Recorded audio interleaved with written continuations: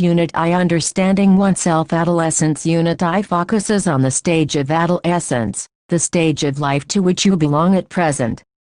This unit deals with understanding your own self in terms of your personal and social identity, your nutritional and health requirements, management of basic resources of time and space, fabrics around you, and your communication skills.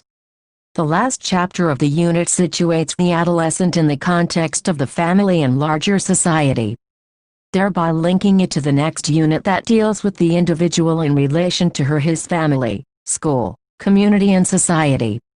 2018-1. Human Ecology and Family Sciences, Part 162. Understanding the Self. A. What makes me I. Learning objectives. After completing sections A, B and C, the learner will be able to discuss the importance of knowing oneself and the significance of developing a positive sense of self. List the factors that influence the development of selfhood and identity. Analyze why the period of adolescence is critical for the development of self and identity. Describe the characteristics of self during infancy, childhood and adolescence. 2A. 1. Introduction. While we all have many things in common with our parents, siblings, other relatives and friends, each one of us is also a unique person, different from all others. This sense of being unique gives us our sense of self, the sense of I, which is different from you, them and others. How do we develop this sense of self? What we think about ourselves and how we describe ourselves, does it change over the years? What are the elements of the self? Why should we study about the self? Does our self influence the way we interact with people? In this unit we will study about these and other interesting aspects of the self. Related to the concept of the self are two other concepts, identity and personality. While psychologists distinguish between these three concepts in terms of their definitions, the concepts are intricately related and we often interchange these terms in common usage. 7.2a. 2. What is self? The Webster's Third New International Dictionary contains 500 entries that begin with self. The sense of self refers to the sense of who we are and what makes us different from everyone else. During adolescence, the period you are going through presently, we start thinking more than ever about who am I, what makes me different from others at this stage. More than at any other stage before this, we try to define ourselves. Some of you may have given this question a lot of thought, while some others may not be aware that they have been thinking of these aspects. Complete the following sentences starting with, I am 1, I am 2, I am 3, I am 4, I am 5, I am 6, I am 7, I am 8, I am 9, I am 10, I am. Activity 1. Re-examine the statements you wrote to describe yourself. Some of these describe the physical aspects of yourself. You described your bodily self. In some you referred to your feelings and emotions. In some you described yourself in terms of your mental abilities. In some others you may have described yourself in relation to others, in terms of the roles you perform and the relationships you are involved in every day, such as son, daughter, wife, sister, student, i.e. You defined yourself in terms of your social relationships in the family and community. Some of you may have described yourself in terms of your potential or capabilities and some others in terms of your beliefs. In some you described yourself as a doer, as a person performing actions, as an agent, while in others you described yourself as a thinker. Thus, you can see that the self has several dimensions. Very broadly speaking, we can think of these various dimensions of the self as the personal and the social. The personal self. Understanding the self. Human Ecology and Family Sciences, Part 1.8 has those aspects which relate only to you, while the social self refers to those aspects where you are involved with others, and includes aspects like sharing, cooperation, support and unity. We can say that the term self refers to the totality of a person's experiences, ideas, thoughts and feelings with regard to herself, himself.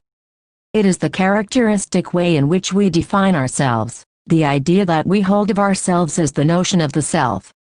You must have heard and used the term self-concept and self-esteem with reference to yourself and with others. What do you mean when you use them? Write your thoughts in the box below and discuss these after reading the definitions given after the box. For your thoughts, self-concept and self-esteem are elements of identity. Self-concept is a description of oneself. It answers the question of who am I. Our self-concept includes our qualities, feelings and thoughts and what we are capable of doing. An important aspect of the self-concept is self-esteem. Self-esteem refers to our judgment of ourselves according to the standards we have set for ourselves, which are largely influenced by society. It is one's evaluation of oneself. 9.2a. 3. What is identity? Refer to activity 2 on this page. What did you conclude? Yes, you are the same person, or no, you are not the same person, or was your answer both yes and no, which is quite likely? Over the years your body has undergone many changes. You know many more people now as compared to earlier times, and you have developed a certain relationship with them. Your way of responding to and understanding events may have changed. You may have changed some of your beliefs and values, and your likes and dislikes may have also changed. So you are not really the same person as you were even a year ago, yet you have an unmistakable sense of having been the same person from as far back as you can remember. Most of us are able to maintain a sense of continuity and sameness throughout our lives despite the many changes and discontinuities that mark our life over the decades. In other words, we all have a sense of identity, a sense of who we are which we carry throughout our lives. Just as in the case of self, we can talk of personal identity and social identity. Personal identity refers to those attributes of a person that make her different from others. Social identity refers to those aspects of the person that link her to a group, professional, social or cultural. Thus, when you think of yourself as an Indian, you have linked yourself with a group of people living in a country. When you describe yourself as a Gujarati or a Mizo, you are saying that you share some characteristics with the people living in that state, and that these characteristics seem to you to be different from people living in other states of India. Thus, being a Gujarati is one dimension of your social identity in the same way as being a Hindu, Muslim, Sikh or a Christian, or being a teacher, farmer or lawyer. Are you the same person that you were 5 years ago? Reflect on this for some time, and write your views and the reasons for these views in the space below. Activity 2. Understanding the Self. Human Ecology and Family Sciences, Part 1. 10. The self is thus multi-dimensional in nature. It also undergoes change as a person grows and develops from an infant to an adolescent. The next chapter describes the characteristics of self during infancy, childhood and adolescence. Key terms: self, self-concept, self-esteem, identity. Review questions. 1. Explain what you understand by the term self. Discuss its various dimensions, giving examples. 2. Why is it important to understand the self? 2018. 1. 11.2b. Development and characteristics of the self. The self is not something that you are born with, but which you create and develop as you grow. In this section we will read about the development and characteristics of the self in infancy, early childhood, middle childhood and adolescence. 2b. Oneself during infancy. At birth we are not aware of our unique existence. Does that surprise you?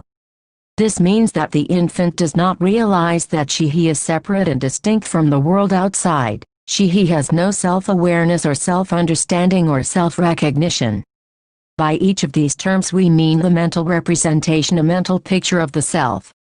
The infant brings his hand in front of his face and looks at it, but does not realize that the hand belongs to him and that he is separate from other people and things he sees around her. The sense of self emerges gradually during infancy, and self-image recognition happens around 18 months of age. One interesting experiment which has been carried out with infants in the age range 14-24 months is described below. You can try it out too. Put a dot of red lipstick color on the cheek of the infant and then place the infant in front of the mirror. If the infant has an awareness of the self, he will touch her own cheek after looking at the red spot on the face in the mirror. If the infant does not have self-awareness, he will touch the reflection in the mirror, or just play with the reflection in the mirror as if it is another infant. Activity 1. Human Ecology and Family Sciences, Part 112. Towards the latter half of the second year, infants begin to use the personal pronouns, I, me and mine. They use these pronouns to indicate possession of persons or objects, my toy or my mother, to describe themselves or actions they are doing or their experiences, me eating. Infants also begin to recognize themselves in photographs at this time, to self during early childhood, since children are able to talk quite fluently by the time they are 3 years old. We need not rely only on self-recognition to know young children's self-understanding. We can use verbal means by involving them in conversations about themselves. Researchers have found that the following are the 5 main characteristics of young children's understanding of themselves. 1. They use physical descriptions of their self or material possessions to differentiate themselves from others. They may use descriptive words like tall or big, or refer to the clothes they wear or the toys or objects they have. Their self-descriptions are in absolute terms. This means they do not see themselves in comparison with others. To give an example, instead of saying, I am taller than Kieran, the child will say, I am tall. 2. They describe themselves in terms of things they can do.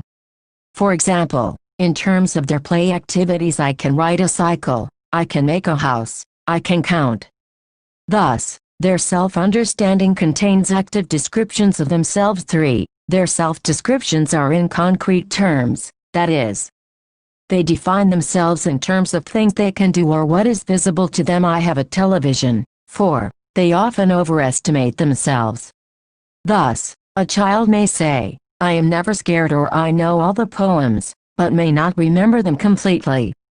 5. Young children are also unable to recognize that they can possess different attributes, that they can be good and bad, mean and nice at different points in time. The following is a brief interaction between an adult and Radha, a girl aged 3 years 8 months, which reveals the child's perception of herself.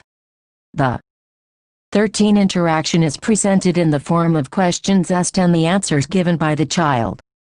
O. LDVSCKJSASADQN adult, tell me something about yourself. JKKSAKTJHKHKKRHGWASACSVCKYXRGWARUFNUCKNS Tuesday FNUGKSXKD Xaftura Jasa Est Tuesday FNU Xaasa Ekbuis KMHGKSRHGW Say Asa EADSLKFKI RHGWA Rada. I eat food. I eat carrots as well. I eat chapati also. I play with bat and ball. After 3 days is my birthday because my birthday is in January. I stand in a line. I study with my mother. O. LDVXJDKSB Zirkels Iwens FDJKKOSKL CPPHGSRKSRQED KDGKSXH adult, if someone asks you what is Radha like, what would you say? JKKASA VPNHGWD XAFT ASA KRHHKHGWAO LDSVKSJKRKSDGKIGCPPHSDQNOGDGK Radha. I am good because I ride as well. The adult asked her to explain more, but she did not respond. O. LDRQAGJZIKDKSRQAGJCKJSASAD KVPNKXRGS adult, what do your mummy papa like about you? JKKASA VPNH Korsadi JRHGW VKSJ VPNH KULKWRGWA Radha. I talk about nice things. I tell good stories. O. LDRQXAVSCKJSASAD KVPNKXRGS adult, what do you like about yourself? JKKS just kicked TWRSVPN Xers GCCSCHVPNKXRGS VIDULGSFI KVPNHXRG Say Radha. I like my pink shoes. I like baby. I like my friends. O. LDVKSJCRKVKS adult, tell me more. JKKX Esli UVKJGKX SVSCKJSASADQNASARK Radha. I don't understand. I don't know anything about myself. Understanding the Self. Human Ecology and Family Sciences, Part 114 2b, 3 Self during middle childhood. During this period, children's self-evaluations become more complex. There are 5 key changes that characterize this increasing complexity. 1. The child shifts towards describing herself in terms of her internal characteristics. The child is more likely to name his psychological characteristics such as preferences or personality traits in her self-definition and less likely to name physical characteristics.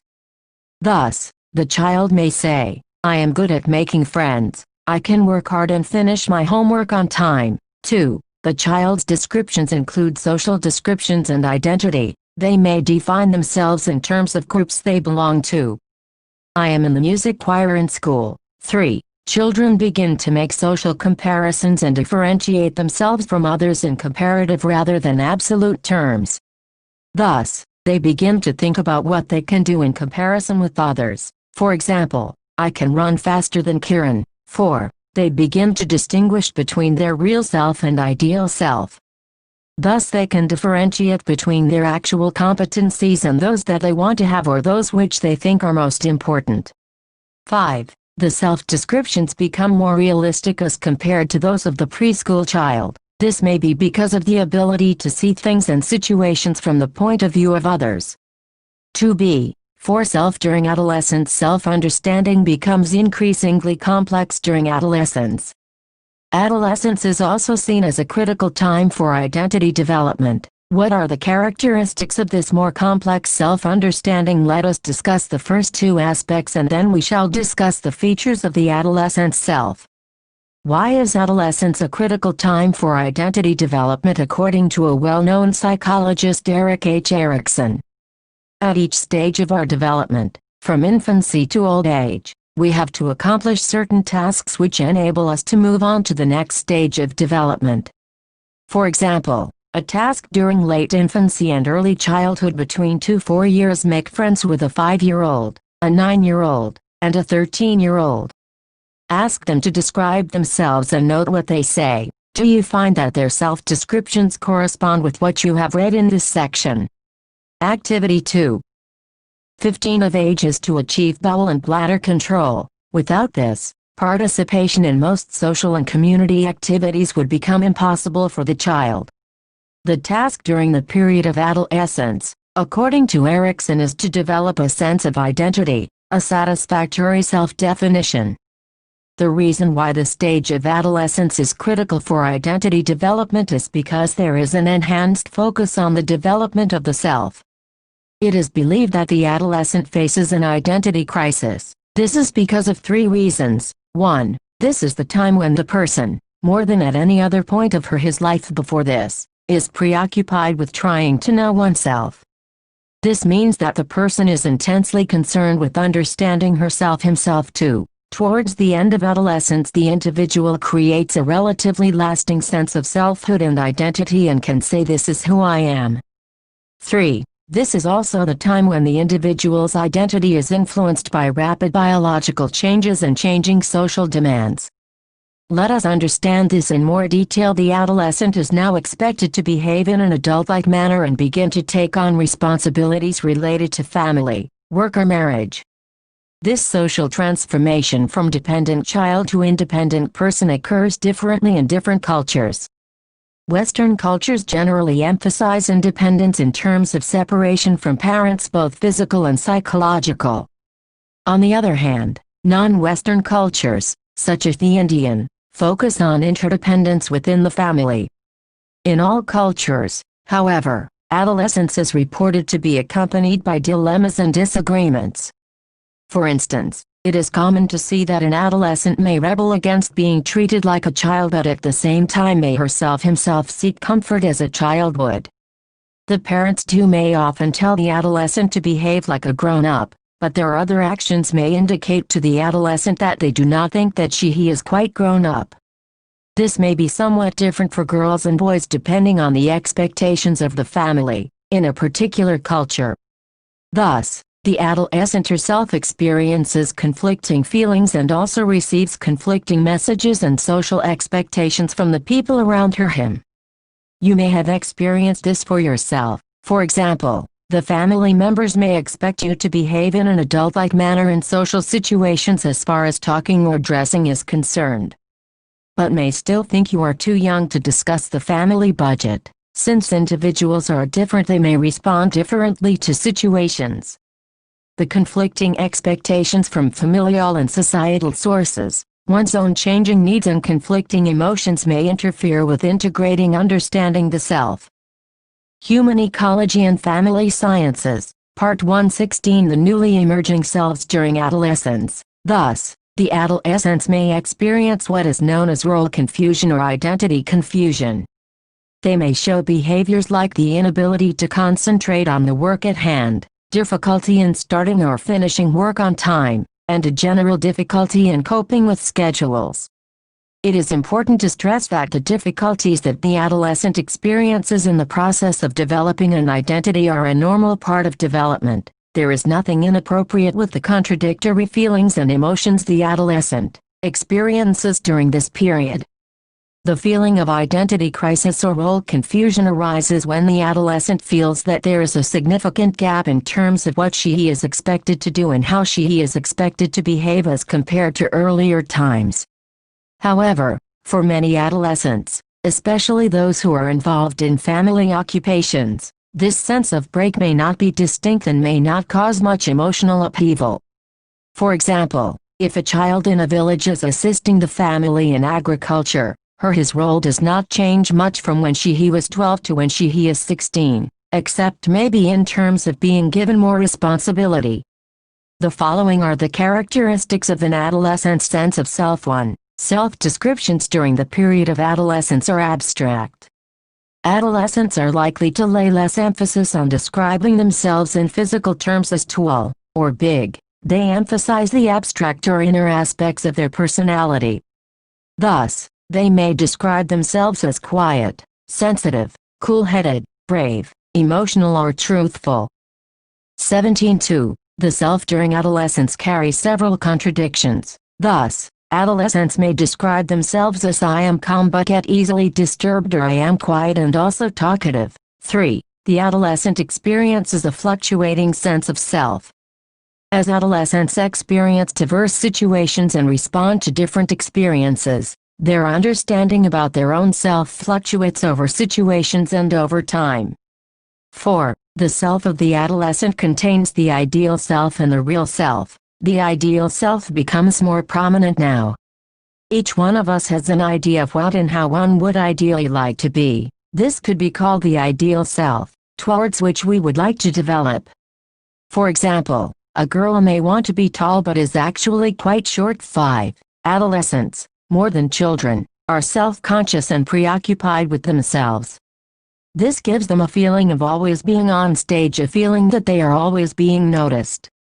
This is the reason why most adolescents are over-concerned about their physical appearance. We now know about the different characteristics of self during certain life stages. But how do we develop a sense of self in the first place? What influences the development of a person's identity? The next chapter focuses on this aspect. Key terms: infancy, early childhood, middle childhood, adolescence, identity development, real versus ideal self-review. Questions. 1. Describe, giving examples, the characteristics of the self during infancy, early childhood, middle childhood, adolescence. 2. Adolescence is a time when all adolescents experience identity crisis. Do you agree with this statement? Give reasons for your answer. Do you feel that you are experiencing any of the feelings and thoughts we have described above? Do you feel you are able to handle these feelings, or do you experience confusion? Have you discussed these aspects with your friends or family members? Talk to your friend about it. Activity 3. Understanding the self. Human Ecology and Family Sciences, Part 118. You have read that we are not born with a sense of selfhood or identity. How does it develop then? How does it evolve and change over time? The self develops as a result of what you learn about yourself through the experiences you have and through what others tell you about yourself. Each person lives in a web of relationships. These relationships are in the family, school, workplace and community. The sense of self develops as a result of interaction with the people around you and through your actions.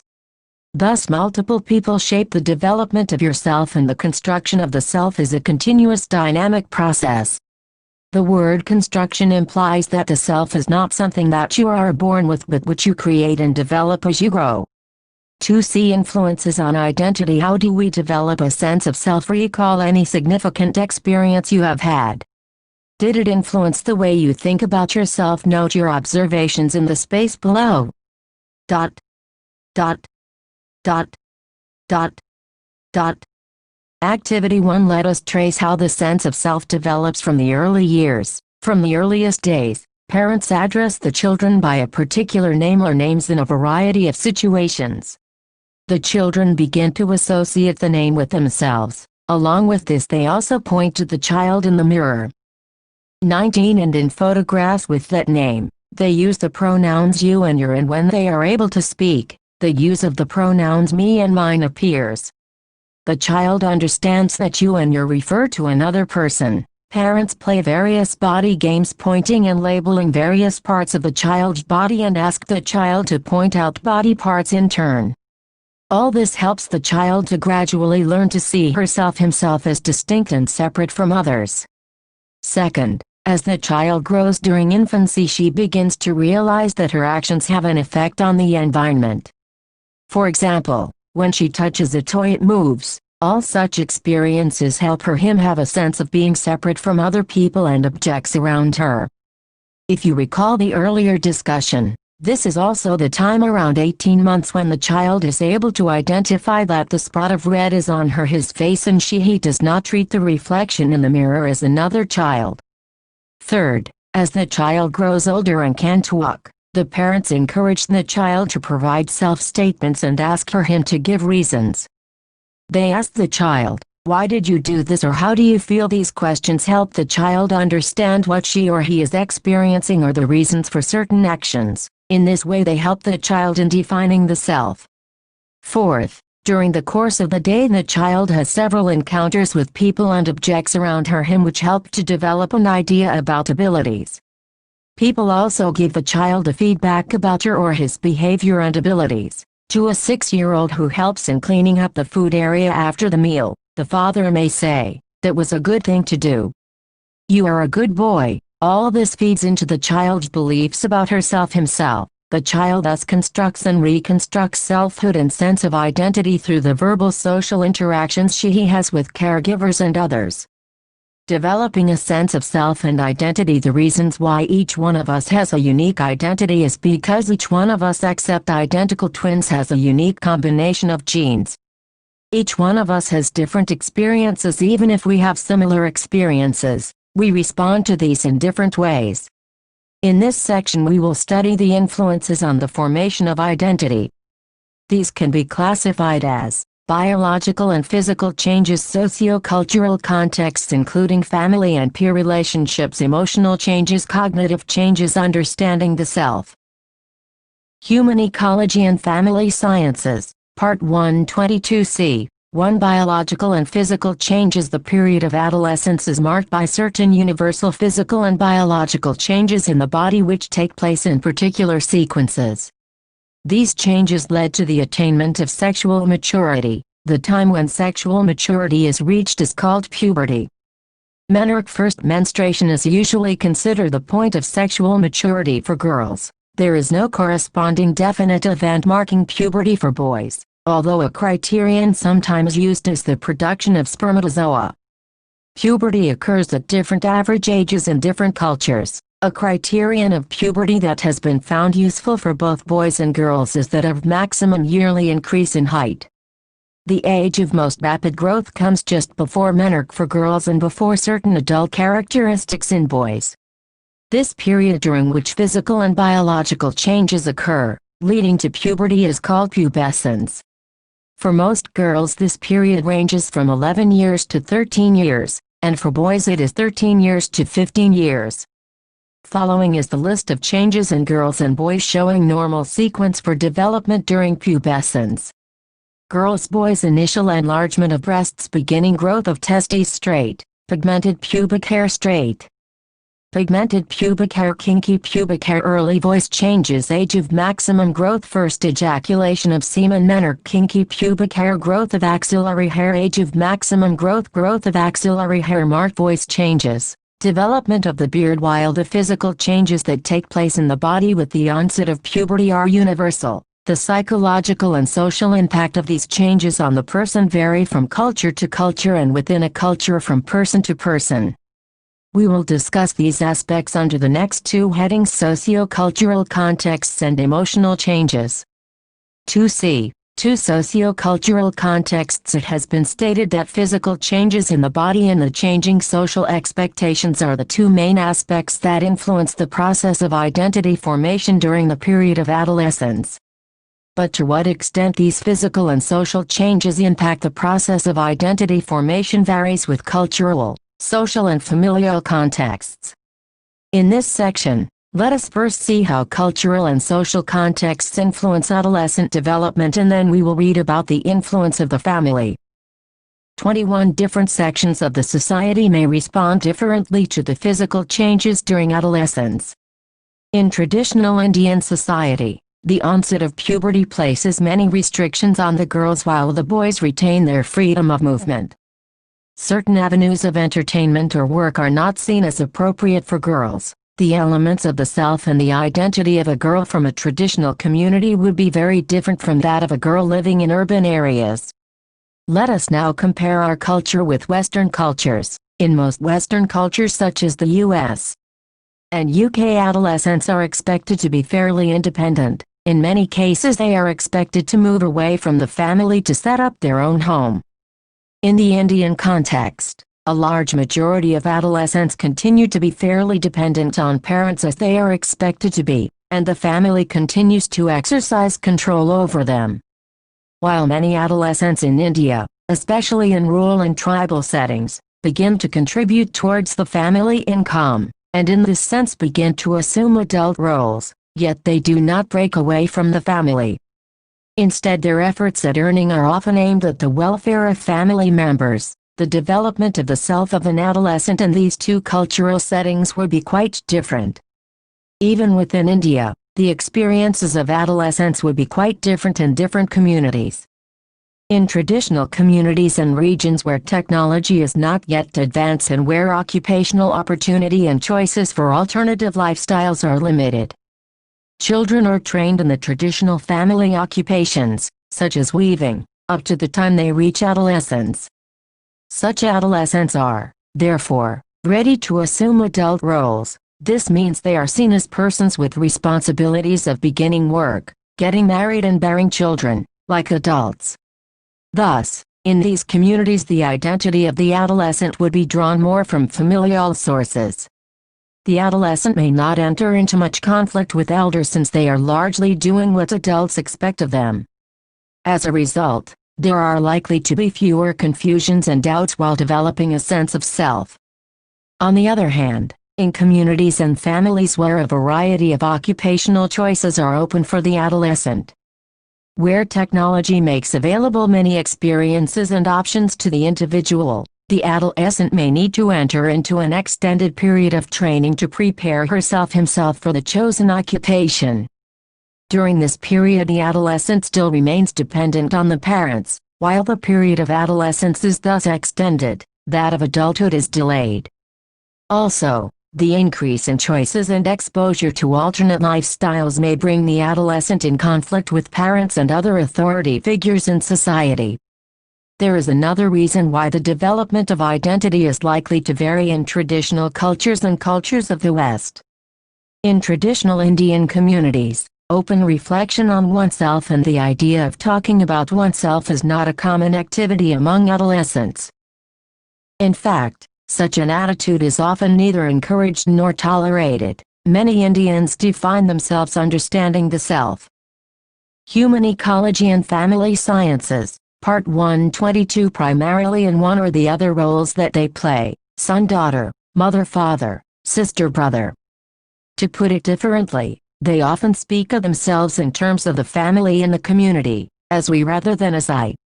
For example, while talking about your views on marriage, an adolescent girl would say, In our family, marriages are arranged by parents, rather than saying, "I would prefer my parents to arrange my marriage."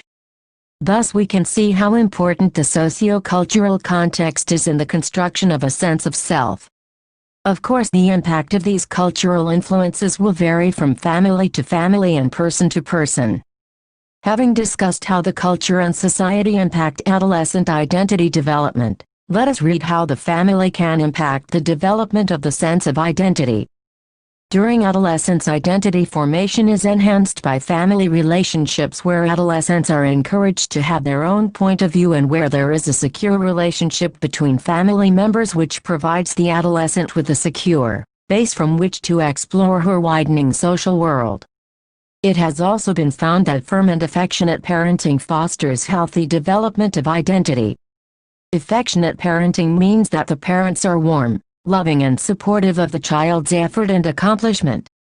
They often praise the child, show enthusiasm in his activities, respond sensitively to his feelings, and understand the child's personality and points of view.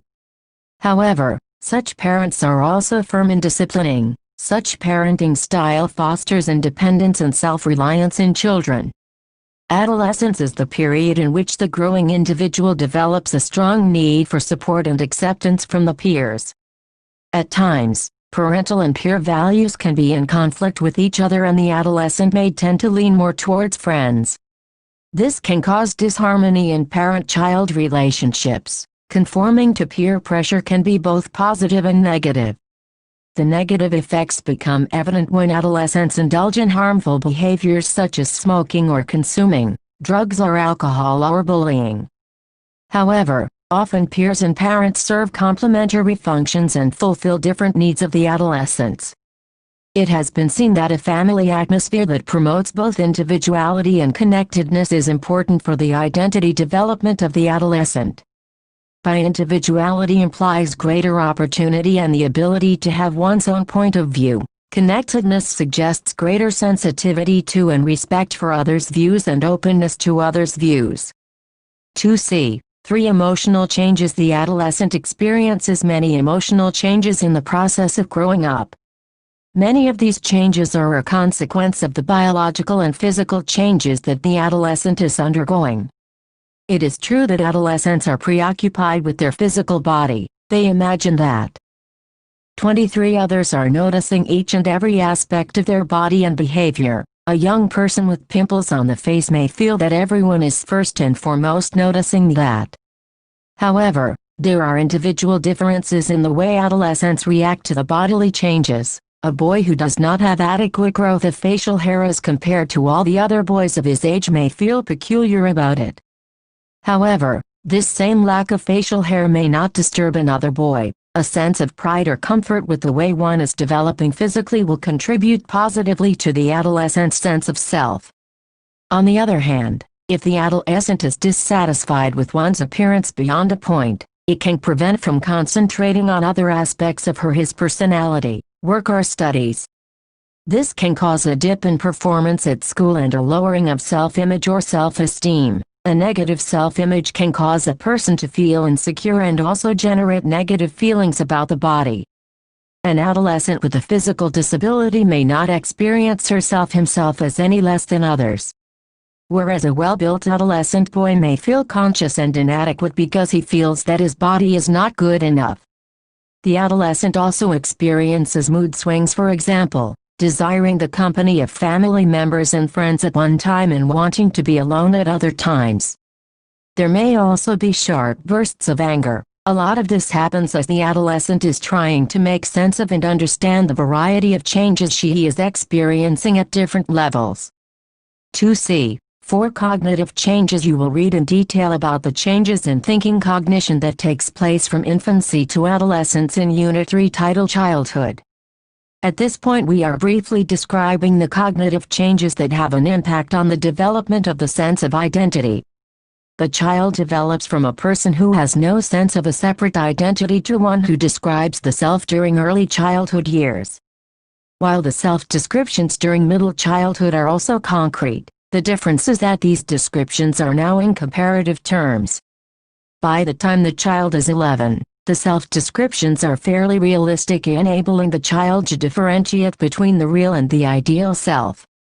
During adolescence, the leap that takes place is that adolescents can think in abstract terms, that is, they can think beyond what is present and what they see and experience.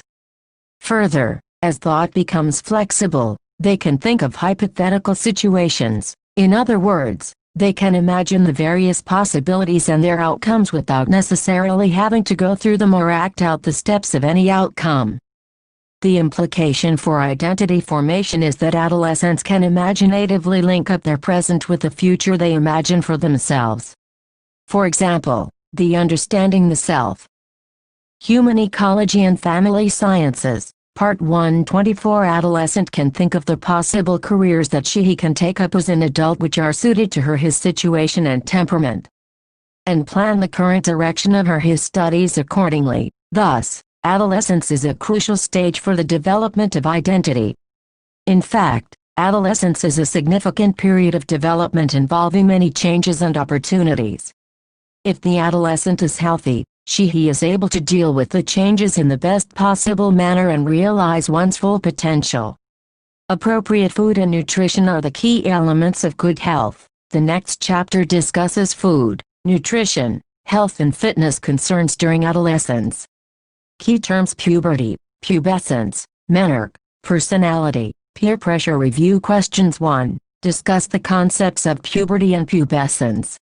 Explain the major physical and biological changes in girls and boys during puberty. 2. What is the role of family in shaping the personality of the adolescent? 3. To what extent does culture shape the adolescent identity? Explain with examples.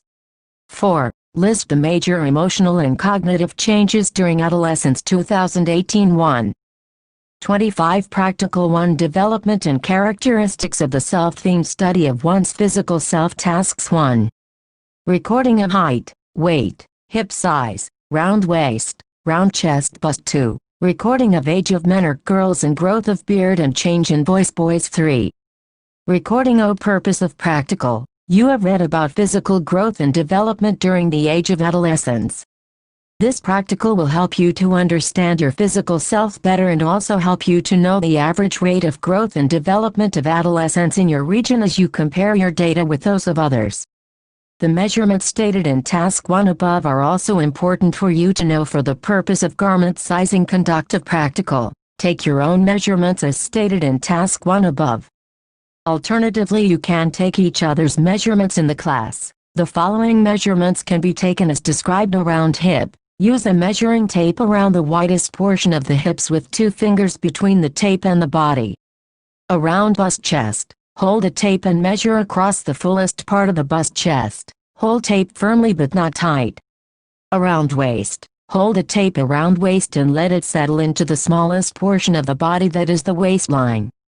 Take the measurement with 1 finger between tape and body. Around neck. Lay a still measure tightly around the neck and gently tap it down until the lower edge settles at the base of the neck where the measurement is taken. Across back. It is measurement taken between the lateral ends of scapulae shoulder blades. Take 1 more measurement 10-12 cms below the waist measurement over the fullest part of back. Record information required as per Tasks 1, 2 and 3 in the table below: your name, age, gender, color of hair, color of eyes, age at menarche, age at growth of, weight, beard, change in voice, around chest bust, height, around neck, hip size, across back, around waist. Understanding the Self. Human Ecology and Family Sciences, Part 126. Now form yourself into groups of 10 students each and pool all your individual data together. 1. Note what the range is for each of the above measurements of the body in your group. For example, weight in your group ranges from kgs to kgs. 2. Note the range for age of menarche and the range during which growth of beard and change in voice takes place. 3. Correlate the size of ready-made garments you purchase with your measurement. 2018. 1. 27. Practical 2. Influences on identity. Theme: emotions experienced by self. Tasks 1. Making a record of your emotions experienced during a day. 2. Reflecting on the reasons for experiencing the emotions. 3. Identifying ways of handling them. Purpose of the practical. We all experience a variety of emotions each day, and these influence the way we respond to situations. Being more aware of our emotions and the reasons for feeling the way we do can help us to manage them better and respond appropriately to situations. This practical has been designed with this objective in mind. Conduct a practical. Identify a particular day and bring to your awareness the emotions you experience since morning during that day. Keep a notepad and pen with you and record the emotion, the context, situation, and the reason for the emotion as soon as you become aware of it. You can use the following table for recording. Time of the day, emotion, situation, context, your reaction on experiencing the emotion, specific comment or observation you wish to note. Make groups of 4 or 5 students per group, and in your group, compare your notes with those of others. Discuss the following. 1. Whether similar emotions were experienced by other group members. 2. The common features in the various situations that led to the group members experiencing these emotions. 3. Whether each person handled the emotions appropriately. 4. Could there have been alternate ways of handling the emotions? Understanding the self. Human Ecology and Family Sciences, Part 128. 3. Food, Nutrition, Health and Fitness. 3.1 Introduction. The onset of adolescence brings with it many profound changes. The growth rate speeds up dramatically. This growth spurt occurs due to the activity of hormones that affect every organ of the body, and this makes healthy eating very important. The nutrient needs rise throughout childhood, peak in adolescence, and then level off or even diminish as the teenager becomes an adult. The saying "you are what you eat" seems to be proven true. We eat different kinds of food such as dal, chapati, bread, rice, vegetables, milk, lassi, etc. All these different kinds of food provide us with nutrients to keep us healthy and active. It is important to know what food to eat in order to stay healthy. The science of food and nutrients and their action on our health is called nutrition. Learning objectives. After completing this chapter, the learner will be able to define the terms food, nutrition, nutrients, health, fitness, and the role of food and nutrition in maintaining health. Understand the term balanced diet and apply the concept in planning and consuming diets. Understand the basis for defining the recommended dietary allowances (RDAs) and the difference between dietary requirement and RDA. Understand the basis for classifications of foods into appropriate groups. Analyze the factors which influence adolescent food habits. Identify the causes, symptoms, and nutritional interventions related to eating disorders. 29. Nutrition and health, in fact, are two sides of the same coin. They are, therefore, inseparable. Health depends to a large extent on nutrition, and nutrition depends on the food intake, so food is the most important single factor for health and fitness. Let us define and describe food, nutrition, health, and fitness. Food can be defined as anything solid or liquid which, when swallowed, digested and assimilated in the body, provides it with essential substances called nutrients and keeps it well.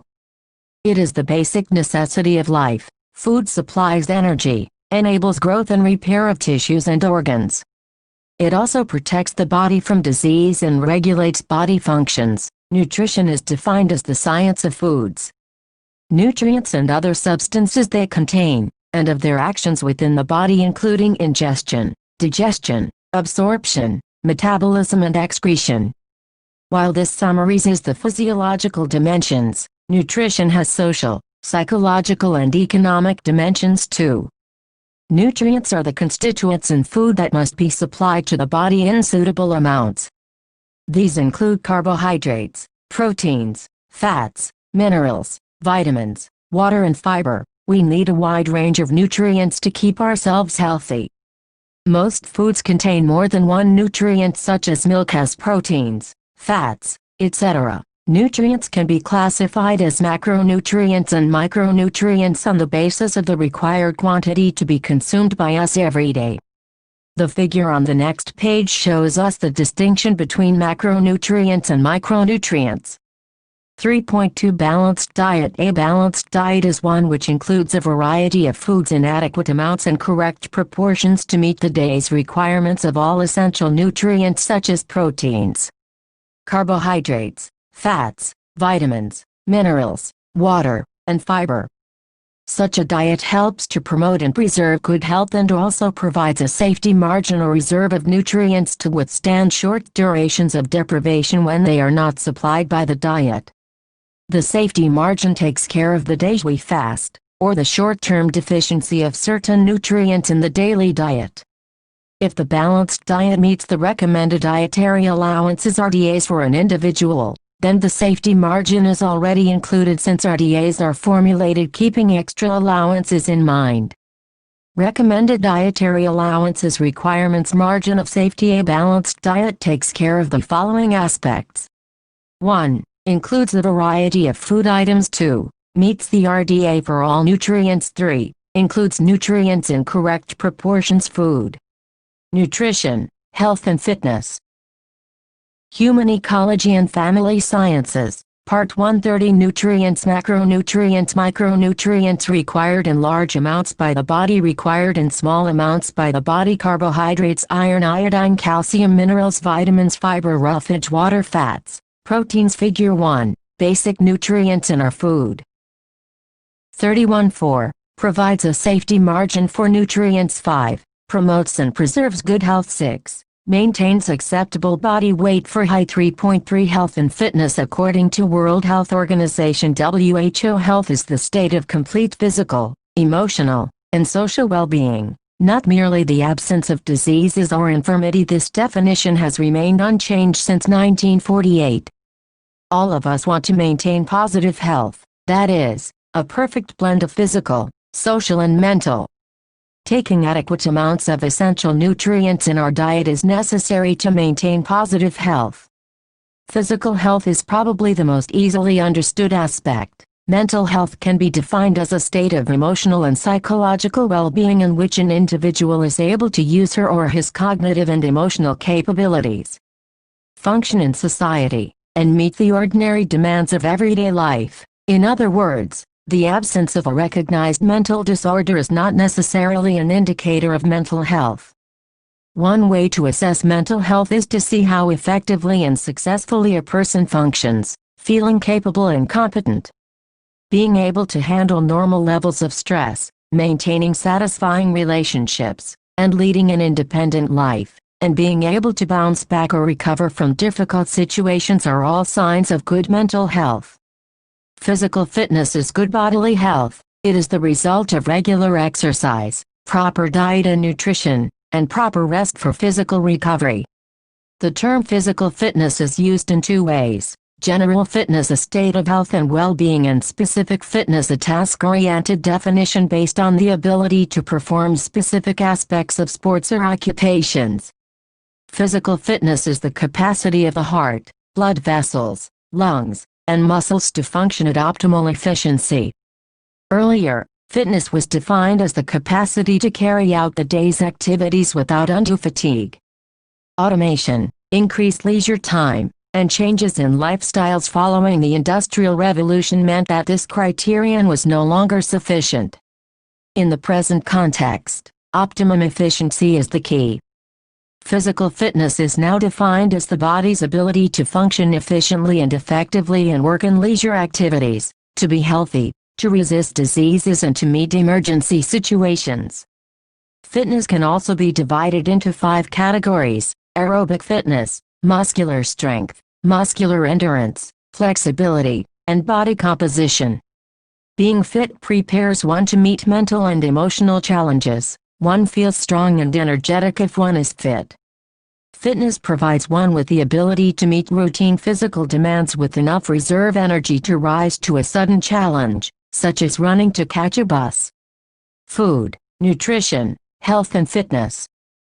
Human Ecology and Family Sciences, Part 132. Thus, health is a state of complete mental, physical and social well-being, whereas fitness is the ability to meet the demands of a physical task. A well-nourished and fit person is better able to learn and has more energy, stamina, and self-esteem. A healthy eating pattern along with regular exercise will certainly help to remain fit. Teenagers between the ages of 12 and 18 who have unhealthy eating behaviors and are undernourished develop eating disorders. 3.4 Using basic food groups for planning balanced diets. One of the simplest ways to plan a balanced diet is to divide foods into groups and then make sure that each group is included in the meals. A food group consists of different foods which have common characteristics. These common features may be the source of food, the physiological function performed, or the nutrients present. Foods can be grouped on the basis of the predominant nutrients present in them. This classification varies from one country to another depending on many factors. The 5-food group classification is used in India as a guide to meal planning. Many factors have been considered while compiling these groups, such as availability of food, cost, meal pattern, and deficiency diseases prevalent. Not all foods in each group are equal in their nutrient content. That is why a variety of foods from each group should be included in the diet. A classification based on nutrients present will ensure that all nutrients are made available to the body and offer greater variety within the group. There are 5 basic food groups suggested by the Indian Council of Medical Research (ICMR). These include cereals, grains and products, pulses and legumes, milk and meat products, fruits and vegetables, fats and sugars. List 10 foods that you commonly eat. Identify the food group to which each food belongs. Then list the macronutrients and micronutrients present in the foods listed. Identify the foods which are the richest sources of energy. Activity 1. 33. The 5 food groups are summarized in the table below. Table 1. 5 food groups. Food group main nutrients supplied. I. Cereals. Grains and products: rice, wheat, ragi, bajra, maize, jowar, barley, rice flakes, wheat flour. Energy: protein, invisible fat, vitamin B1, vitamin B2, folic acid, iron, fiber 2, pulses and legumes: Bengal gram, black gram, green gram, red gram, lentil whole as well as das cowpea, peas, rajma, soybeans, beans. Energy: protein, invisible fat, vitamin B1, vitamin B2, folic acid, calcium, iron, fiber. 3. Milk, meat and products: milk, curd, skim milk, cheese, meat, chicken, liver, fish, egg, meat. Protein, fat, vitamin B12, calcium, protein, fat, vitamin B2. Food, Nutrition, Health and Fitness 2018 1. Human Ecology and Family Sciences, Part 134 IV, Fruits and Vegetables: fruits: mango, guava, tomato ripe, papaya, orange, sweet lime, watermelon. Vegetables: green leafy amaranth, spinach, drumstick leaves, coriander leaves, mustard leaves, fenugreek leaves.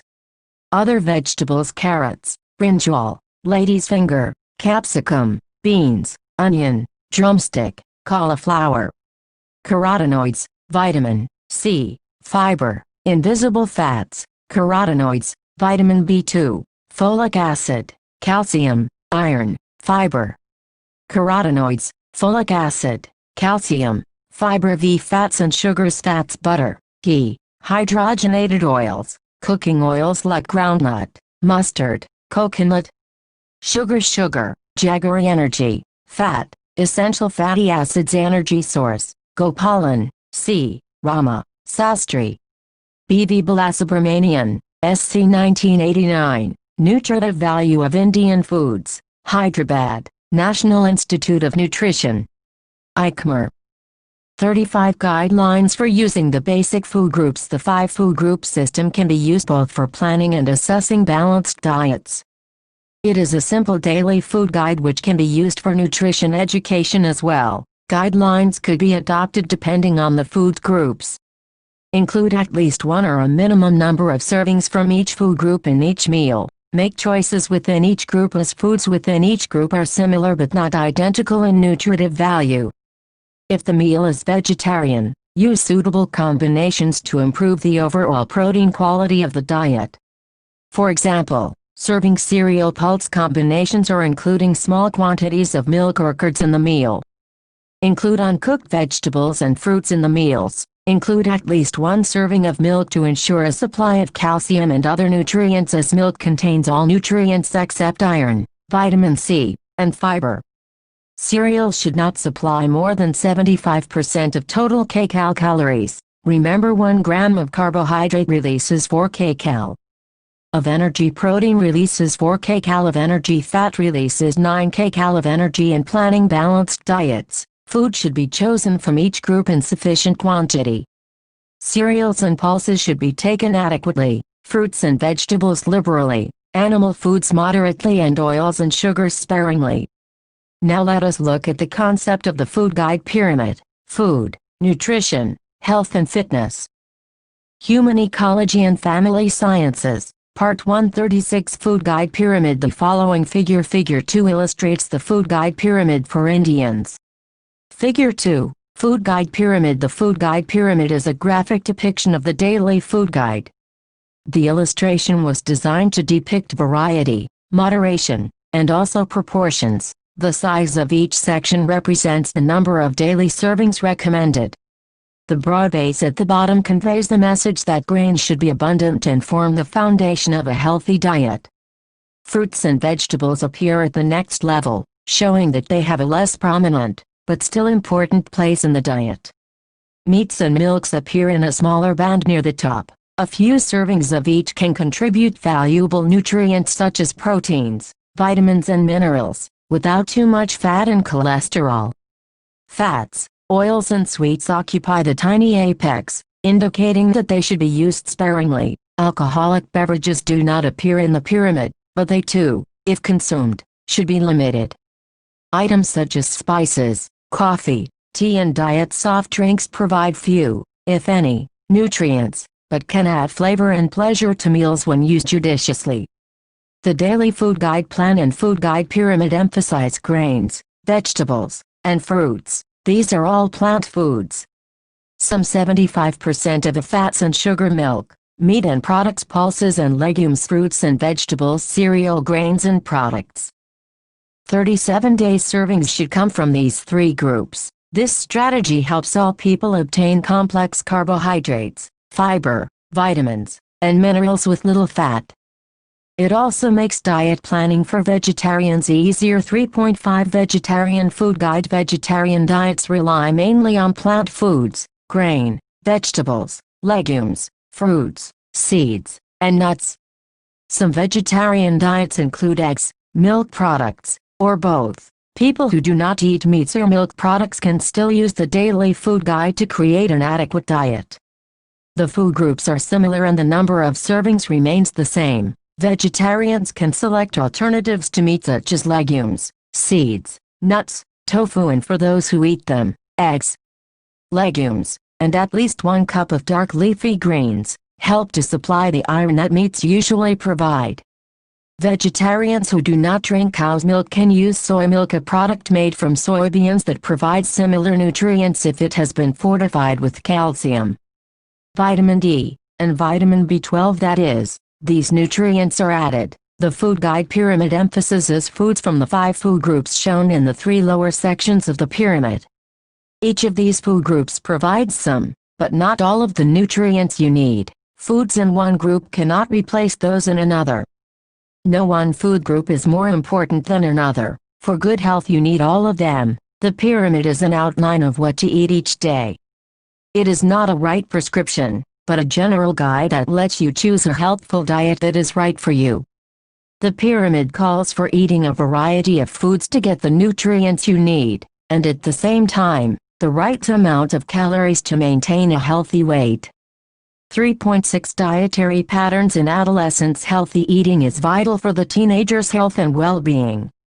The nutritional needs of adolescents vary tremendously, but generally increase due to rapid growth and changes in body composition that occur during puberty. Adequate nutrition is vital for ensuring overall emotional and physical health. Good eating habits help prevent chronic illness in the future, including obesity, heart disease, cancer and diabetes. Studies of nutrient intakes have shown that adolescents are likely to obtain less vitamin A, thiamine, iron, and calcium than recommended. They also consume more fat, sugar, protein, and sodium than is currently thought to be optimal. While concern is often expressed over the habit of eating between meals, it has been shown that teenagers obtain substantial nourishment from foods eaten outside of the traditional meals. The choice of foods they make is of greater importance than the time or place of eating. Emphasis: food. Nutrition, health and fitness. Human Ecology and Family Sciences, Part 138 should be placed on fresh vegetables and fruits as well as whole grain products to complement the foods high in energy value and protein that they commonly choose. What are the commonly adopted eating habits of adolescents and why are they important to recognize? Understanding diet patterns will help us to be better prepared to evaluate the nutritional adequacy of diets and ensure that they are meeting the minimum requirements to maintain health and well-being. Among the more common eating idiosyncrasies include skipping meals, consuming fast foods in a routine way, avoiding fruits and vegetables, snacking frequently and dieting. By addressing each of these issues individually, you can ensure that you are meeting the minimum nutritional requirements. Irregular meals and skipping meals. The numbers of meals teenagers miss and eat away from home increases from early adolescence to late adolescence. Reflecting the growing need for independence and time away from home, the evening meal appears to be the most regularly eaten meal of the day. Girls are found to skip the evening meal, as well as breakfast and lunch, more often than boys. In some homes with limited resources, the adolescents may not even receive adequate number of meals or amounts, leading to nutrient deficiency. Breakfast is frequently neglected and is omitted more often by teenagers and young adults under 25 years of age than by any other age groups in the population. A likely explanation as to why girls are more apt to miss breakfast than are boys is the pursuit of thinness and frequent attempts at dieting. Many teenage girls believe that they can control their weight by omitting breakfast or lunch. In fact, this approach is likely to accomplish just the opposite. By mid-morning or lunchtime they may be so hungry that they overcompensate for the saved kilocalories. As a matter of fact, skipping breakfast can slow your metabolism, contributing to weight gain and poor performance. Snacking. Snacking is probably a survival technique for teens. Snacking does not have to be a bad habit. It can help maintain energy levels, particularly in active and growing adolescents. Many adolescents fail to eat 3 regular meals per day because of the skipping meal factor. Thus, snacking can actually be beneficial to ensure adequate intake of essential nutrients. However, surviving only on snacks is harmful to health. Fast foods. Adolescents, particularly in urban areas, are more apt to eat fast food because it is convenient and typically a social affair, and they may believe it is the fashion of the day. Fast food is often packed with fat and empty calories. We should make smart food choices even when visiting fast food restaurants. Table 2 provides important information about fast foods. Dieting. Obesity is becoming a crucial problem among adolescents.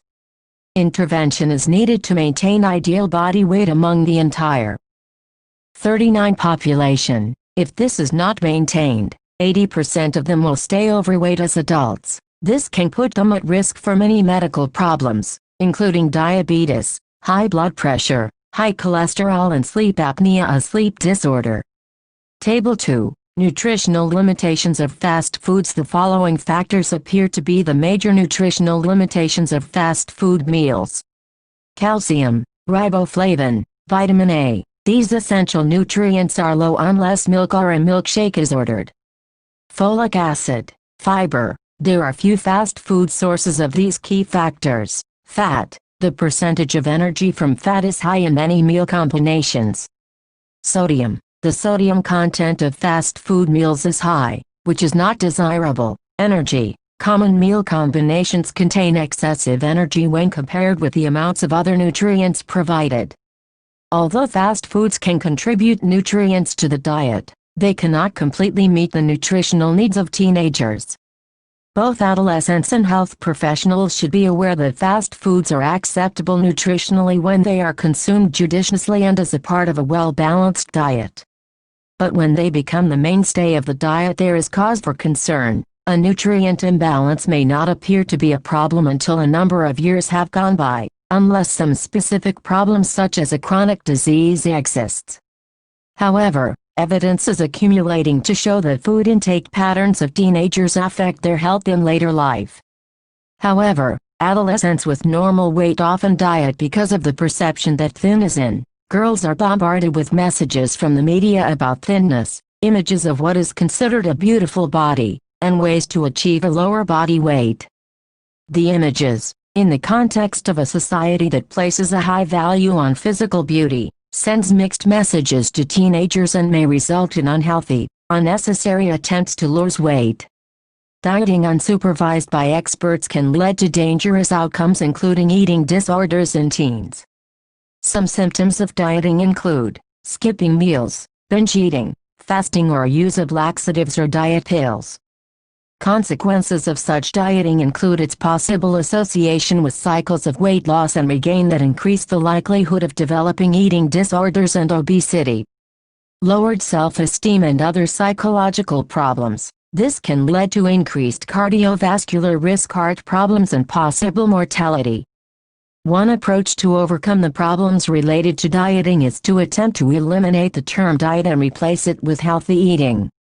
If you regularly incorporate healthy lifestyle and dietary practices into your life, you are less likely to diet on a consistent basis. Recognizing good eating habits is the first step towards encouraging healthy diets. It is best to adopt a healthy lifestyle that incorporates sound eating habits and regular exercise. Food, nutrition, health and fitness. Human Ecology and Family Sciences. Part 143.7 Modifying Diet-Related Behavior. As you have read in the chapter on self. Adolescence is a time when an individual begins to question authority and tries to establish his status. Eating behavior is one of the mediums through which individuality may be expressed by adolescents. Thus, rejection of routine home food which may be healthy and eating outside not so healthy, sometimes in order to conform to peer preferences, is not uncommon in adolescence. It is easier for us to change lifestyle and diet patterns if we are convinced that we want to do so. What are the ways in which adolescents can modify their own behavior? The next section tells us more about how to adopt healthy dietary practices. Limiting television viewing. Television viewing should be limited to about 1 or 2 hours each day. This includes playing video games or using the computer. Watching television does not use up many calories and it encourages eating erratically, since it is common to eat while watching TV. Overeating and undereating is common among those who do it. Healthy eating habits. Eat 3 balanced meals of average size each day. Plus 2 nutritious snacks. One must try not to skip meals. Snacks. Snacks should include low-calorie foods, such as raw fruits or vegetables. Avoid using high-calorie or high-fat foods for snacks, especially potato chips, biscuits and fried foods. Of course, favorite snacks can be consumed once in a while, but this should not be made a habit. Drinking water. Drinking 4 to 6 glasses of water each day. Water has no calories and it will create a feeling of fullness. Avoid drinking soft drinks and fruit juices too frequently, as they are high in energy, 150–170 calories per serving. Diet journal. It helps to keep a weekly journal of food and beverage intake and also of the amount of time that is spent in watching television, playing video games and exercising. Recording body weight each week is a good practice. Exercise. This is essential for healthy life. Participating in extracurricular activities such as sports helps to keep activity levels high. Some tips to increase physical activities include: walk or ride a bicycle for short distances. Use stairs instead of elevators in a building. Do regular exercise for 20–30 minutes, 3–4 times each week. This can include walking, jogging, swimming or bike riding, playing games and sports, such as skipping rope, hockey, basketball, volleyball, or football, and doing yoga are also advisable at all ages. Substance use and abuse. Substance use and abuse in adolescence is a public health problem of major significance and concern. The substances most widely abused by adolescents are tobacco, alcohol, and marijuana and 41 other addictive drugs. The abuse of drugs and alcohol has a harmful effect on the nutrition and health status of adolescents. Nutrition intervention, support, and counseling would play a major role in the physical and psychosocial rehabilitation process. Much of what we have discussed may be more relevant for adolescents in urban and semi-urban areas. Rural environments would be different. Rural girls and boys are often engaged in agricultural tasks. They may also be helping their parents in enterprises such as poultry keeping, cattle rearing and beekeeping. Boys may be helping in farming. Girls also help in looking after their younger siblings as well as cooking and cleaning while their parents earn livelihood. Then there are the tasks of collecting fodder for the cattle, firewood and water. In tribal areas many people are dependent on forest products like berries, flowers, leaves, roots. They spend time gathering and processing these products. Girls and boys doing these tasks will have high activity levels and therefore, their energy needs will be higher. Protein needs are also higher due to the high growth rate at adolescence. The chances of adolescents being malnourished are, therefore, very high in rural areas among the poorer communities. Girls in particular are known to be anemic, low iron in blood and require iron-rich foods to be healthy. Adolescents from rich families in rural areas would face many of the same problems as those in urban areas in the higher income groups. They would tend to be sedentary and enjoy rich food having plenty of fat and carbohydrate. Adolescence and anemia. Anemia afflicts an estimated 2 billion people worldwide, mostly due to iron deficiency. It primarily affects women and girls. The National Family Health Survey 3 conducted in 2005-06 has revealed that 56% of adolescent girls are anemic as compared to 30% of adolescent boys. Compare this with the figure of 70% for young children in the age range 6-59 months. It has also been found that the incidence of anemia is actually increasing when compared to the last survey conducted in 1991-92. The prevalence of anemia is disproportionately high in developing countries like India, due to poverty, inadequate diet, certain diseases, repetitive pregnancy and lactation, and poor access to health services.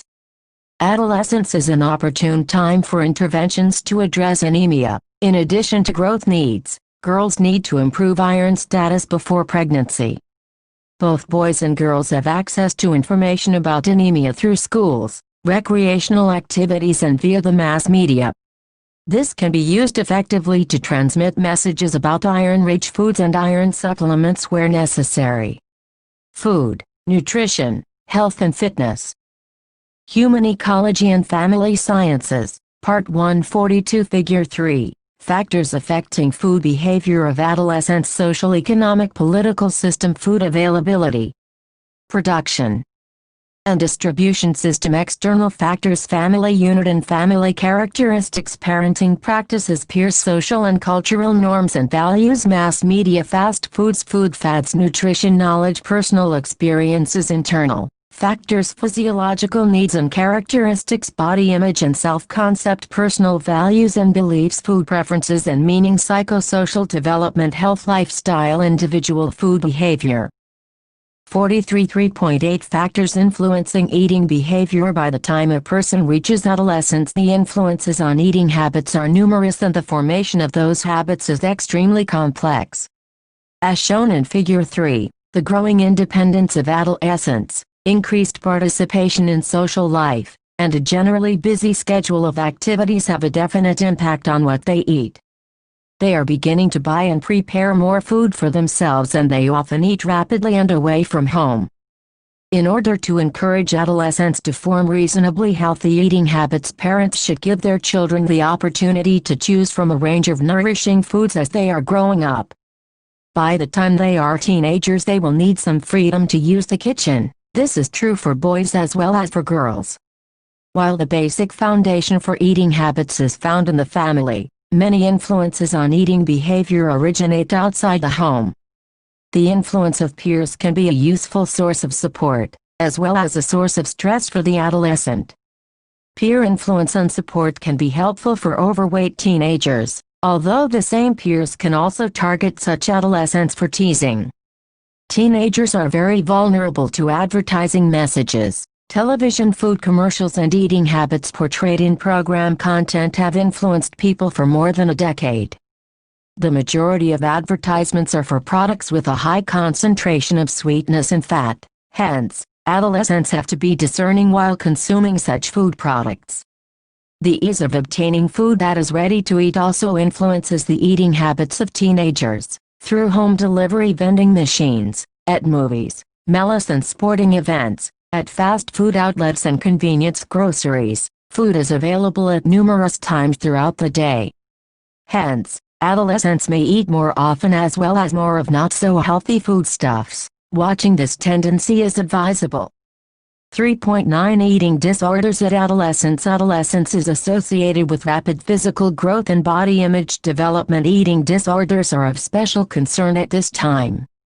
These changes intensify associated self-esteem problems. Anorexia nervosa, for example, is a disorder so tied to body image distortion that it is most commonly seen in adolescence, the period when a person is struggling with self-identity and most vulnerable to body image problems. Progress in adopting a normal adult body image will be interrupted for the teenager with an eating disorder. Food, nutrition, health and fitness. Human Ecology and Family Sciences, Part 144. To understand anorexia nervosa, let us take the example of Sonam. She aspires to have a perfect body. She has been ignoring the advice of her parents and teachers and almost stopped eating. She has become obsessed with having a very thin body. Although her current weight is normal, she feels pressured to be ideally thin like some actresses in movies or models in magazines. She has a low self-esteem and remains depressed, and this has resulted in her withdrawing from her family and friends. She is unaware that she is undernourished and insists that she is fat. She is a clear case of the eating disorder called anorexia nervosa. She is unaware that drastic loss of weight can even lead to death. Bulimia is another type of eating disorder. Bulimia often begins in late adolescence or early adulthood after a series of various unsuccessful weight reduction diets. Those with bulimia indulge in binging, overeating and inducing purging by vomiting or using laxatives. Although more common in females, about 5 to 10% of all eating disorders occur in males too. Anorexia and bulimia can have serious consequences such as convulsions, renal failure, irregular heartbeats and dental erosion. In adolescent girls, anorexia can delay the onset of menstruation, permanently minimize stature and result in osteoporosis, weakening of bones. Perhaps a person's best defense against these disorders is to learn to appreciate one's uniqueness. Respecting and valuing oneself will certainly be life-saving. Important dietary interventions include ensuring balanced diets, enhancing dietary fiber intake and using nutrient food supplements to make up losses. To sum up, physical, social and emotional changes experienced during adolescence can profoundly impact the adolescent's nutritional status and eating patterns. Although young people are rarely motivated to learn about nutrition for the sake of longevity, learning how to apply sound dietary principles to reach our health goals can help build the foundation to a healthier life, now and in the future. Health is a key resource of young people. It influences the availability and use of other resources that are important in everyday life. What are the other resources that an individual has? The following chapter on management of resources addresses this question and also discusses how best one can utilize and manage key resources such as time, energy and money. Key terms and their meaning: activity level of activity of a person, that is, sedentary or light, moderate, and heavy. This is closely related to one's occupation. 45 Balanced diet. A diet which includes a variety of foods in adequate amounts and correct proportions to supply all essential nutrients which promote and preserve good health. Food group: a number of foods sharing common characteristics which are grouped together. Characteristic for grouping may be function, nutrient, or source. Lactation: the period when the mother nurses her infant. Physiological state: state 1, nutrient needs increase because of normal physiological events such as pregnancy and lactation. Recommended dietary allowances: allowances of nutrients which cover the needs of practically all healthy individuals.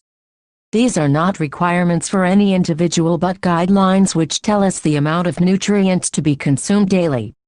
Review questions. L. Differentiate between the terms RDA and Requirement 2. Explain how the use of food groups simplifies planning of balanced meals. 3. List 10 foods which belong to the protective food group, stating reasons for your choice. 4. Discuss the factors that influence eating behavior at adolescence. 5. Explain the 2 eating disorders that may arise at adolescence. What would be the best way to prevent their occurrence? Practical. 3. Food, nutrition, health and fitness. 1. List 10 signs of good health. Evaluate yourself using the following format. Signs of good health. Rating of yourself: satisfactory, normal, below normal. 1, 2, 3. Food, nutrition, health and fitness. Human Ecology and Family Sciences, Part 1. 46. 4, 5, 6, 7, 8, 9, 10. 2. Record your diet for a day. Evaluate each meal in terms of inclusion of the 5 food groups. Do you think the diet is balanced? Use the following format to write your response. Meal menu: inclusion of 5 food groups. Comment on whether meal is balanced, not balanced. 3. Interview members of your family such as your grandmother, mother or aunt to collect information about food taboos, giving reasons why the taboos are followed. B. Food practices during fasting and festivity from the region of India to which you belong. C. Preparations during fasting. Tabulate the information as follows. Region, occasion, nature of fast preparation, nutrients present. Give 2 inferences on the basis of the information tabulated. 47. For management of resources learning objectives. After completing this chapter, the learner will be able to discuss the concept of a resource. Identify various resources. Classify resources into human and non-human. Describe the characteristics of resources. Explain the need for managing resources. Analyze the management process. 4.1 Introduction. Every day we carry out various activities. Think of any activity you do and you will find that to complete that activity you need one or more of the following: time, energy, money. For purchasing, required material, knowledge, interest, motivation, skills, strengths, aptitude, material goods like paper, pen, pencil, colors, etc. Water, air, school, building. All these: time, energy, money, knowledge, interest, skills, materials are resources. Resources are anything which we make use of while carrying out any activity. They help us in accomplishing our goals. You may need more of a certain resource for a particular activity as compared. Human Ecology and Family Sciences, Part 1. 48. 2 Other resources. In the previous chapter, you have learned about your own strengths. These are your resources. Anything which is not used by us is not a resource. For example, a bicycle which has not been used for long and is just lying at your place may not be a resource for you. However, it may be a resource to someone else. If you relook at the list of resources above, you will find that resources can be classified as human resources, non-resources. Human resources are material goods. Resources can be classified in different ways. Human, non-human resources, individual, shared resources, natural, community resources. We will read about each of these classifications. Resources: human, non-human, material, time, skills, aptitude, knowledge, energy, equipment, furniture, space, money. 49. Human and non-human resources. Human resources are central to carrying out any activity. These resources can be developed through training and self-development. For example, knowledge regarding any field task can be acquired. Skill may develop which will help you to develop aptitude. Let us read about human resources in detail. A knowledge. It is a resource one uses throughout one's life and is a prerequisite for carrying out any activity successfully. A cook must have knowledge of how to operate cooking gas or chella before he starts preparing food. A teacher who does not have thorough knowledge of his subject cannot become an effective teacher. One needs to be open to acquiring knowledge throughout one's life. Be motivation, interest. There is a common saying, where there is a will there is a way. This indicates that to accomplish any task, the worker must be motivated and interested in doing it.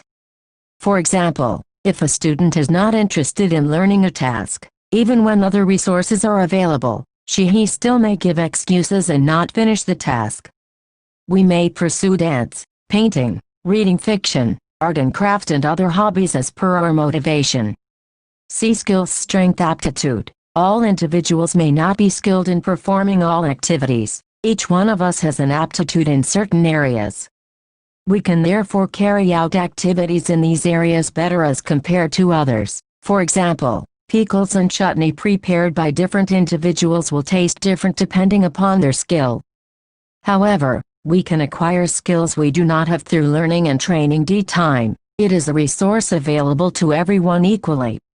There are 24 hours in a day and everyone spends it in his own way. Time once lost cannot be regained. Hence, it is the most valuable resource. Managing time in a specific period and attaining the goal is very important. We need to continuously plan and be able to utilize the available time to finish the desired task. Time can be thought of in terms of 3 dimensions: work time, non-work time, rest and leisure time. We need to learn and balance time across these 3 dimensions in order to be able to accomplish one's goals. When one learns to balance all the 3 dimensions, it helps the individual to be physically fit, emotionally strong and intellectually alert. You should be aware of the peak periods when you are best able to work and use this precious resource effectively to accomplish your goals. Energy. For sustaining individual growth and physical output, energy is essential. Energy levels vary from person to person, according to their physical fitness, mental condition, personality, age, family background. Management of resources. Human Ecology and Family Sciences, Part 150 and their standard of living. To conserve energy and to use it most effectively, one must carefully think and plan through the activity so that one can complete the task efficiently. Non-human resources and money. We all require this resource, but it is not equally distributed among us. Some have less of this resource as compared to others. We need to remember that money is a limited resource and must be spent judiciously to fulfill our requirements.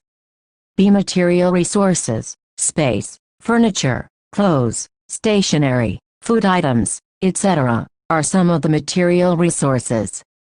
We require these resources to carry out activities. Individual and shared resources are individual resources. These are resources which are available to an individual for personal use only. These can be human or non-human resources. Your own skills, knowledge, time, your school bag, your clothes are some of the examples of individual resources. Shared resources. These are resources which are available to many members of the community society.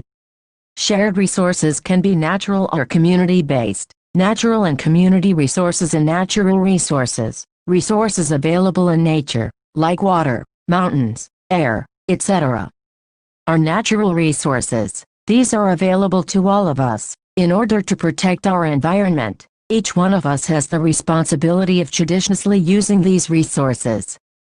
Community resources. These resources are available to an individual as a member of community society. These are generally provided by government. These may be human or non-human. Consultancy provided by government. Hospitals, doctors, roads, parks and post offices are some examples of community resources. Every individual must strive to optimally use these resources and feel responsible in maintaining them. Characteristics of resources. Though we can categorize resources in various ways, they also have certain similarities. The following are some characteristics of resources. Utility. Utility means the importance or usefulness of a resource in helping one to achieve a goal. Whether or not a resource has utility. 51 depends on the goal and the situation. For example, cow dung is considered waste. However, it can be used as a fuel and can also be used to prepare humus manure. Proper use of important resources available to a family or community leads to greater satisfaction. To accessibility. First, certain resources are more easily available as compared to others. Second, resources may be more easily available to some people as compared to others. Third, the availability of resources changes over time. Thus, we can say that accessibility of resources varies from person to person and from time to time. For example, every family has money as a resource. While some have sufficient money to meet their needs, others have limited budgets. The amount of available money is also different during the beginning of a month as compared to towards the end of the month. 3. Interchangeability. Almost all the resources have substitutes. If one resource is not available, it can be substituted by another. For example, if your school bus does not arrive on time to pick you up, you can go to school in your car, tractor, bullock cart or scooter. Thus, the same function can be performed by a number of resources if manageable. Resources can be managed.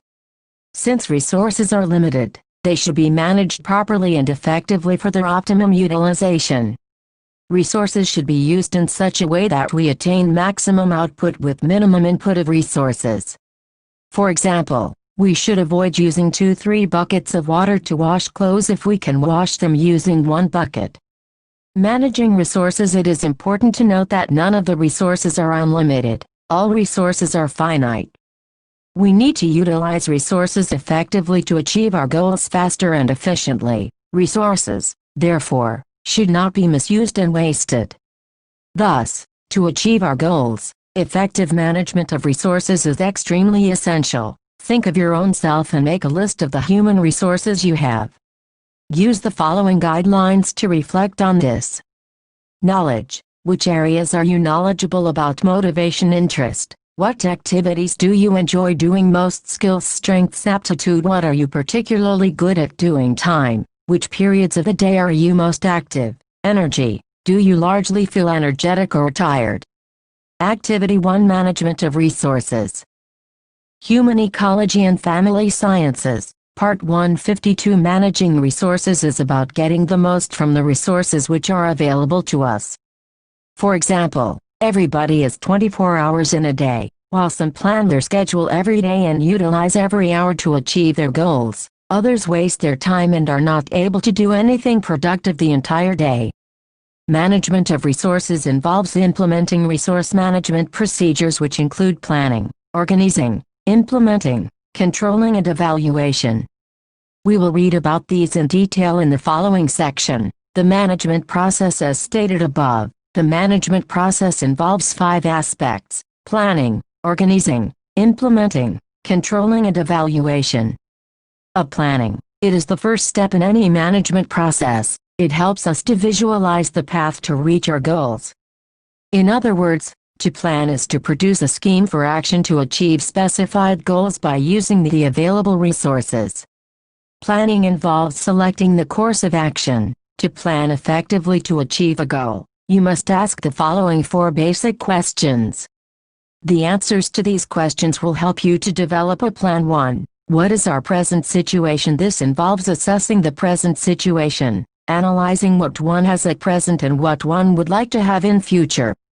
2. Where do we want to reach? This involves setting specific goals or targets which we desire to achieve, keeping in mind the present and future needs. 3. Gap. This is the difference between our present situation and the desired situation. We need to cover this gap in order to achieve our goal. 4. How can we reach our desired goals? Answering this question will help you to decide how to cover this gap. This involves making a plan to achieve goals. Current status. 1. What is your present situation? Future image. Goal. 2. Where do we want to reach? 3. Gap. 4. How can we reach the desired goals? 53 steps in planning. The basic steps in planning are: 1. Identifying the problem. 2. Identifying different alternatives. 3. Choosing between alternatives. 4. Acting to carry out the plan. Putting the plan into action. 5. Accepting the consequences. For example, there is only 1 month left for your annual examination and you have not completed your revision. Present situation. Your aim is to score good marks. Goal. To achieve this goal, you need to study 5 subjects in the specified time period gap. You would think of a way of achieving this goal. Prepare a plan of action, which will include the number of hours you will devote to each subject, prioritizing subjects, curtailing other activities, and so on. List the resources you would need in order to secure good marks and study well. Compare your list with others. Activity 2B, organizing. It is collecting and arranging appropriate resources in order to implement plans in an effective and efficient manner. If we take the above example, you would organize and arrange all the resources which you may require to study and secure good marks.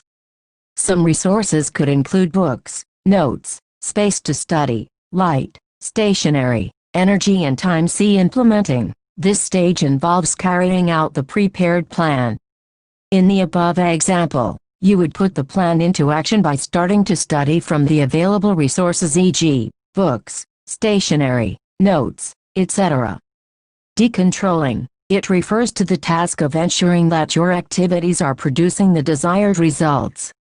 In other words, the plan you have put into action is getting the desired results. Controlling helps monitor the outcome of activities and makes sure that the plans are being implemented correctly. It is important as it provides feedback and helps to check errors. Feedback helps you to revise your plan of action so you can achieve your goal. Therefore, while you are putting your management of resources, Human Ecology and Family Sciences, Part 154 study plan into action, yet you are unable to complete your allotted chapter because you watch television, this gives you the feedback that you need to minimize your distractions. You will not watch TV, play or chat with friends during the study hours, as it can affect the outcome of your formulated plan, that is, study as per the decided number of study hours. Evaluation. In the final stage, the outcomes that you have arrived at after putting your plan into action are evaluated. The end result of the task is compared with the desired result. All the limitations and the strengths of the task are noted so that they can be used in future to achieve one's goals effectively. With reference to the example of studying, evaluation is what you do when you get back the checked answer sheets of the examination. You evaluate your marked answer sheets as per the preparation you had done for the examination and the results you had wanted to achieve. If the scores for any subject fall short of your expectations, you try to identify the reasons for the same. At the same time, you also try to find out your strengths which helped you to secure good marks in other subjects. Then you use these strengths to overcome your limitations to secure better marks in your next examination. In addition to the different resources discussed in this chapter, there are some other non-human resources that form an integral part of our daily living. One such resource is fabrics. The following chapter tells us about the various fabrics that we come into contact with and their properties. Key terms: resources, human resources, non-human resources, planning, organizing, implementing, controlling. Evaluation 2018-1.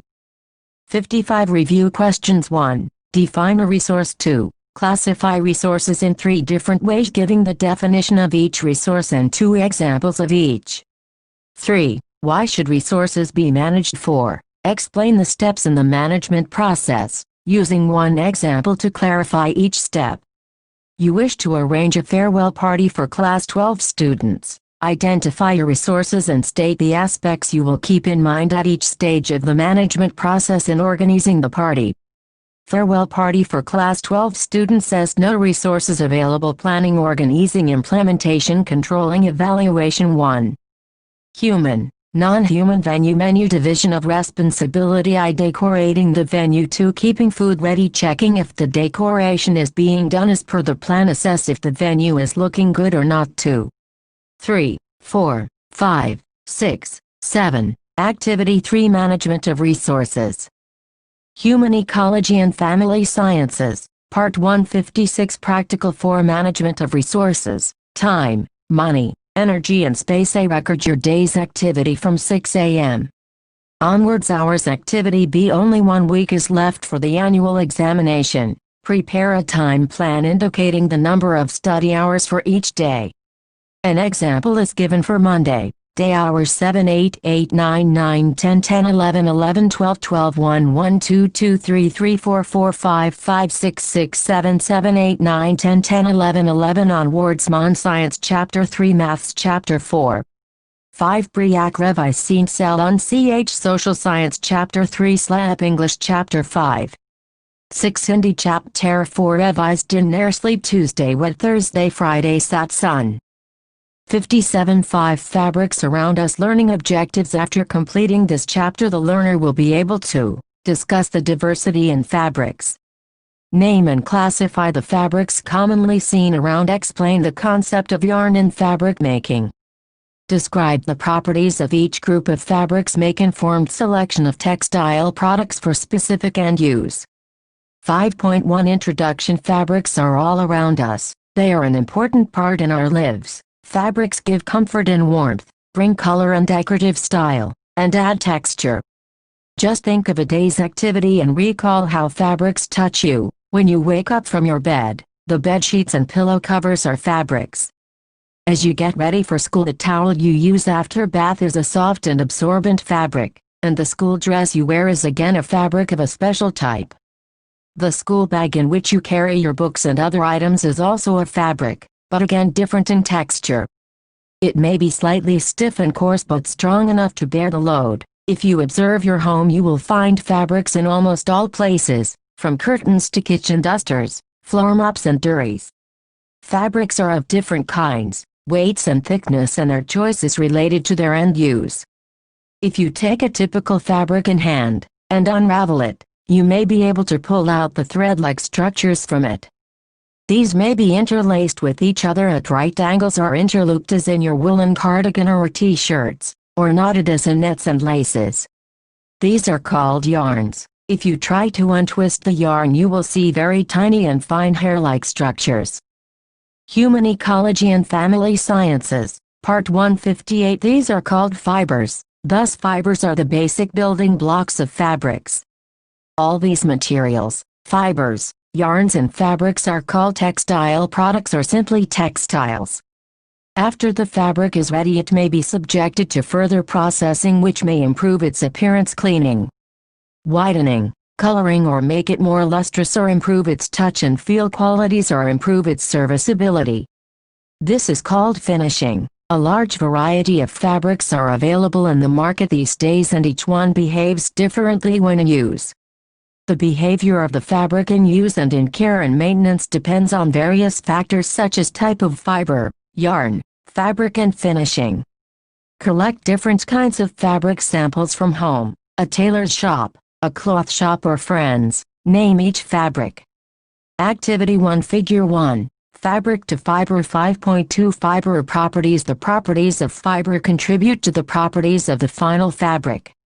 For a fiber to be really important and useful, it must be available in large quantities and be economical. The most essential property is its spinnability, that is, a characteristic which is essential for ease of conversion into yarn and later into fabric.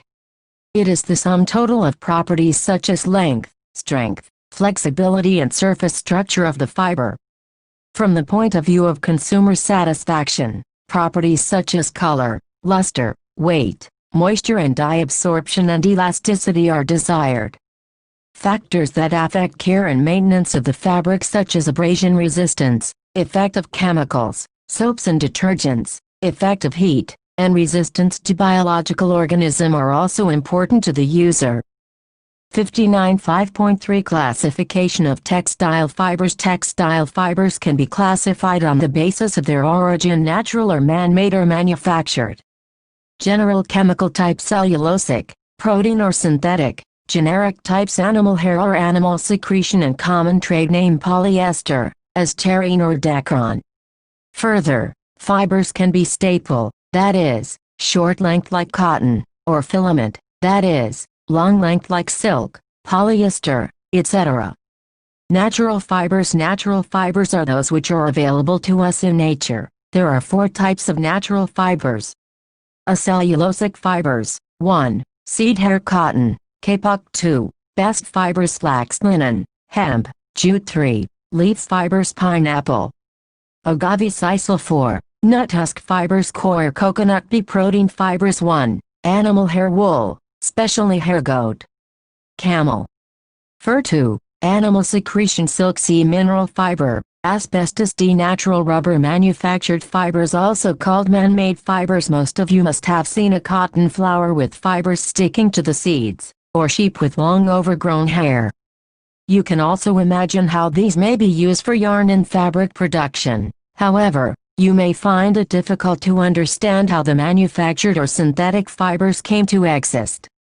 The first manufactured fiber rayon was commercially produced in AD 1895, while most others are products of the 20th century. The concept of creating fibers perhaps originated from human desire to produce a fiber like silk. Possibly, the thought process could have been like this: the silkworm, which basically feeds on mulberry leaves, digests them and spews a liquid through its spinneret's 2 holes, which on solidifying becomes the silk filament cocoon. Thus, if a cellulose substance is digested, it should be possible to produce something like silk. Therefore, for a long time the rayons were referred to as artificial silk or simply art silk. The earliest manufactured fibers were made by modifying a non-fibrous material into a fibrous form. These were mainly from cellulosic substances, fabrics around us. Human Ecology and Family Sciences, Part 160. Like cotton waste or wood pulp, the second group of fibers were synthesized completely from use of chemicals. Whatever may be the raw material, the basic steps for converting it into a fibrous form are the same. The solid raw materials are converted into a liquid form of a specific viscosity. This may be due to a chemical action, dissolution, heat application, or a combination action. This is called the spinning solution. This solution is passed through a spinneret, a small thimble-shaped nozzle with a series of very small holes, into an atmosphere which hardens it or coagulates it into fine filaments. As the filaments harden, they are collected and stretched for further fineness and orientation, or subjected to further processing like texturization to improve its stretch and or bulk characteristics. Types of manufactured fibers are regenerated cellulosic fibers, rayon, cupramonium, viscose, high wet modulus. B. Modified cellulosic, acetate, secondary acetate, triacetate. C. Protein fibers, Aslan. D. Non-cellulosic synthetic fibers, I. Nylon. 2. Polyester, terylene, turine. 3. Acrylic, Orlon, cashmillan. I. Acrylic. V. Spandex. V. Rubbery mineral fibers, I. Glass, fiberglass. 2. Metallic, Lurex. Figure 2, spinnerets. 61. 5.4 Yarns. The textiles in the form of fibers cannot always be used for consumer products except in products like surgical cotton, stuffing for pillows, quilts, mattresses and cushions. To convert fibers into fabric form as we see around us, they have to be converted into a continuous strand. Although there are some fabrics like felts or nonwovens which are made directly from fibers, in most cases the fibers are processed to an intermediate stage called yarn. Yarn can be defined as a continuous strand of textile fibers, filaments or material in a form suitable for knitting, weaving or otherwise intertwining to form a textile fabric. Yarn processing from natural staple fibers is called spinning, although spinning is the last stage in the processing. Earlier young unmarried girls were commonly involved in spinning the finest yarn because of their nimble fingers. The term spinster for unmarried women originated in that context. Yarn processing, that is, conversion of fiber into a yarn, involves a number of stages. Let us take them one by one. I. Cleaning. Natural fibers generally contain extraneous impurities depending upon their source, like seeds or leafy matter in cotton, twigs and suet in wool. These are removed, fibers sorted out and converted into laps, rolled sheets of loose fibers. 2. Making into a sliver. Laps are unrolled and subjected to straightening processes which are carding and combing. The process is similar to combing and brushing your hair. Carding disentangles the fibers and lays them straight and parallel to one another. For finer fabrics, the laps are subjected to combing after carding. This process removes finer impurities and short fibers as well. The lap then passes through a funnel-shaped device which helps to convert it into a sliver. Sliver is a rope-like mass of loose fibers, 4 cms in diameter. 3. Attenuating, drawing out and twisting. Now that the fibers have been converted into a continuous strand, it needs to be made to the size required. This is called attenuation. Several slivers are combined for uniformity. The slivers are gradually drawn out so that they become longer and finer.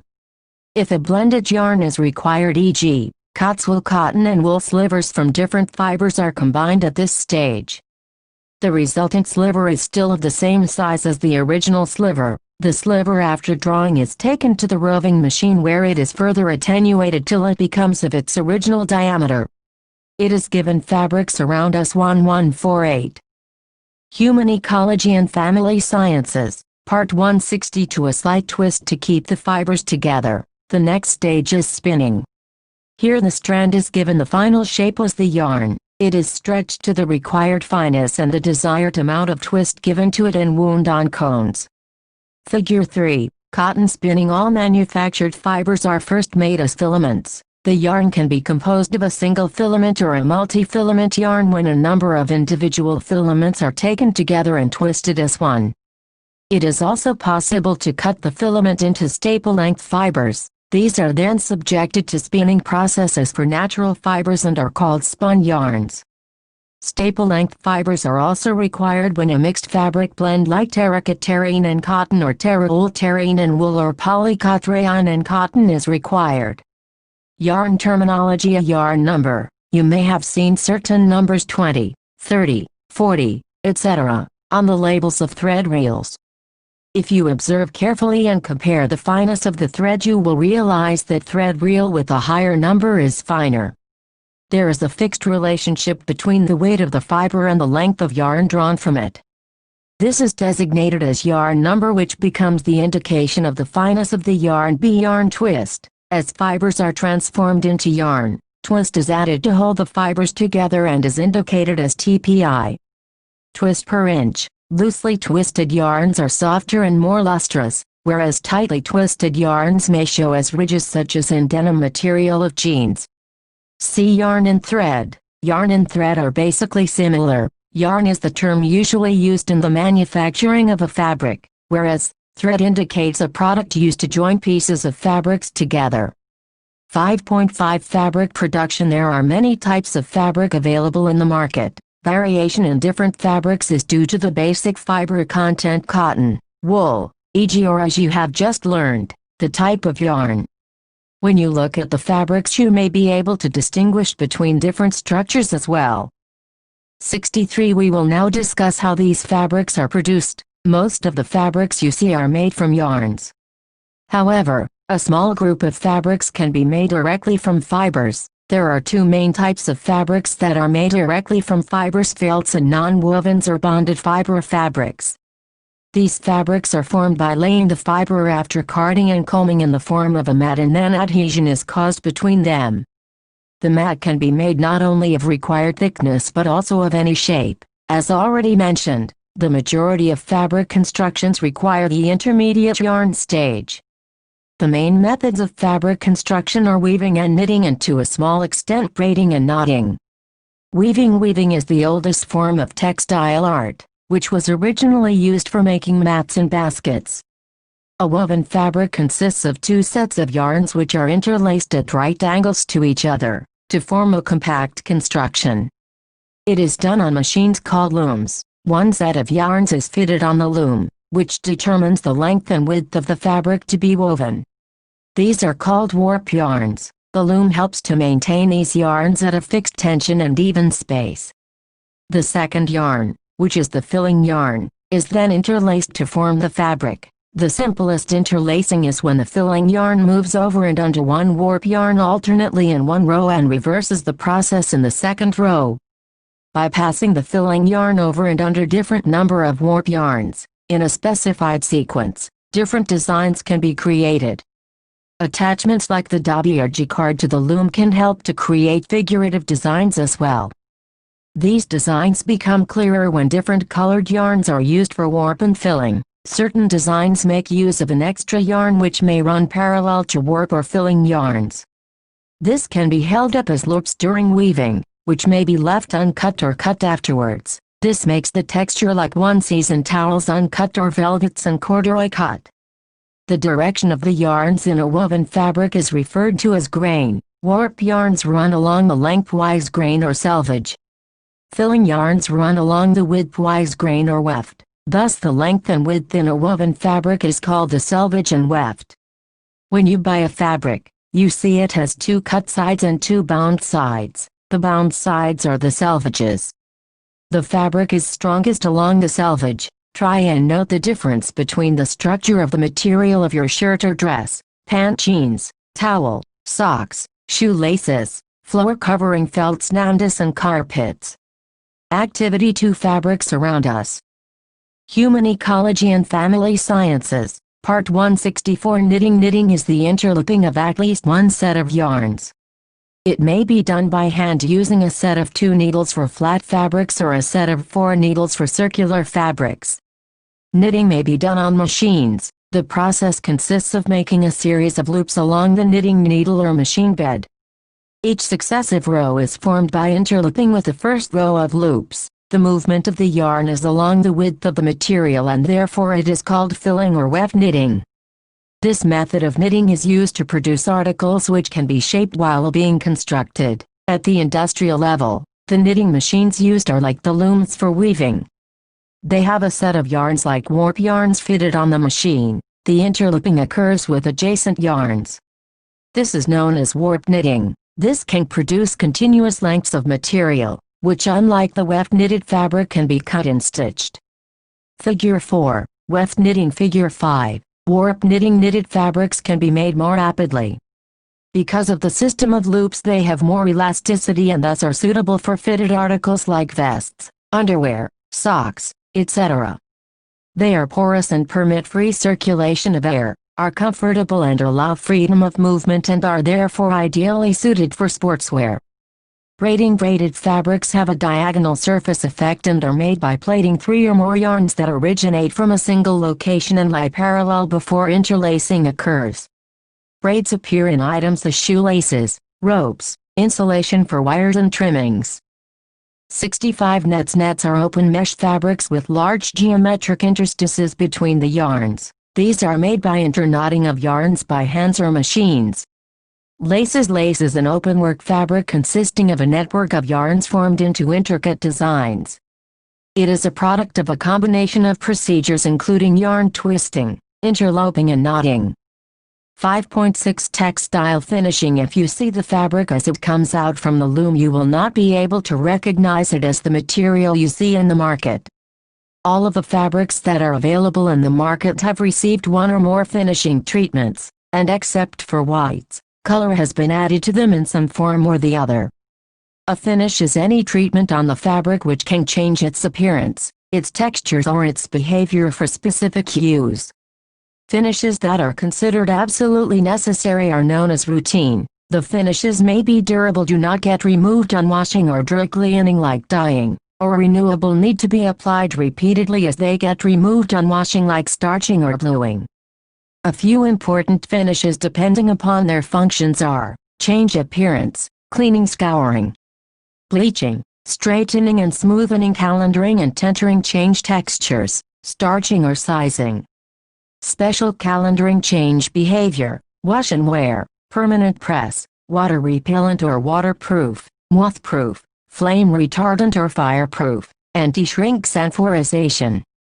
A finishing with color. Color is often the most important factor in selection of fabric, whether it is to be used for apparel or in the house. Substances that can add color to the fabric in a manner that it does not easily wash out are known as dyes. The method of dyeing depends on the chemical natures of the fiber and the dye, and the type of effect desired. Color application can be done at fiber stage, for yarns of different colors or designed felts.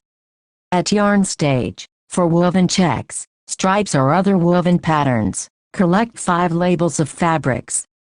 Match the information with what you have just read. Activity 3. Fabrics around us. Human Ecology and Family Sciences, Part 166. At fabric stage, the most common method for solid color dye, as also for design dyeing like batik and tie and dye and printing. B. Printing. It is a more advanced or specialized form of dyeing. It involves the localized application of color which is restricted within the given limits of design. Printing uses special tools which cause the transfer of color only to the specified areas. Thus, it allows the application of a number of different colors on the fabric. Printing can be done by hand tools like blocks, stencils or screens, and at industrial level like roller printing or automatic screen printing. 5.7 Some important fibers. Cotton. Cotton is the most widely used fiber for apparel and home textiles. India is the first country where cotton was grown and used, and it continues to be one of the largest cotton growing areas. Cotton fibers are obtained from the seed pod of the cotton plant. Each seed has a large number of hairs attached to it. When the seeds ripen, the pod bursts open. The seeds are separated from the fibers by a process called ginning and sent as large bales for spinning. Properties. Cotton is a natural cellulosic, staple fiber. It is the shortest fiber with length varying from 1 cm to 5 cm. Therefore the yarn or the fabric made is dull in appearance and slightly rough to touch. It is heavier in weight than most of the other fibers. Cotton has good moisture absorbency and it also dries easily.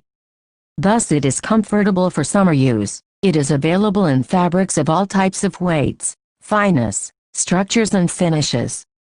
Muslin, cambric, poplin, longcloth, lotta, casement, denim, sheeting material and furnishing material are some of the cotton fabrics available in the market. Linen. Linen is a bast fiber, obtained from the stems of the flax plant. The term bast means the fleshy part inside the bark. To obtain the fibers, the stems are steeped in water for a long time to rot away the soft parts, in a process called retting. After retting, the woody parts are separated and the linen fibers are collected and sent for spinning. Properties. Linen is also a cellulosic fiber, therefore, many of its properties are similar to that of cotton. 67 The fiber is longer and finer than cotton, so the yarn produced is stronger and more lustrous. Like cotton, linen also absorbs moisture readily and, therefore, is comfortable. However, it does not absorb dyes very readily and therefore colors produced are not so bright. Flax plant is cultivated in very few areas worldwide. Also it requires longer processing time, therefore, linen is used less than cotton. Jute and hemp are also bast fibers like linen. They are coarser fibers and do not have good flexibility, and are therefore used for making ropes, gunny bags and other such products.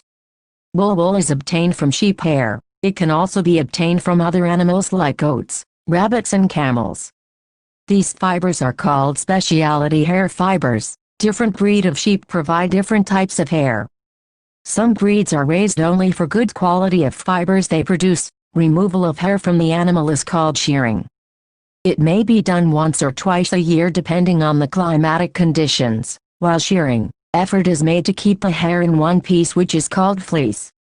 This makes the sorting of fibers easy because hair from different parts of the body vary in length and fineness.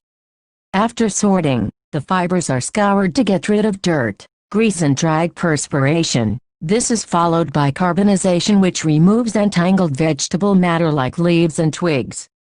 Thereafter, the fibers are sent for spinning. Properties. Wool is a natural protein fiber. The fibers vary in length from 4 cm to 40 cm and may be coarse or fine depending on the breed of the sheep and the part of the animal body.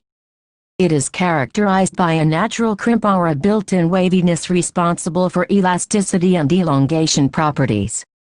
Compared to other fibers, wool has low strength but has good resilience and elastic recovery. Wool has surface scales which are water repellent in nature. However, it can absorb large amount of water but does not feel wet on the surface. This ability is responsible for its comfort in humid and cold atmospheres. Wool is also used as blends with cotton, rayon and polyester, which improves its care and maintenance properties. Fabrics around us. Human Ecology and Family Sciences. Part 168 Silk. Silk is a natural filament fiber produced by the secretion of silkworms. If silk is produced in controlled conditions, cultivated or mulberry silk, it is smooth, and longer fibers are produced which results in a smoother, finer and lustrous fabric. If silk is produced in wild or natural conditions, the resulting silk is coarser, stronger and short in length, which results in a thicker, coarser but stronger fabric, e.g., tussar silk. For production of good quality silk, silkworm cultivation is carefully controlled. It is called sericulture. Being a filament fiber, silk does not require the spinning process but has to be reeled carefully from the cocoon. The yarns are made by twisting a number of filaments together. If the filaments break or when the insects break the cocoon, the broken filaments are processed through spinning like cotton, and this is called spun silk. It is believed that silk was discovered accidentally when the cocoon of an insect fell in the cup of tea of a Chinese princess. She took it out and discovered that she could pull out a long continuous filament from the cocoon. The Chinese kept the art of producing silk a secret for over 2,000 years, until about 500 AD. Properties: silk is a natural protein fiber and the natural color of silk is off-white to cream. Wild silk is brownish in color. Silk filaments are very long, fine, smooth and have a relatively high luster or sheen. It contains a natural gum which gives silk a crisp texture. Silk is one of the stronger fibers used in making fabrics. It has good elastic recovery and moderate elongation. Rayon: this is a manufactured cellulosic fiber. Cellulosic because it is made from wood pulp and manufactured because this wood pulp is treated with chemicals and regenerated into fibers. Properties: as rayon is a manufactured fiber, the size and shape can be controlled. It has uniform diameter and is clear and lustrous. Rayon, being a cellulosic fiber, has most properties like cotton, but it has a lower strength and durability. The main advantage of rayon and manufactured cellulosic fibers is that they can be reprocessed out of waste material and have an appearance like silk. 69. Nylon: nylon was the first true synthetic fiber totally manufactured from chemicals to be manufactured. It was first introduced as bristles for toothbrushes. In 1940, the first fabrics from nylon were socks and stocking, which were very successful. Thereafter, it was used for all kinds of fabrics. It also provided the impetus for other synthetic fibers which followed. Properties: nylon filaments are usually smooth and shiny, with uniform diameter. Nylon has very good strength and abrasion resistance. Its resistance to abrasion makes it appropriate to be used in brushes, carpets, etc. Nylon is a highly elastic fiber. Very fine and transparent fibers are used for one-size garments like stockings. Nylon is a popular fabric used in apparel, socks, undergarments, swimsuits, gloves, nets, saris, etc. It is a leading fiber in the manufacture of hosiery and lingerie. For outerwear it may be blended with other fibers. Polyester: polyester is another manufactured synthetic fiber. It is also referred to as terylene or terene. Properties: polyester fiber has uniform diameter, smooth surface and rod-like appearance. It can be made in any strength, length and diameter as per the requirements of the end use. The fiber is partially transparent and lustrous. The moisture regain of polyester is very low. That is, it does not absorb water easily. Thus, it is not very comfortable to wear in hot, dry summer months. The most advantageous property of polyester is its wrinkle resistance. It is one of the most commonly used fiber for blending with rayon, cotton and wool and, to some extent, spun silk. Acrylic: this is another synthetic fiber. It resembles wool so much that even an expert may not be able to find the difference between the two. It is commonly called as cashmere. It is cheaper than wool. Properties: like all manufactured fibers, the length, diameter and fineness of the fiber are controlled by the manufacturer. The fiber can be made in varied degrees of crimp and luster. Fabrics around us. Human Ecology and Family Sciences, Part 170. Acrylic is not very strong and its strength is similar to cotton. The fibers have high elongation with good elastic recovery. Acrylic is used as a substitute for wool and is used in children's wear, apparels, blankets and knitted goods. Elastomeric fibers: apart from the fibers mentioned so far, there are a few less known ones. These are elastic, rubbers-like substances and can be produced in various forms. In its natural form they include rubber and the synthetic equivalent is spandex or lycra.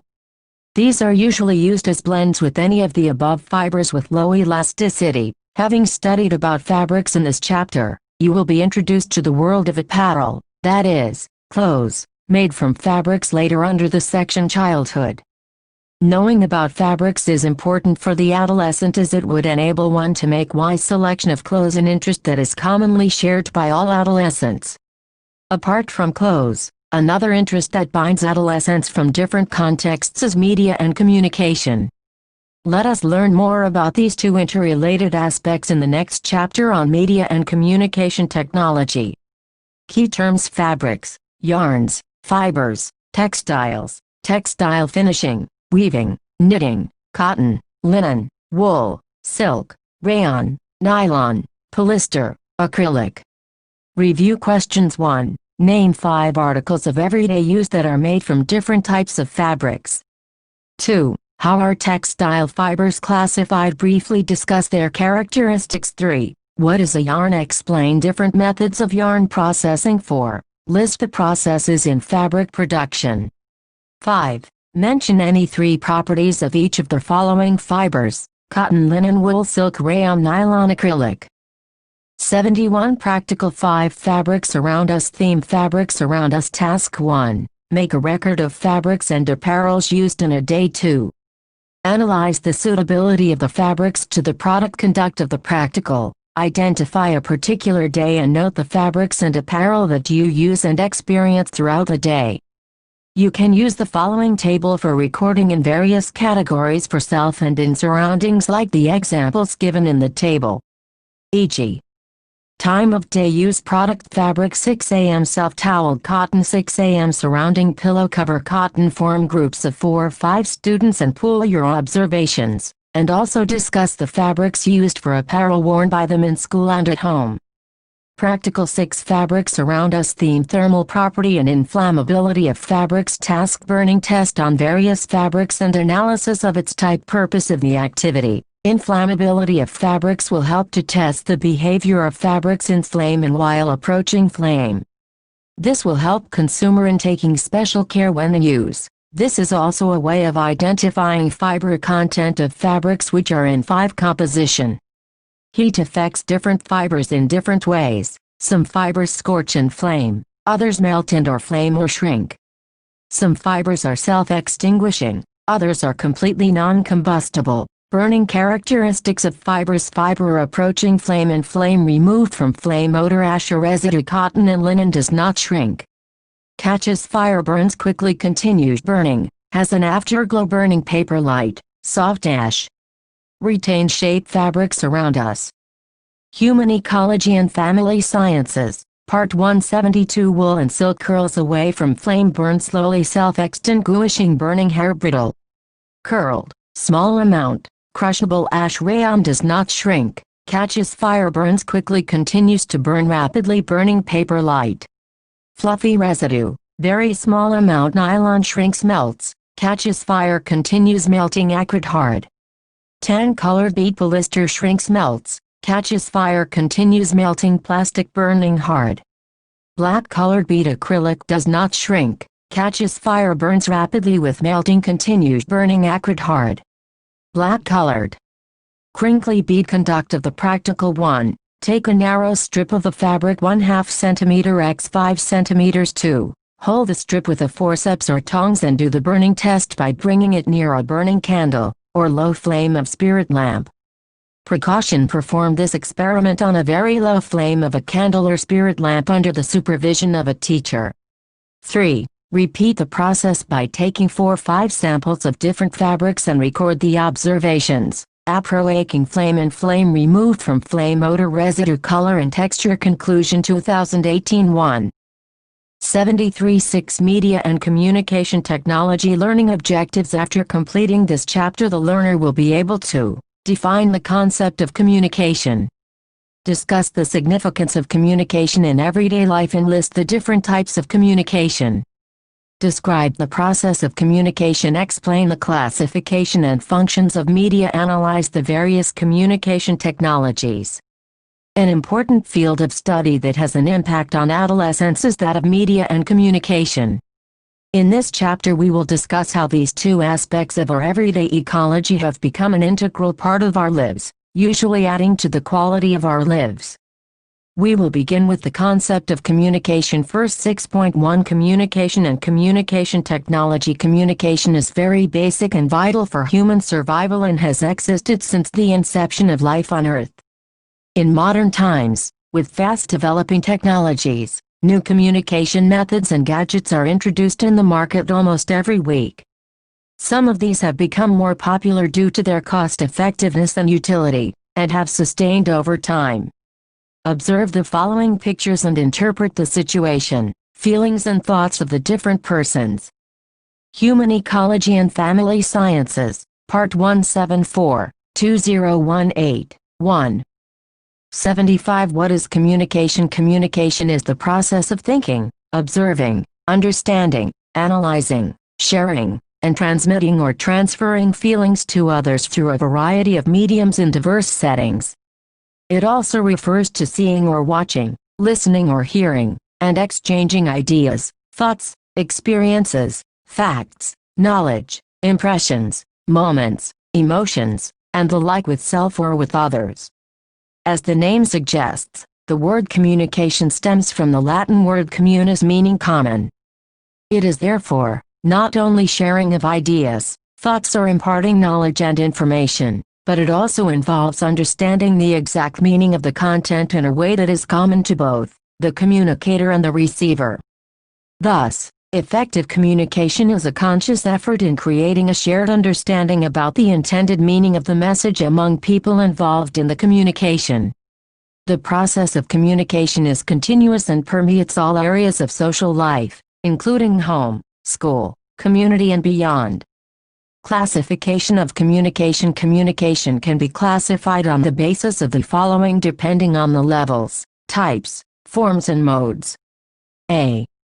Classification based on the type of interaction. I. One-way communication. In such situations the receiver receives information but is either never able to reciprocate to the sender or cannot respond immediately. Therefore, communication remains one-way. Speeches, lectures, sermons, listening to music on the radio or a music system, watching any entertainment programs on television, using internet to search information on a website, etc. are examples of one-way communication. TV. Two-way communication. This is communication that takes place between two or more persons where all the parties communicating with each other share or exchange ideas, thoughts, information, etc. either silently or verbally. Some of the examples could be talking on mobile phone, discussing about future plans with one's mother, using internet for chatting, etc. Hello, how are you Samara? I am fine Zubaida, thank you. What about you? What a bogus program. I should change the channel. Joseph Zubaida. Samara. Media and Communication Technology. Human Ecology and Family Sciences, Part 176. When a baby cries to communicate his hunger, he is fed by the mother in response. The cry of the baby is the message that communicates the hunger of the child and is vital for the survival of the baby. Thus, in this case the communication is two-way. B. Classification based on the levels of communication. 2. Interpersonal communication. It refers to sharing of thoughts and ideas with one or more people in a face-to-face situation. It can take place in a formal or an informal situation. Varied means of communication like body movements, facial expressions, gestures, postures, written text and verbal modes such as words and sounds can be used for this type of communication. Examples are talking to your friend about difficulties faced while studying or conducting an experiment or participating in a panel discussion followed by question-answer session. Interpersonal communication is the most effective and ideal type of communication for two reasons. First, there is always proximity and direct contact between the communicatee and the communicator. And therefore it is easy to persuade, motivate and convince the communicatee for acceptance of the introduced idea or thought. Second, instantaneous and strong feedback with direct response of communicatee on the introduced idea is possible. Interpersonal communication. This refers to communicating with oneself. This is a form of mental process involving observing, analyzing, and drawing conclusions meaningful to the individual's present, past and future behavior and life. It is an ongoing process that transpires inside an individual, for instance, mental rehearsal before appearing in an interview or oral exam. How can polio drops be good for the health of my child? Face-to-face communication. Patient, doctor conversation. 77.3 Group communication. This form of communication is direct and personal, such as interpersonal communication, but with the involvement of more than two persons in the communication process. Group communication helps to facilitate a participatory approach and collective decision-making. Gives an opportunity for self-expression, and increases the individual's impact in a gathering, thereby augmenting one's status in the group. It also helps in recreation and relaxation, socializing and motivating. A range of audiovisual aids may be used to enhance group communication. Mass communication. As a result of considerable advancement in technology, making thoughts, ideas and innovations reach the larger section of society has become possible. Mass communication can be defined as the process of multiplying messages with the help of any mechanical device and disseminating the same to the masses. The means and media of mass communication are radio, TV, satellite communication, newspapers, and magazines. The audiences of mass communication are very large in size, heterogeneous and anonymous, spread over a large area and separated from the communicator in terms of time and space. For these reasons it is not possible to take a correct, complete, direct and immediate feedback. Rather there is slow, cumulative, expensive, and delayed feedback. The intra-organizational communication. Organizational communication takes place in highly structured settings. Just like human beings, when people work together in an organization, organizations also establish and maintain relationships. They use various levels of communication within their environment and amongst their departments or sections. Every organization has different levels or hierarchy of ranks working together for achieving common goals. The information flow in such organizations is expected to be two-way at the same level and one-way across levels.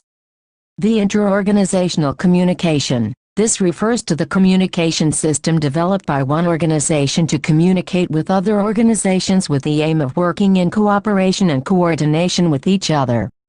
For example, for assistance in developmental activities of the country, both technical and financial support is provided by international agencies, whereas administrative support is given by the central government and state governments. It is important to note that in both inter-organizational and inter-organizational setups, communication does not take place among the departments or organizations. Rather it is always human beings, working in these organizations who communicate with each other. Therefore, understanding of the human factor is very important. Media and communication technology. Human Ecology and Family Sciences, Part 178 Figure 1. Communication system among various organizations. C. Classification based on the means or modes of communication. Verbal communication, auditory means or verbal modes like speaking, singing and sometimes even the tone of voice, etc. are of significance in verbal communication. Research shows that on an average, an individual spends about 70% of his active time in communicating verbally, that is, listening, speaking and reading aloud. 2. Nonverbal communication. Nonverbal means of communication or gestures, facial expressions, disposition, posture, eye contact, touch, paralanguage, writing, clothing, hairstyles, and even architecture, symbols and sign language such as smoke signals used by some tribal people. D. Classification based on the involvement of number of human senses. Have you ever tried to know why learning about our rich traditional heritage by simply watching folk or classical dance performance? Live or on Government of India. Various international agencies. Various ministries of Government of India, e.g.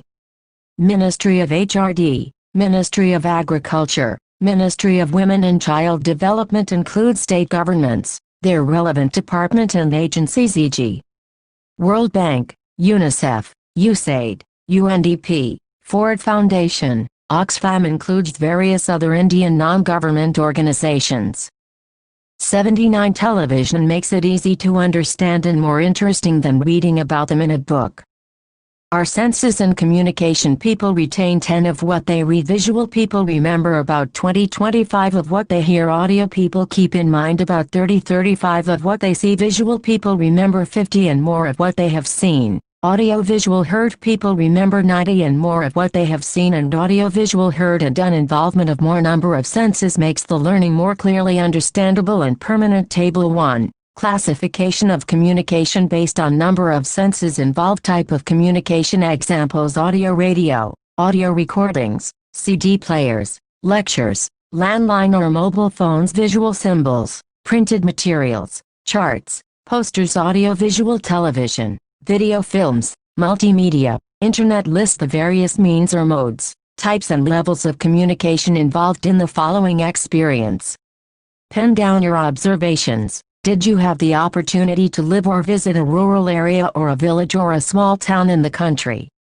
What was your experience? Did you observe symbols of advanced technology and communication like mobile phones, fax machines and other equipments, electricity poles and other similar things? How was the experience of meeting and interacting with people? Young, women and older persons. Discuss this in your class.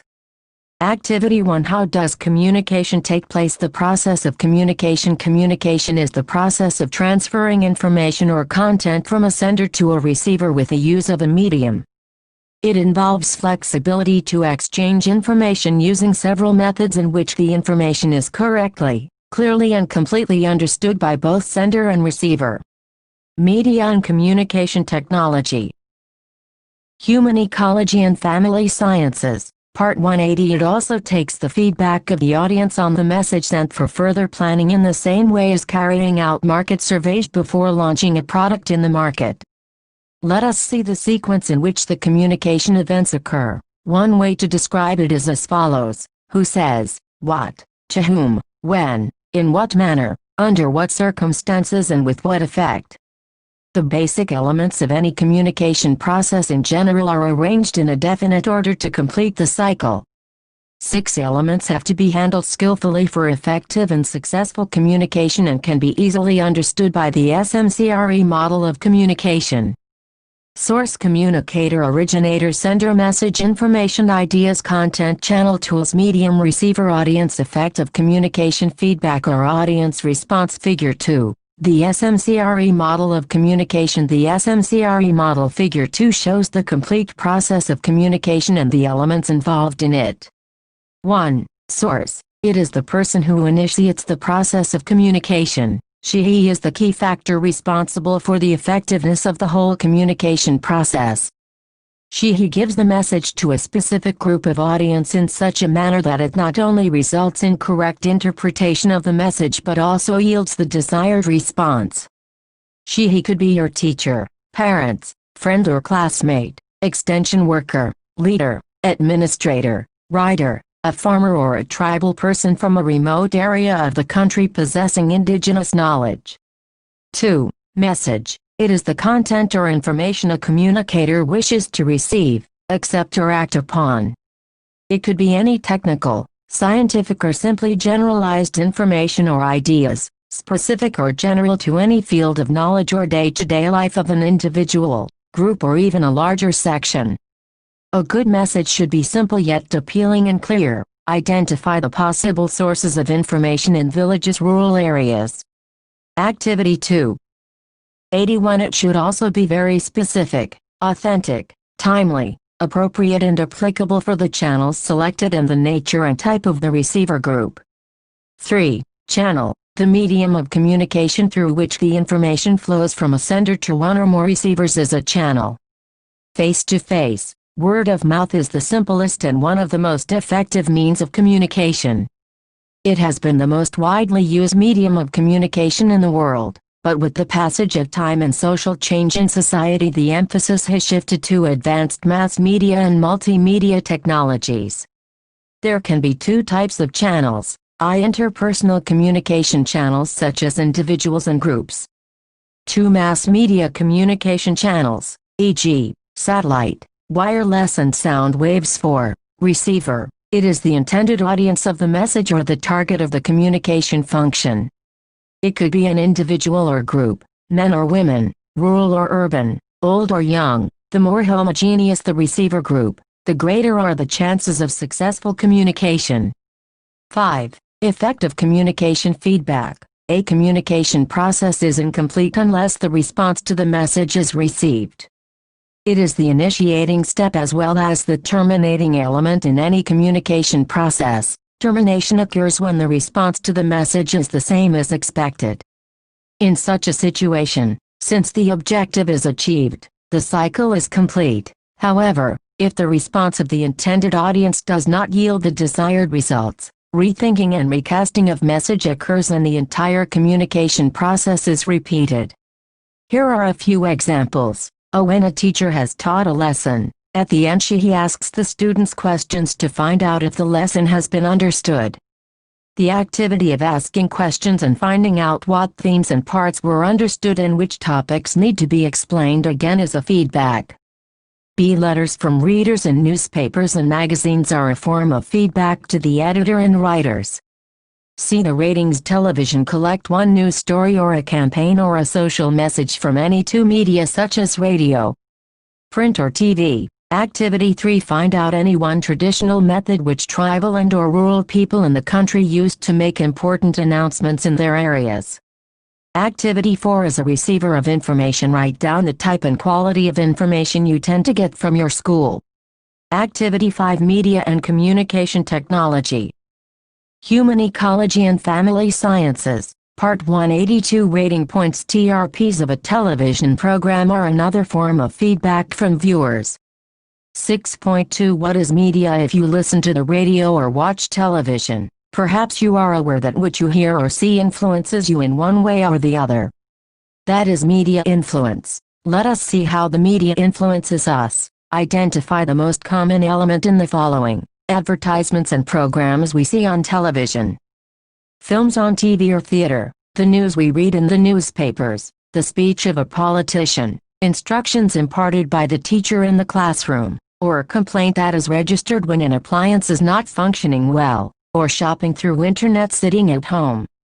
You will find that the common element in all these is that some or the other medium has been used to pass on or share varied messages or information across diverse fields. For instance, when we talk to someone or hear someone talking, it is the air that acts as a medium through which the sound waves travel, since no sound can be transmitted in a vacuum. Therefore, if communication is a process, media is the means that uses various methods of communication for disseminating and sharing ideas, thoughts, feelings, innovations, experiences, etc. Mass media essentially uses modern technology for communication, but the presence of technology does not always denote that mass communication is taking place. Mass media is always meant for heterogeneous, anonymous and large audience groups. Does media mean only radio and TV? No. All types of satellite transmission, computer and wireless technology are also included in it. Media has gone through a lot of change and development. Now numerous modern technologies are available as media for communication purpose. Media classification and functions. Media can be classified into two broad categories: traditional and modern media. Traditional media. Till very recently, most rural extension work was completely dependent on traditional media such as fairs and radio. The situation is no different even today. Interpersonal communication media largely remains the most used and effective medium of communication in rural and remote areas. Examples of other traditional folk media are puppetry, folk dances, folk theater, oral literature, fairs and festivals, rituals and symbols, print media. 83 such as charts, posters, newspapers, magazines, and other local publications from ancient times. Various traditional folk media are being used as indigenous channels of communication. Some very popular examples are traditional folk theatre or drama like Chhatra Bengal, Ramlila in Nautanki Uttar Pradesh, Odisha Bihar, Tamasha Maharashtra, Yakshagana, Dashavadar Karnataka or Bhavai Gujarat. Likewise, various oral literature co-musical forms basically include folk or tribal songs and dances such as Bal and Baishali Bengal, Asana and Dadaria Madhya Pradesh, Duha and Garba Gujarat, Chakri Kashmir, Bhangra and Jida Punjab, Kajri, Chadi UP and Alhar UP and Bihar, Pauda and Lavani Maharashtra, Bihu Assam and Mand, Panihari, and songs sung by Karens and Bhat Rajasthan. There are various drum festivals with very rhythmic drum beats followed by dance and songs of the northeastern and other tribal communities of the country. Different types of puppetry forms have also been common media for communicating messages along with providing entertainment. Among the most common are the string puppets or Sutrat Harika, mainly used in Rajasthan and Gujarat, and Chayapatli shadow puppets, which are more common in the southern parts of the country. Besides, there are numerous festivals, fairs, social rituals and ceremonies, yatras, etc. for conveying messages, expressions, feelings and traditions of the diverse communities across the country. With changing times, it became apparent that traditional communication media were neither sufficient nor well equipped to meet the diverse information needs of the modern audiences. Hence, new media technologies have been popularized. Modern media. With the advent of modern technology, the range of communication media has expanded tremendously. New communication technologies, such as the mobile phone, are emerging with exciting features that have improved the quality and capacity of broadcast. The handy size of equipments has made them convenient for use in rural as well as remote areas. It has also increased the reach of modern communication technology. The availability of and access to computers, particularly the Internet facility, has ushered a completely new era of communication media. Radio, satellite television, modern print media, films projected, the various type of projectors, audio cassette and compact disc technology, cable and wireless technology, mobile phone, video film and video conferencing are some examples of modern media. Collect information on different folk media used in your state in both urban and rural areas. If there are tribal areas in your state, collect the folk media relevant there. Activity 6: Media and Communication Technology. Human Ecology and Family Sciences, Part 184 Functions of Media. The previous chapters have made you aware that as an adolescent you are likely to be influenced by media. It has the following functions. 1. Information. It includes both providing information and information exchange. These days information is power. Communication is facilitated through various media such as radio, television, magazines, newspapers. 2. Persuasion motivation. We are not always convinced about whatever idea or thought we come across. Suitable communication media can be used to persuade an audience to accept an idea. This needs a deeper understanding of audience psychology and their socio-cultural background. 3. Entertainment. Both traditional and modern communication media provide a wide variety of entertainment options, starting from folk media and oral tradition to direct-to-home DTH telecast. Even for educational purposes, media is used in an entertaining form to make learning easy and interesting.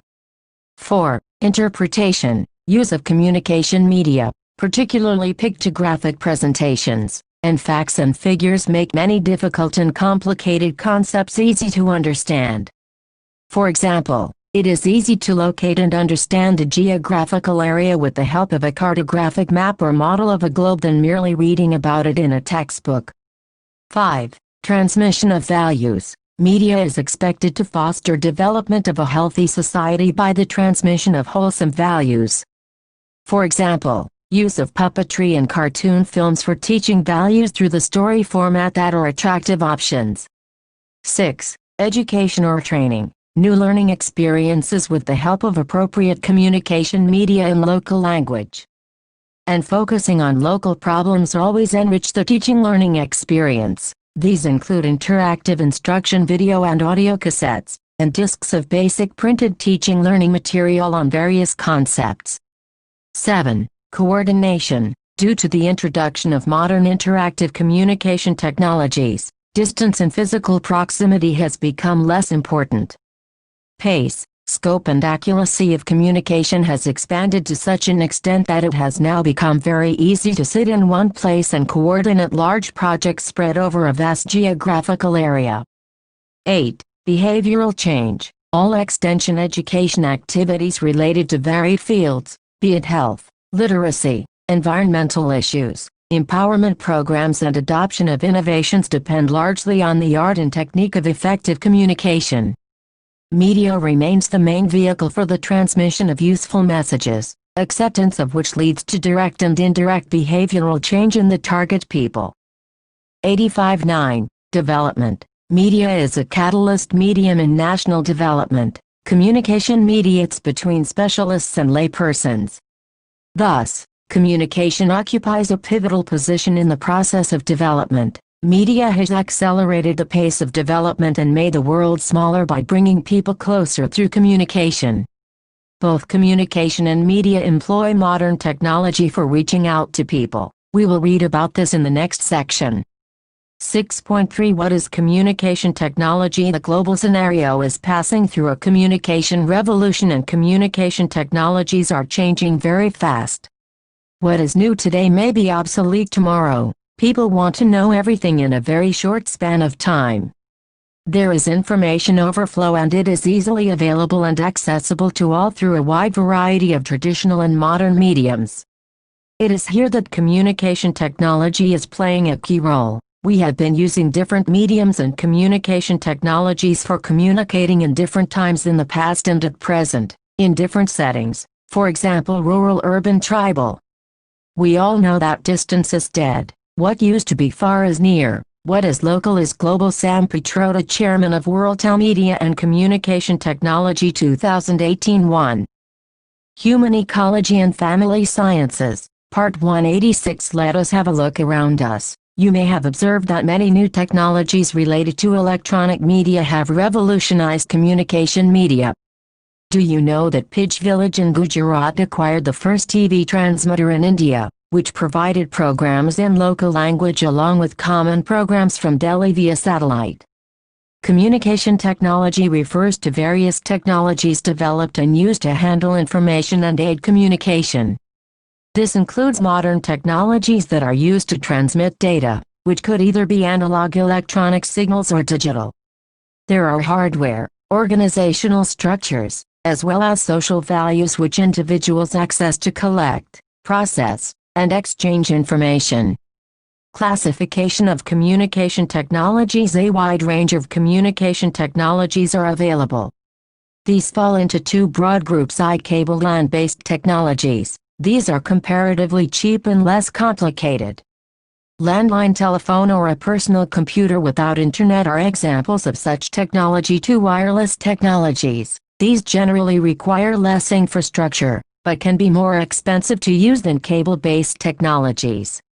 Some examples are radio, microwave and satellite wireless telephony, or use of Bluetooth technology in mobile phones and computers. Two significant communication technologies that acted as media and changed the whole communication scenario are the radio and the television. Radio. Radio commands a universal audience by geographical spread, income, education, age, sex and religion. Through on-the-spot broadcast or simulated broadcast it can overcome the barriers of time and space. With the use of small-sized transistors it was made possible to receive communication in the remotest parts of the country. Television. TV was introduced in India in 1959 primarily to impact education and promote rural development. TV programs are planned and produced using various techniques of visual magnification, sound amplification, superimposition, split-screen processes, fading, zooming. Participate in a group discussion in your class on communication technology, a cursor a boon. Activity 7. 87 etc. These techniques make it more effective and strengthen the impact on the viewer. Modern communication technologies. The list of modern communication technologies is long and every other day we hear of innovation in the existing technology. Following are some of the major types of modern communication technologies used primarily for extension purposes. 1. Microcomputers. Computers are classified as mainframes large and costly, mini-computers less powerful, and microcomputers based on microchip technology. This classification is based on their power, speed of executing a set of instructions, and the amount of memory available to store data, as well as degree of interconnectivity that the computer offers. The functions of microcomputer, particularly for extension work, include processing, keeping record of all kinds of information, performing accounting function, acting as repository of various cases, experiences to be used for research and field purpose in a very small space, and publishing information material at reasonable cost. Computers can also communicate with each other if linked together and provide sourcing of information from across the globe. 2. Video text. Video text or view data is an electronic text service transmitted from central computer to home TV set via telephone network or cable system. It is interactive in the sense that the viewer has the option to access the desired data. 3. Electronic mail. Email. It is the system which passes information electronically from sender to receiver. Email system is like surface mail, in which a message is typed on the computer and sent to another computer via the mobile phone. It is a simple way of communicating. What is Bluetooth technology? Bluetooth technology is a low-cost, short-range radio frequency RF link between mobile PCs, mobile phones, and other portable devices capable of transmitting voice and data at the rate of 1 megabit per second, which is from 3 to 8 times the average speed of parallel and serial ports, respectively. It can transmit through solid, non-metal objects. It allows wireless control of and communication between a cell phone and a hands-free headset or a car kit. Media and communication technology.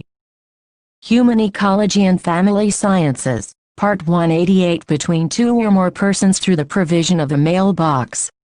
The message is stored in the computer, which acts as a post office, unless the receiver asks for it. The mail can be viewed using a modem connected to the telephone. Satellite communication. In the last 30 years, satellite communication has reached almost all the countries across the world and has brought about revolution not only in the field of communication but in multifarious aspects of human life. What is it? Satellite communication is a method of communication carried out with the help of satellite technology for various purposes. The satellite is placed in space and information is obtained or transmitted across the globe with the help of optical sensors mounted on an airborne and spaceborne platforms. Unique feature of satellite technology: it has the ability to establish quick and reliable communication between any 2 points. It enables transmission of information from one location to many points over a vast coverage area simultaneously. It gathers information from many locations in a central place. Advantages and applications of satellite technology: remote sensing, that is, serving an object from a distance. Data is collected rapidly and repeatedly. The sensor data produces imageries which are further used in wide range of applications. For instance, images helps in getting the right status about the availability of natural resources, thereby helps in using natural resources efficiently, or the climate forecast is helpful in agriculture and agro-based industries. Advancement in the application of space technology and Indian Space Development Program. High-quality telecommunication system available all over the world and improved global competitiveness. Development benefits made available even in remote, isolated areas. Availability of quality and speedy communication has discouraged traveling and facilitated speedy decision-making, thereby enhanced conservation of energy and other resources.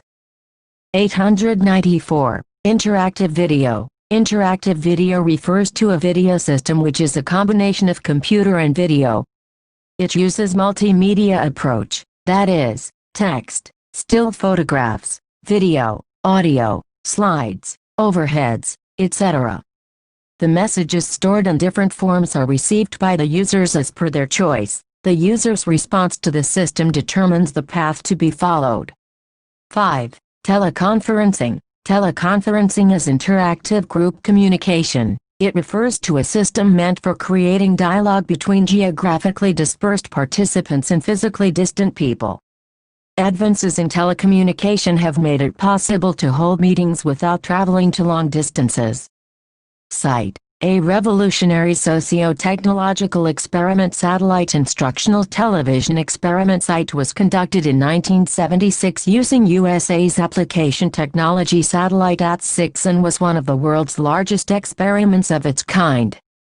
CITE provided valuable experience in the field of development, testing and management of a satellite-based instructional television system, particularly in rural areas. CITE demonstrated the potential of satellite technology in the rapid development of effective mass communications in developing countries like India. Overall, CITE proved that the dissemination of communication infrastructure in remote areas is not only feasible, but it can concretely contribute to the promotion of national development. In all terms, CITE was a very successful experiment in achieving both social and technical objectives. It paved the way for further applications of satellite technology, particularly for the use of television for communication in India with rural orientation. Write any 2 messages that you remember from the hoardings displayed on roadsides. Also write your interpretation of the messages. Message, interpretation, message, interpretation. Activity 8: Media and Communication Technology. Human Ecology and Family Sciences. Part 190. Communication technology thus greatly facilitates communication. More and more people across the world are using these technologies. Yet the human touch cannot be ignored. In our everyday lives we need to engage in face-to-face communication with different people. Every individual hence needs to develop certain basic skills for effective communication. The next chapter on effective communication skills will help us understand this. Key terms: communication, group communication, mass communication, verbal and nonverbal communication, media, communication technology, Bluetooth technology, satellite communication. Review questions. 1. What do you understand by the term communication? What are the various modes of verbal and nonverbal communication? 2. Explain the process of communication with the help of an example. 3. The more the number of senses involved in the communication process, the more effective and sustainable is the communication. Write your comments with justification. 4. How does media affect our day-to-day life? Enumerate the different types of media. 5. How is the term communication technologies defined? Discuss 2 important communication technologies that have brought a revolution in the communication arena. Giving justification for your answer. 2018 1. 91.7 Effective communication skills. Learning objectives. After completing this chapter, the learner will be able to explain the meaning of communication skills. Discuss the importance of communication. Describe various communication skills. Develop one's own communication skills further. Every individual needs to be well equipped with the tools to communicate effectively, whether it is on the personal front or at work. According to experts, being a good communicator is half the battle won towards a successful personal and professional life. After all, if one speaks and listens well, then there is little or no scope for misunderstanding. Thus, the primary reasons for misunderstanding are the inability to express well, or listen effectively. In the communication process we receive or send information using various skills, and effectiveness of the communication process depends on use of appropriate communication skills. Initiation of the communication process does not ensure that the intended receiver has received the message with common mutual understanding of the content as delivered by the sender. This is because distortions might occur at different sequential steps of the communication process. To minimize gaps in communication, one's communication skills need to be sharpened so that the communication process is more effective. Human Ecology and Family Sciences, Part 192 7.1 Meaning of communication skills. Communication skills are the abilities to use language receptive and express expressive information. Thus, communication skills are the abilities that help us send and receive information effectively. These can be natural or acquired, Communication skills refer to the range of behaviors that serve to convey information to another individual. This process requires one or more of the skills of thinking, speaking, listening, reading, writing, visualizing, and body language. This set of skills enables us to express and receive information under different situations in different ways. Psychologically speaking, the set of behaviors that serve to transmit and share common information to create a mutual understanding of the content being shared are termed as communication skills.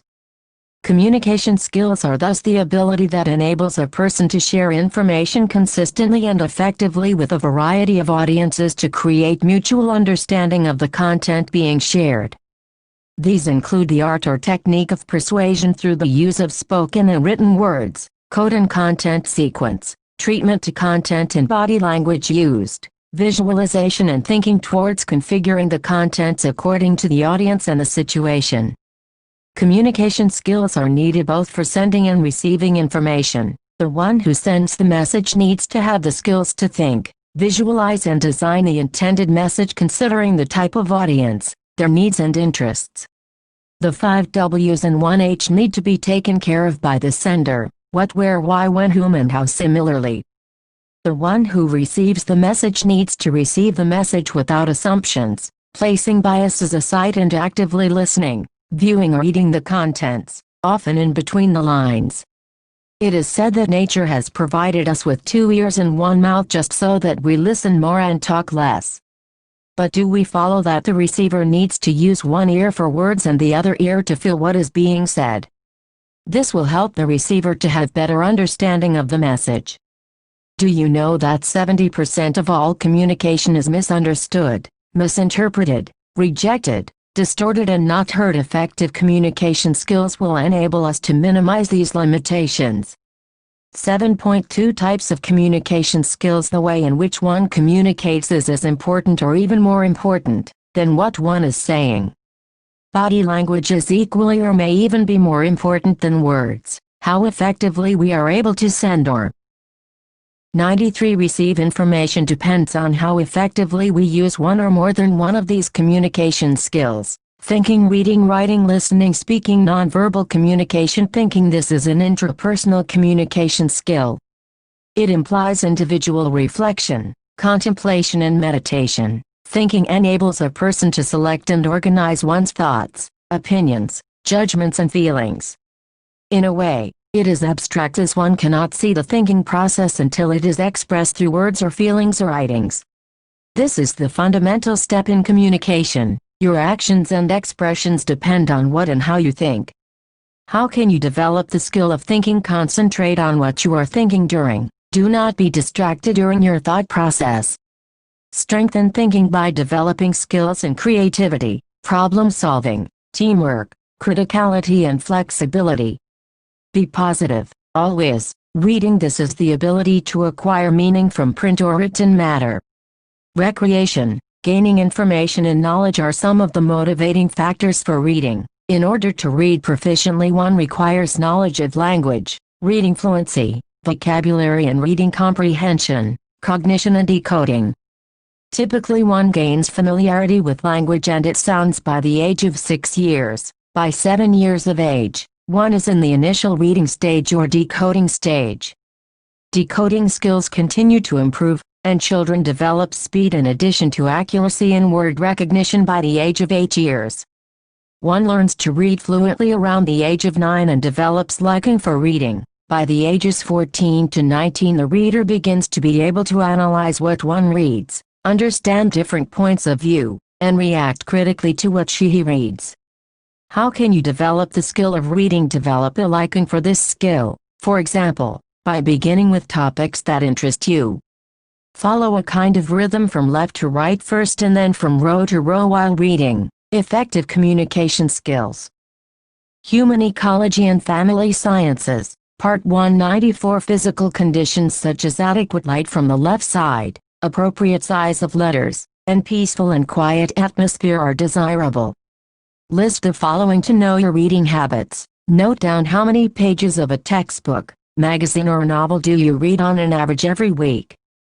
Compare with 5 of your friends the type of literature you and your friends read. Activity 1. Writing. There are times when writing is the best way to communicate, and often the only way to get one's message across. In writing, one needs to be aware of the fact that once something is in the written form, it cannot be taken back. Communicating in this way is more concrete than verbal communication, with less room for error and even lesser room for mistakes. This presents written communicators with new challenges, including spelling, grammar, punctuation, writing style and wording. Today's technology, e.g., computers, provides reliable tools which make formal writing such as memos, letters or proposals much easier. There are spell checks and grammar checks. As students, these skills are useful in writing essays, assignments, formal letters, and descriptive answers in exams. Some guidelines for writing well: avoid the use of slang words, e.g., kids for children. Try not to use abbreviations, e.g., apt, for apartment. Try not to use symbols unless it is writing for science, maths or technical subjects, or widely known and used symbols, e.g., for N. Use clichés with caution, e.g., is middle class. Spell the names of people, companies and words correctly. Numbers should be expressed as words when the number is less than 10 or is used to start a sentence. Example: 10 years ago. My sister and I. The number 10, or anything greater than 10, should be expressed as a figure. Example: my brother has 13 Matchbox cars. Appropriate punctuation should be used. Keep your sentences short. Collect samples of the following: scientific writing, for example, journal or textbook, nursery school stories, magazine story, editorial in a newspaper. Study the difference in styles used in writing each of the above. Activity 2. 95. Listening. In the communication process, we either send or receive information. Effective listening is the key to receiving information. Every day we all listen to a variety of messages from morning to evening, but we remember certain things more easily and forget other things. Listening is a combination of skills pertaining to hearing, the attitude towards the person sharing the message and the content of the message, along with our psychological connection with the sender and the message. Listening requires more than hearing words. It requires a desire to understand, an attitude of respect and acceptance of the message and speaker, and a willing tendency to judge and evaluate others' perception about the message. Listening requires a high level of concentration and energy. Listening skill can be natural or acquired. It can be acquired by using some basic principles. Students spend 20% of all school-related hours in listening. If television watching and 1/2 of conversations are included, students spend approximately 50% of their waking hours just listening. For those hours spent in the classroom, the amount of listening time can be almost 100%. How can you develop the skill of listening? Pay attention to the speaker with alertness and relaxation. Stop talking while listening. Listening requires setting aside the listener's thoughts and perception of the message with a feel of empathy. The listener needs to have the desire and willingness to try and see things from another's perspective. Listen to the words and feelings to understand the message and try to read between the lines. Be aware of the nonverbal messages such as the motive, expressions and attitude of the speaker. Speaking is one of the most basic communication skills. Speech refers to the processes of production, comprehension and use of sounds in a spoken language. In our day-to-day life we speak with family members, friends, and others for business and work, to inform, share feelings and for many other reasons. To listen is to move. To listen is to be moved by the talker, physically and psychologically. Full stop. The non-moving, unblinking person can reliably be said to be a non-listener, when other visible moving has ceased and the eye blink rate has fallen to less than once in 6 seconds. Listening, for practical purposes, has stopped. Franklin Ernst, Jr. Effective communication skills. Human Ecology and Family Sciences, Part 196. Speaking before a group and public speaking are the two types of important speaking skills. Public speaking is the process of talking to a group of people in a structured, deliberate manner with the intention to inform, influence, persuade, motivate, or entertain the listeners. Most great speakers have a natural ability to display the skills and effectiveness that can help to engage and move an audience for a special purpose. Language and oratory are among the two most important aspects of public speaking and interpersonal communication. There are 4 obvious and simple actions to ensure that your verbal messages are understood and remembered. These are to understand the purpose of the presentation, keep the message clear and concise. Be prepared. Rehearse well before speaking. Be clear when delivering the message. How can you make your talk or presentation effective before you start working on your talk or presentation? It is vital that you understand, who are you speaking to, what are their interests, presuppositions and values. What do they share in common with others? How are they unique? What do you wish to communicate? Adequate knowledge of the subject matter is crucial to your success. One way of answering this question is to 97. Ask about the success criteria. How do you know if and when you have successfully communicated what you have in mind? How can you best convey your message? Choose your words and your nonverbal cues with your audience in mind. Plan a beginning, middle and end. If time and place allow, consider and prepare audio-visual aids. When timing is important here, develop a sense of timing, so that your contributions are seen and heard as relevant to the issue or matter at hand. There is a time to speak and a time to be silent. Remember, it is better to be silent than to sing a bad tune, where what is the physical context of the communication you have in mind. You may have time to visit the room, for example, and rearrange the furniture. Check for availability and visibility if you are using audio or visual aids. Why? In order to convert hearers into listeners, you need to know why they should listen to you and tell them if necessary. What disposes them to listen? That implies that you know why you are seeking to communicate the value or worth or interest of what you are going to say. Recall the best speaker that you have heard. Write down why he was good. Activity 3. Effective communication skills. Nonverbal communication. Nonverbal skills, sometimes also known as visual skills, convey the unsaid. They become a part of the communication process along with the written and typed modes of communication. Nonverbal clues include body language, e.g., arms crossed, standing, sitting, relaxed, tense gestures, facial expressions, eye contact, posture. Emotion of the sender and receiver, e.g., shouting, speaking provocatively, enthusiasm. Other connections between the people, e.g., friends, enemies. Professional similarities or differences, personal similarities or differences, age similarities or differences, philosophical similarities or differences, attitudes, expectations. Eye contact, an important channel of interpersonal communication, helps regulate the flow of communication. It signals interest in others. Furthermore, eye contact with audiences increases the speaker's credibility. A speaker who makes eye contact opens the flow of communication and conveys interest, concern, warmth and credibility. Human Ecology and Family Sciences, Part 198. Inappropriate eye contact with the audience. Facial expressions. Smiling is a powerful cue that transmits happiness, friendliness, warmth, liking or affiliation. Thus, if you smile frequently, you will be perceived as more likable, friendly, warm and approachable. Smiling is often contagious and the listener will react favorably and learn more. Gestures. If you fail to gesture while speaking, you may be perceived as boring, stiff and unanimated. A lively and animated teaching style captures attention, makes the material more interesting, facilitates learning and provides a bit of entertainment. Head nod, a form of gesture, communicates positive reinforcement and indicate that you are listening. Posture and body orientation. You communicate numerous messages by the way you walk, talk, stand and sit. Standing erect, but not rigid, and leaning slightly forward communicates that you are approachable, receptive and friendly.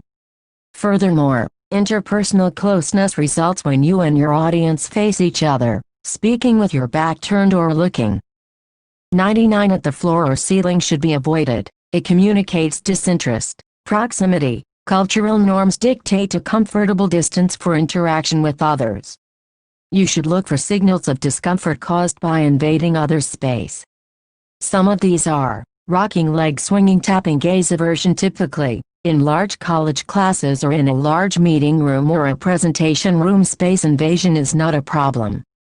In fact, there is usually too much distance. To counteract this, move around the room to increase interaction with your listeners. Increasing proximity enables you to make better eye contact and makes it possible for the listeners to speak or to communicate.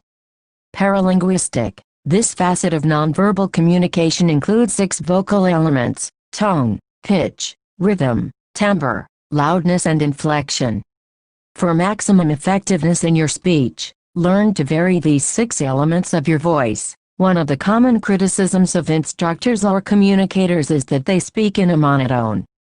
Listeners perceive these instructors or communicators as boring and dull. In a formal setting, students report that they learn less and lose interest more quickly when listening to teachers who have not learned to modulate their voices. Humor. Humor is often overlooked as a tool to create a more pleasant and relaxed atmosphere. It is too often not encouraged in a classroom setting. Laughter releases stress and tension. Find out the definitions of tone, pitch, rhythm, timbre, loudness and inflection. Practice with variations of each of these elements. Activity 4. To improve your verbal and nonverbal skills, record a segment of your speaking or presentation on a video audio tape.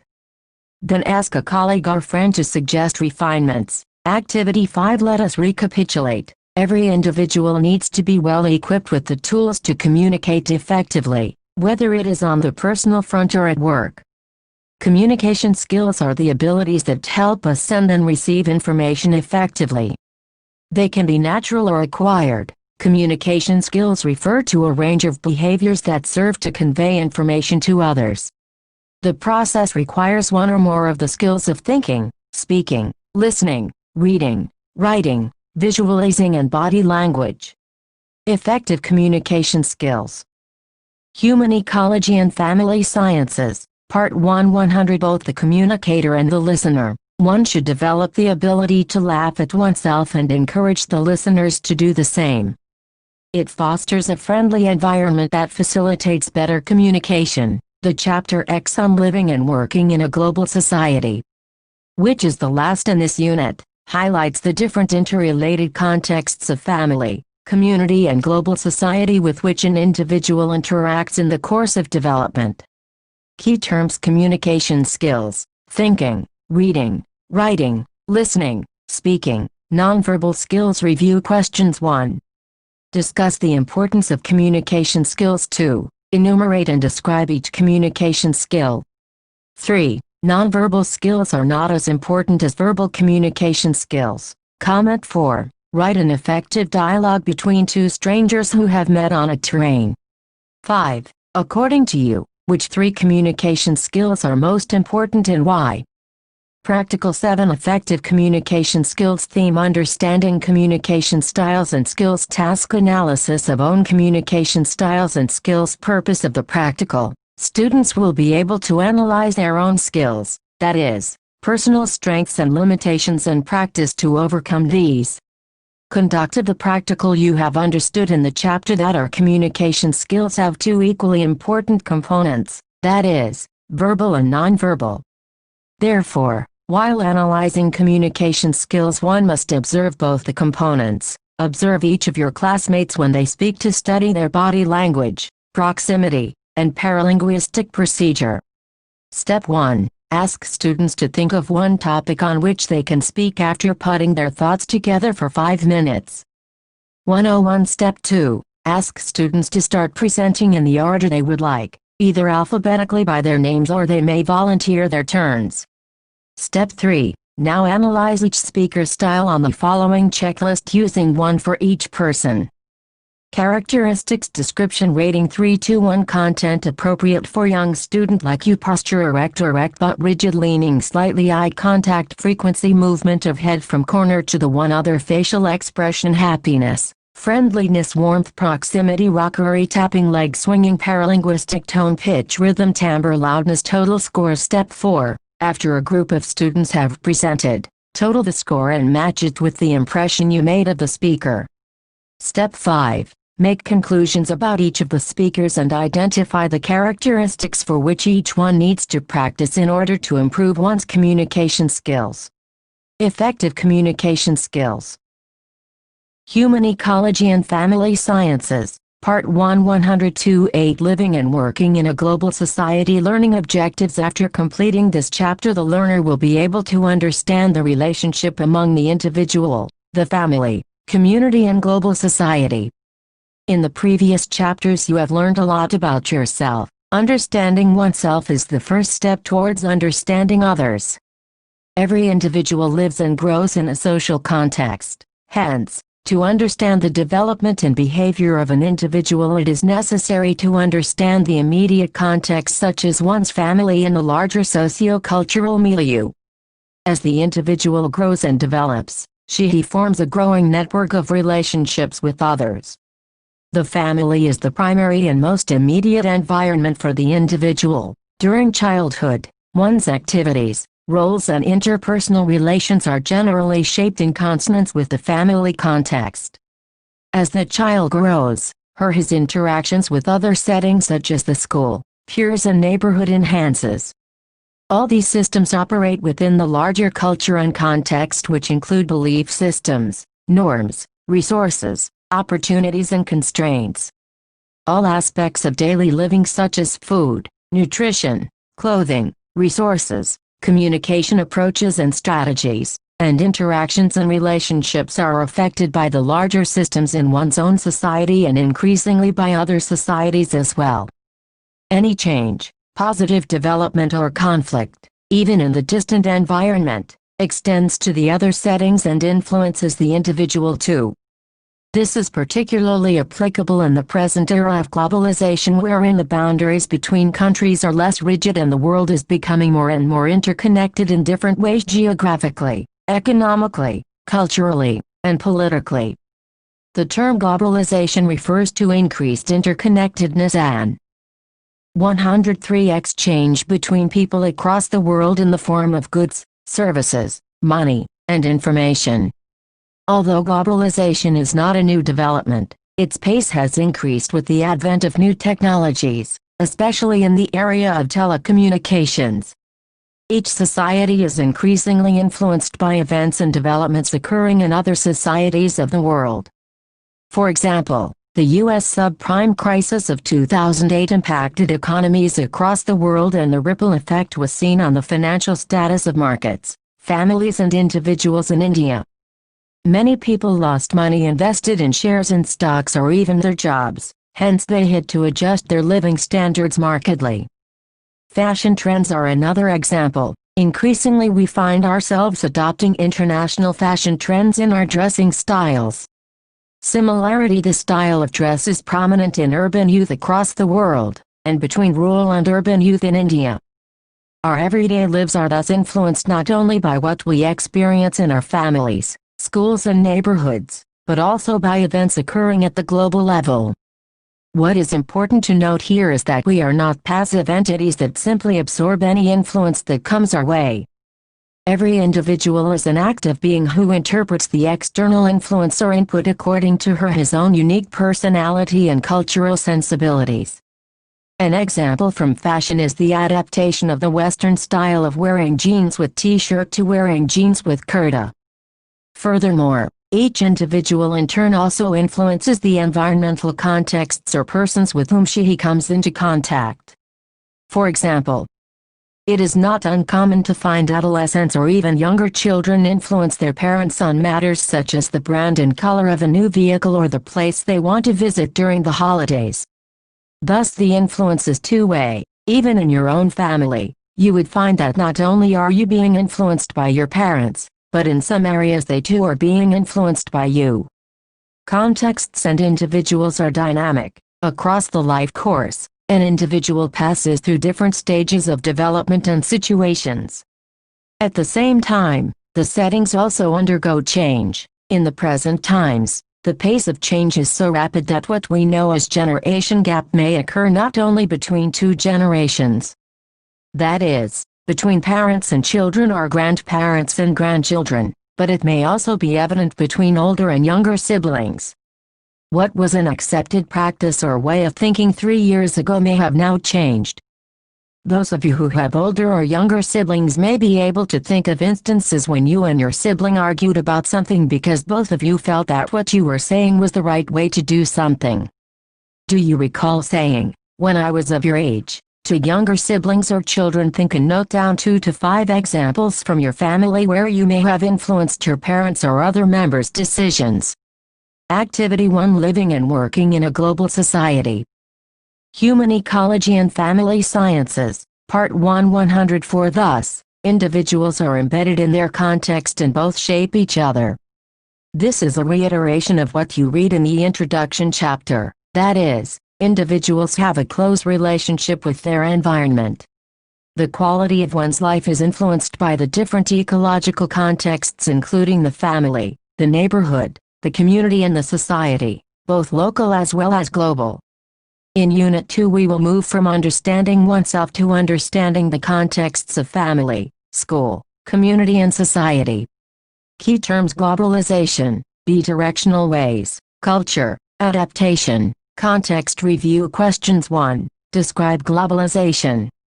Identify some of your everyday practices and interests that may have been influenced by global trends or events. 2. Discuss the ways in which you think you have influenced your parents. 3. Think about your own family and identify 2 instances when you felt there was a generation gap between you and your parents. 2018 1. 105. Unit 2 Understanding Family, Community and Society. The chapters in Unit I were all addressed to you for the understanding of self and of the factors that influence your decision-making. Let us now move on to understanding the family, the community and the society that you are a part of. In the first section, Chapter 9, the focus will be on relationships and interactions with significant others, that is, those important to you in these contexts. The second section, Chapter 10, will discuss concerns and needs, such as those of health, work, resources, education and textile tradition in the adolescent's diverse social contexts. 2018 1. Human Ecology and Family Sciences, Part 1 106 9 Relationships and Interactions with Significant Others. A. Family learning objectives. After completing this section, the learner will be able to understand the meaning and definition of family. Explain the importance of the family and its functions. Describe the functions of family for overall development of the individual. Gain knowledge of the family life cycle. Analyze dynamics within the family. Understand the importance of effective communication in the family. Importance of family. The pictures show you scenes of children in their homes. Notice that there are adults taking care of children, including some older people. In some pictures there is only a mother or father and children. They are all related to each other by blood or through marriage or adoption. One thing common to all situations regardless of the socio-economic or cultural variation is that there are at least 2 or more than 2 generations of persons staying together. That is, mother and children, grandparents and children, parents and adult unmarried children, related to each other by blood or marriage. An exception is that of 2 adults, a husband and wife, who are of the same generation, and yet they form the beginning of a family. 107 Relationships and Interactions with Significant Others. 2018 1. Human Ecology and Family Sciences, Part 1 108 9a. 1 Introduction. You and all of your classmates live with your families. Families are basic units of society. Families are needed to meet the needs of individuals, both children and adults. The family also helps to continue the culture of any society. It provides care and nurturance to all the children, thus contributing to their wholesome development. In the earlier chapters you have studied how adequate nutrition and other experiences contribute to the physical well-being of the child. Similarly, for a baby to grow into a caring and productive member of the society, she must have positive socio-emotional experiences, relationships and a feeling of belongingness. Through parenting, families attempt to provide all these experiences to children. You could recall incidents in your family when you were down with fever. How did your parents take care of you, or the times when you were not feeling cheerful and happy? and the other members of your family may have tried to make you feel better. There are numerous such examples in everyone's life where parents, or siblings or other members may have given a comforting hand or encouragement. Thus families not only nurture, they also provide stability and support in times of need. Every child has a right to be reared in a family. Not all children are so fortunate to have families with both parents staying together, under one roof. In your neighborhood, you may know that there are some children who have lost a parent due to death. In such cases, the other parent, usually fulfill the tasks of father as well as mother, may be helped by an aunt or grandmother. We are also aware that many times mothers and fathers have problems living together and decide to separate. In such circumstances, children may be cared for by a single parent. As far as possible, children should not be removed from their families. You may now think about those children who, due to unfortunate circumstances, such as flood or earthquake, may become destitute. How can they seek experiences of living in a family in such instances? Adoption or care in an institution are the available options. It is the responsibility of the state to care for these children. You may be familiar with the sight of young children or adolescents who appear to be homeless. Some of them have left home or children's institutions on their own in search of livelihood. Some others may have been abandoned by families or may have got lost. Such children are referred to as street children. They usually do live in their families of origin, but the other children they live with on the street become like family to them. Sometimes, these children return to their families. We could hence define the term family as a group of persons united by the ties of marriage, blood or adoption, constituting a single household, interacting with each other in their respective social roles of husband and 109 wife, mother and father, son and daughter, brother and sister or any other, creating a common culture. When you fill up your examination forms, you had to write the name of the head of the family. Whose name did you write? Reflect on your own name. Your first name is a name given by your parents, but the second name for many, that is surname, is common for all family members. This is mostly the father's family name. Among tribes in the Northeast and South, the second name is that of the mother. The families that use father's name for identification are called patrilineal, and the ones that use the mother's name are known as matrilineal. Being patriarchal or matriarchal decides the authority, that is, fathers or mothers, and more importantly the rules of inheritance are also governed by this. Patrilocal and matrilocal residence refers to the living arrangement where patrilocal families are those that reside in the father's native home and matrilocal ones are those where the residence is in the mother's native home. On the basis of who all live together, the family could be identified as nuclear or extended. If you are living with your parents, brothers and sisters, then it is called a nuclear family. Some of you must be having grandparents and or uncles and aunts living with you, which is called an extended family. A joint family is one where several generations of members live together, specifically a couple with married children, usually sons, and unmarried children and their offspring live together as a joint household. These can be of a very large size, and are often also joined by the same occupation. In families where there are adults other than parents, usually work and responsibilities are shared, especially the care of children. In nuclear families, the parents are largely on their own for the care for their children. In some families you will see that though the grandparents or other family members do not stay with the family, they keep coming regularly to stay. Sometimes if both their parents are going out to work, they may leave the children at a relative's place. Therefore, even when children are living in a nuclear family, they have the experience of interacting with others. There are advantages and disadvantages of having large families, but the well-being of members depends mostly on the individuals concerned.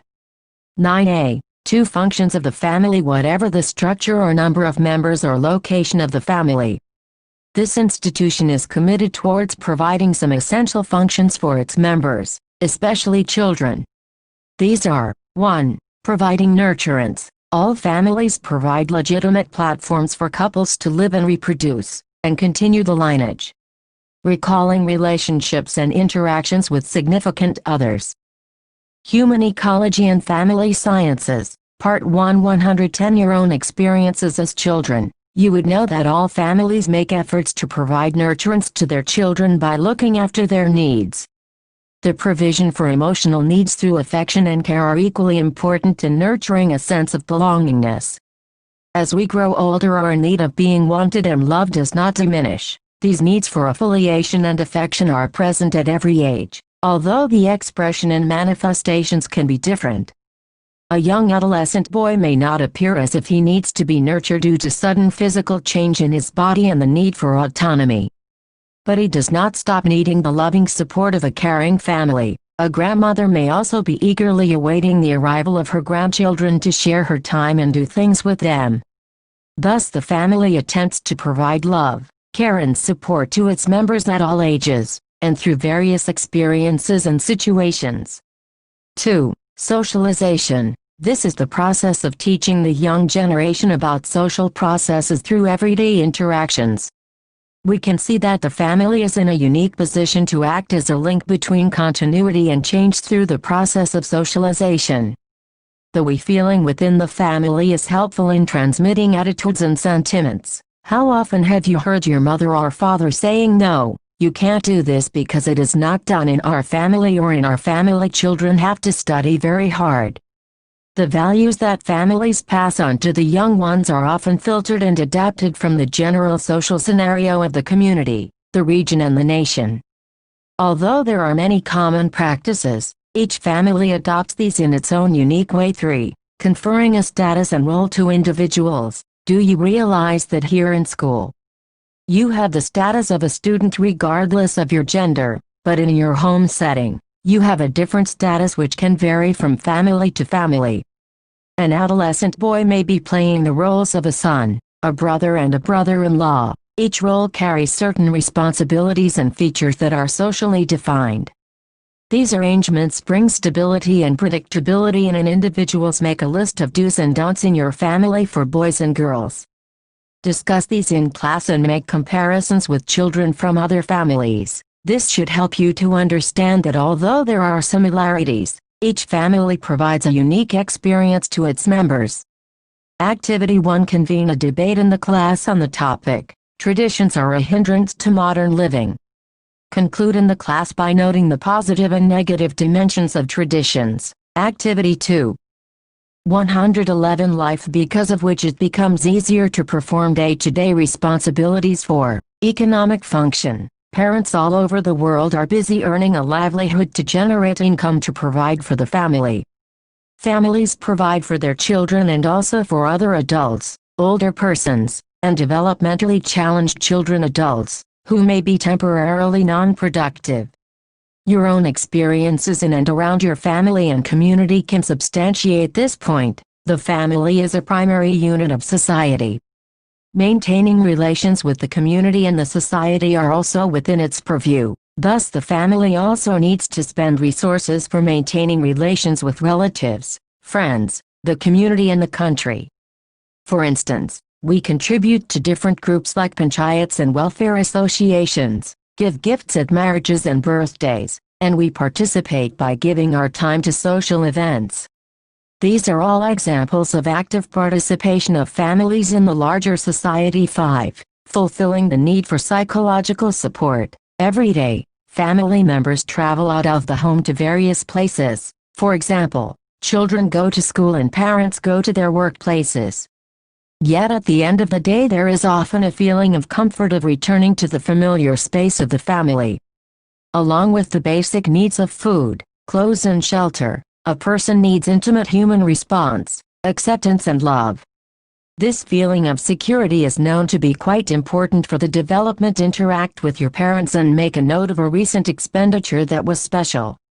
Like a gift for a relative or friend, note the amount and choice of gifts, and any comments your parents may have. Activity 3. Relationships and interactions with significant others. 2018 1.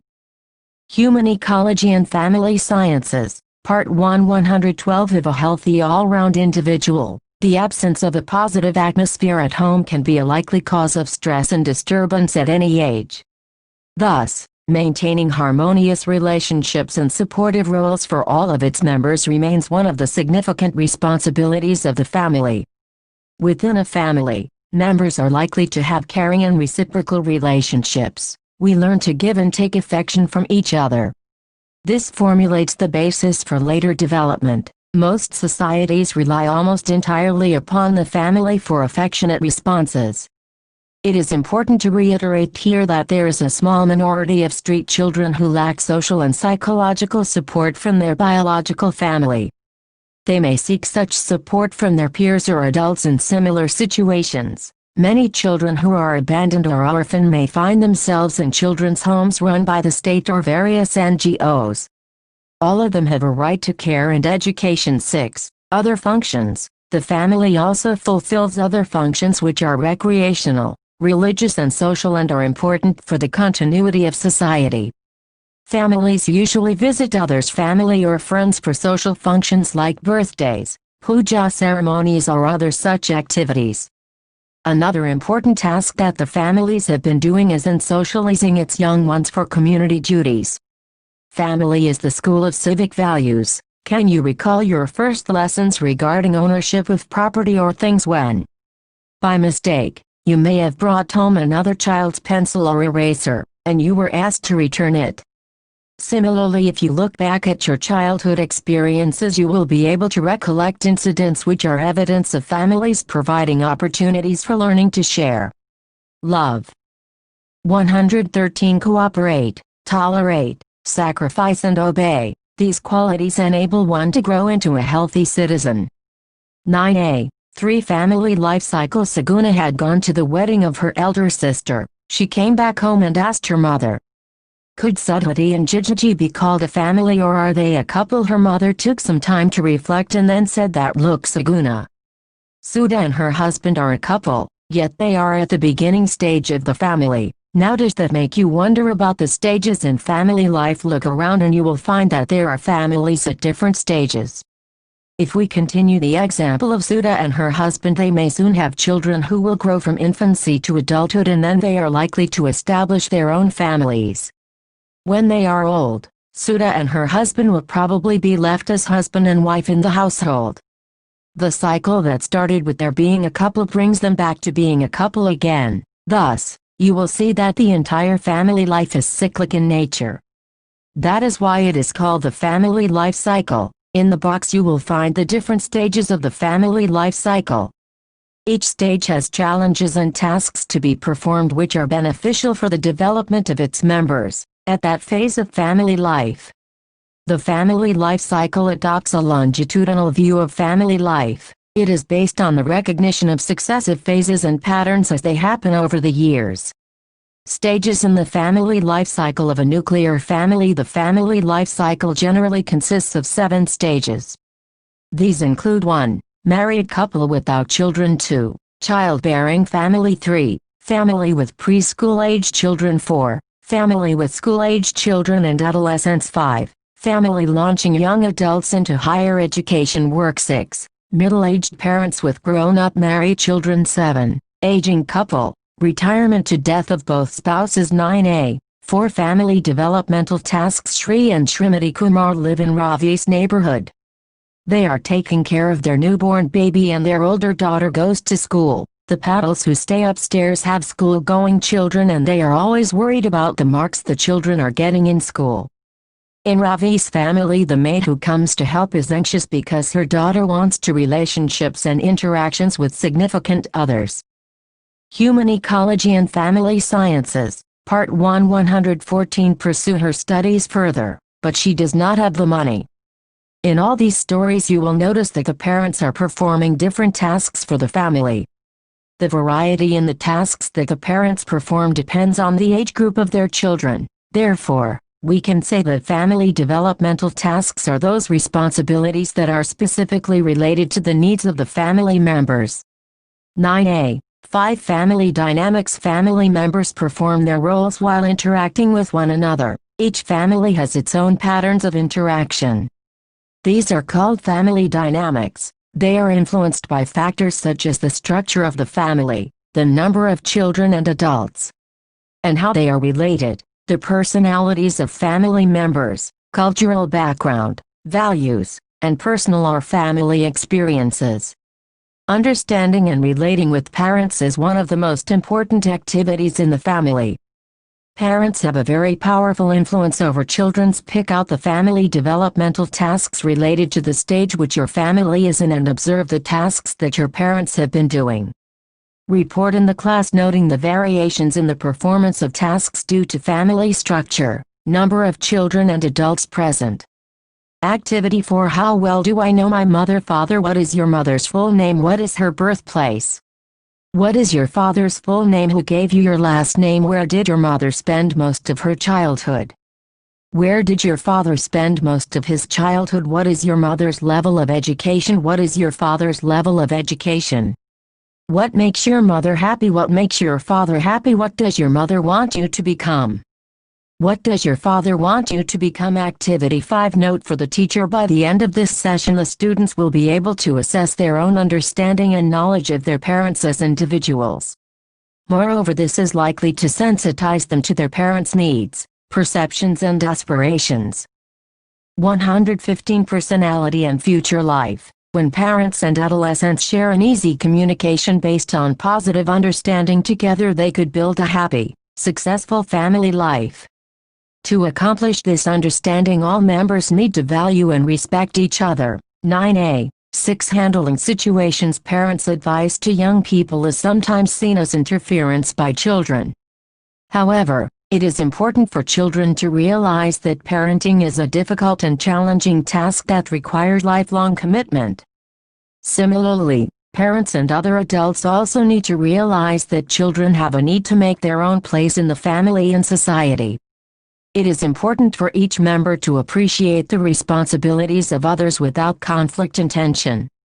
Career choices, dresses young people wear, choice of friends, sharing household responsibilities and television watching are some areas of family disagreements and conflicts. Each family has different ways of handling such conflicts. In single-parent families where either parent is perspective-taking, one, choose a conflict situation, e.g., career choice. 2. Teacher could point out that there are 4 perspectives to it. 1. Adolescents, 2 mothers, 3 fathers. 4. The 4th perspective could be that of the teacher school counselor.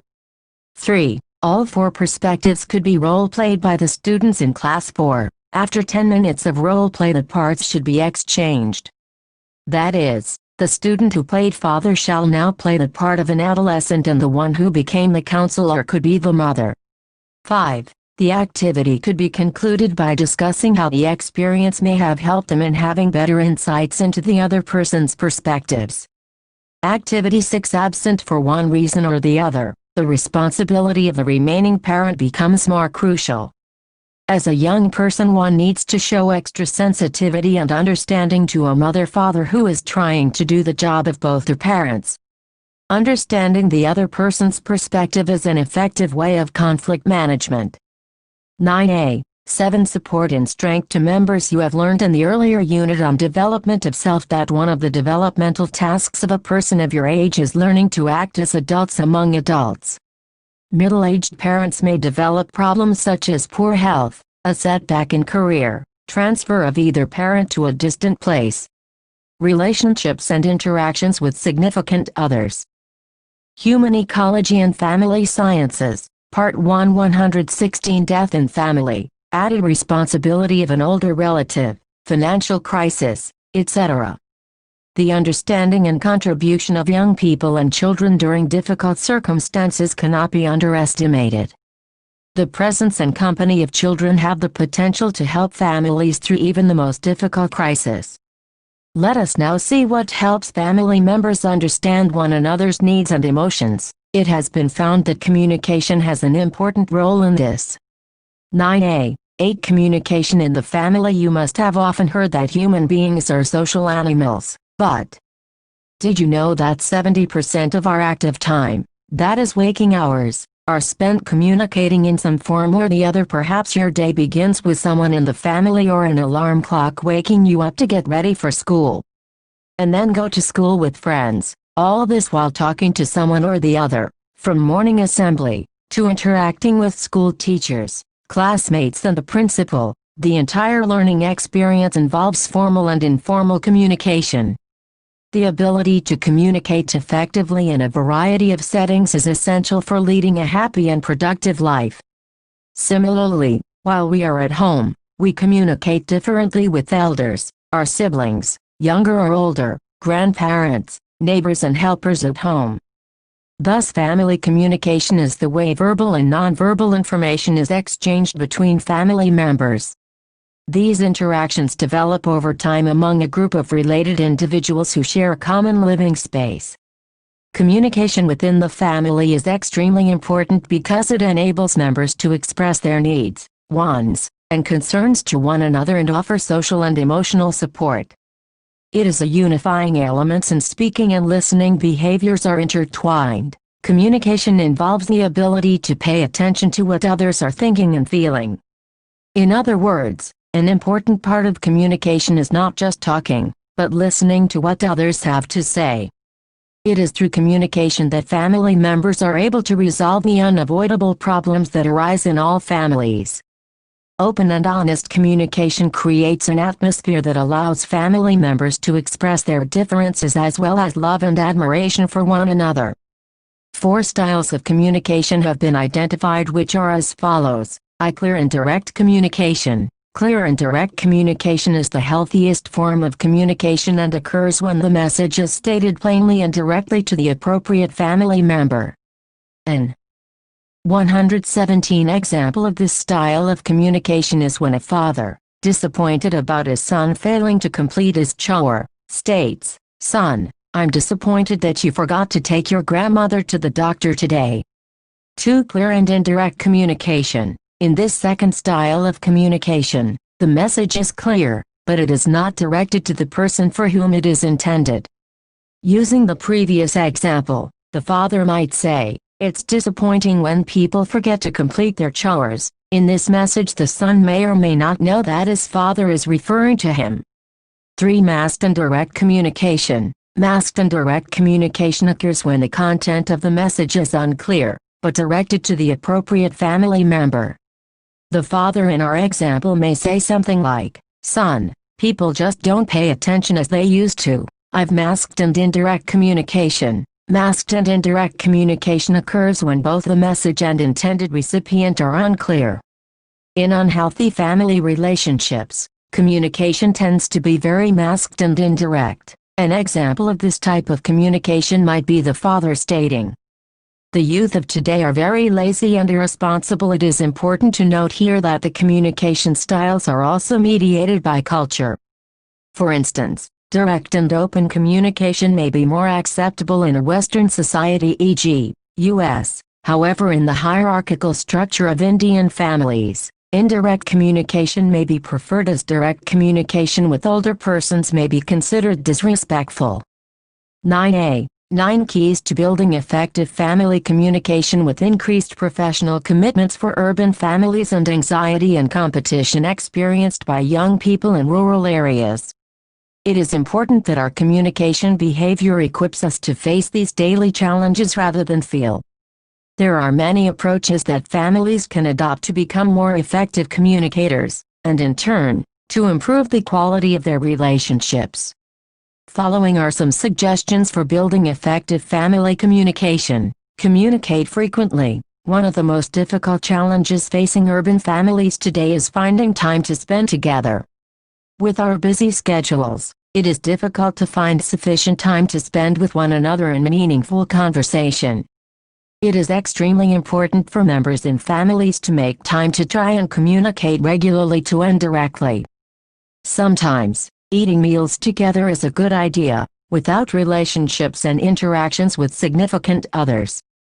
Human Ecology and Family Sciences, Part 1 118. The TV turned on. It can be a good idea to switch off the TV and eat dinner together, or sit together on a Sunday afternoon to talk about important issues that affect the family. Similarly, spending time with elders in the family will strengthen family bonds, and talking with them will help young persons relax and make the elders feel that they are important, thus inducing a feeling of mutual love and respect.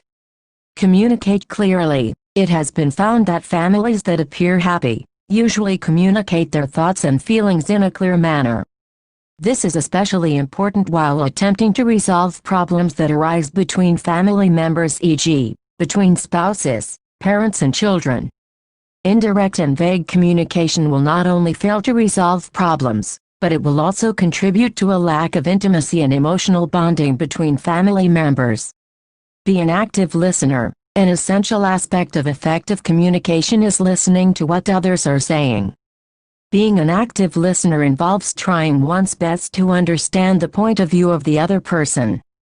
It is important to pay close attention to the verbal and nonverbal messages and cues. As an active listener, one must acknowledge and respect the other person's perspective. Another aspect of active listening is seeking clarification. This can be done by simply asking, "What did you mean when you said, or did I understand you correctly?" Active listening involves acknowledging and respecting the other person's point of view. Family will always remain a significant context for an individual. With development, however, the child universe of interaction widens. After the family, for most children, school is another vital context which offers the opportunity to interact with other people who are likely to have a significant influence on their lives. The school also provides the opportunity to build multiple, significant non-family relationships. The next chapter on school, peers and educators discusses this aspect. Key terms: family, patrilineal, matrilineal, nuclear family, extended family, family life cycle, family developmental tasks, communication in family. Review questions. 1. Define the term family. Discuss the different variations in family types. 2. Discuss any 3 functions of the family with examples. 3. Write short notes on a family life cycle. 119b. Family developmental tasks. C. Family dynamics. D. Conflict situations in the family. 4. What is the significance of communication in the family? Using your own family as an example, describe the communication patterns. Suggest how communication between family members can be improved. Practical 8. Family theme areas of agreements and disagreements with family members, friends and teachers. Tasks. 1. Listing the areas of agreements and disagreements. 2. Identifying ways of resolving disagreements. Purpose of practical. Adolescence is a time when you are forming a sense of your identity. Often, but not always, this process may bring you in conflict with your family members and significant others as your views on particular aspects may be different from theirs. This can cause stress in relationships. This practical will help you to identify sources of disagreements and will also encourage you to reflect on how you can minimize and resolve these differences. Conduct a practical. Form yourself into groups of 4 or 6 students. For the first 10 minutes, reflect individually upon your interactions with your family members, friends and teachers in the past few months. Use the following format to record the areas of agreements and disagreements. Person: area of agreement, area of disagreement. Comment: father, mother, sister, brother, friends, teachers. Now share your data with the other members of the group and discuss the following. 1. Know whether there are areas where most of you have disagreements with a particular family member, friends, teachers. B. Why do you think this happens? C. What are you doing presently to resolve the disagreements?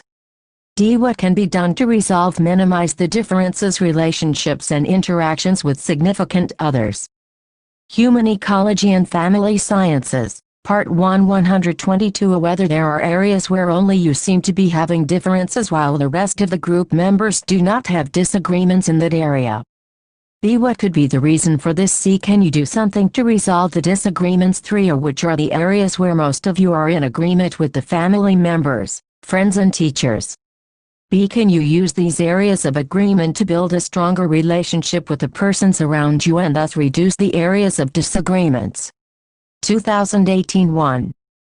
121. 9b. School peers and educators. 9b. 1. School. In your view, is school just a place to study or something more? What is the first thing that comes to your mind when you hear read think of the word school, studies and examinations? Most of you would say, hard work and some degree of fear. You may want to add, but school is also a place where you meet friends, and some of these friendships led to lasting, even lifelong relationships. You also meet adults in the role of teachers, and many of them shape your attitude towards learning, towards new subjects, and in fact towards life. Most of you would have a special feeling about one or more teachers who have taught you during your school life, teachers whom you admire and look up to. Thus school, apart from serving an academic function in our lives, is also a network of social relationships that influence our values, behavior and thinking, both directly through the process of teaching learning, and indirectly, as we interact with peers and educators in the school. In other words, it is one of the agents of socialization. In this chapter we will focus on the role of school as a place for developing relationships and interactions with significant others in our life.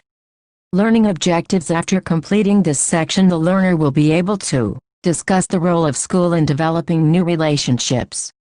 Understand how relationships with peers transform as the child grows. Know the importance of developing friendships. Analyze the influence of education and teachers on students' development and achievement. Human Ecology and Family Sciences, Part 1 122 9b. 2 Peer relationships. Infants as young as 6 months show an interest in other infants. When placed together they may attempt to touch each other, smile and look at each other, but at this time they treat the other just as an object. They do not respond to or see them as persons in the ways that we understand. Between 1 and 3 years of age, the child begins to realize that other children are persons and begin to have social interactions with them. In the early years, a friend is someone who lives close to you, in other words one who is available for play. These friendships usually have nothing to do with liking the person or his qualities. At this age, most children do not show a preference for any one playmate. They play together occasionally, using the same toy or interacting with each other, but most of the time they play on their own. In the preschool years the child starts relating to others in a more sustained manner, but early friendships are superficial. They are quickly formed and quickly broken. The child may be friends with another child who has a toy that she wants, however, the friendship may not carry over to the next day, unlike the friendships of an older child. Thus during the preschool age, a friend is someone with whom the child does things such as playing with toys. During the later part of preschool years, interactions between children become more sustained. Older preschoolers play with each other, cooperate and take turns during play. They may also prefer some peers over others. By the beginning of middle childhood years, the child begins to realize that friends are those with whom one shares common interests and feelings and not just those who have things one likes. The child begins to realize that trusting each other, responding to each other's needs and presence of desirable qualities such as kindness and considerateness in friends are critical features of friendship. They understand that friends help each other. During the middle childhood years the child's circle of friends usually increases. The child spends more time with friends and their influence also becomes more powerful. By adolescence friendships become deeper and friends share each other's innermost thoughts and feelings. You have read in the chapter on self that by the time the child becomes an adolescent, friends may become even more important than the parents. Most adolescents usually have a small group of close friends, called clique, and a larger number of friends who are at some distance, called crowd. The crowd is a loosely organized group of peers who tend to be together because of shared interests and activities. However, members of the crowd are not close to each other as members of cliques are. Thus young people watching a stage show form a crowd, and a group of adolescents planning an outing together are part of a clique.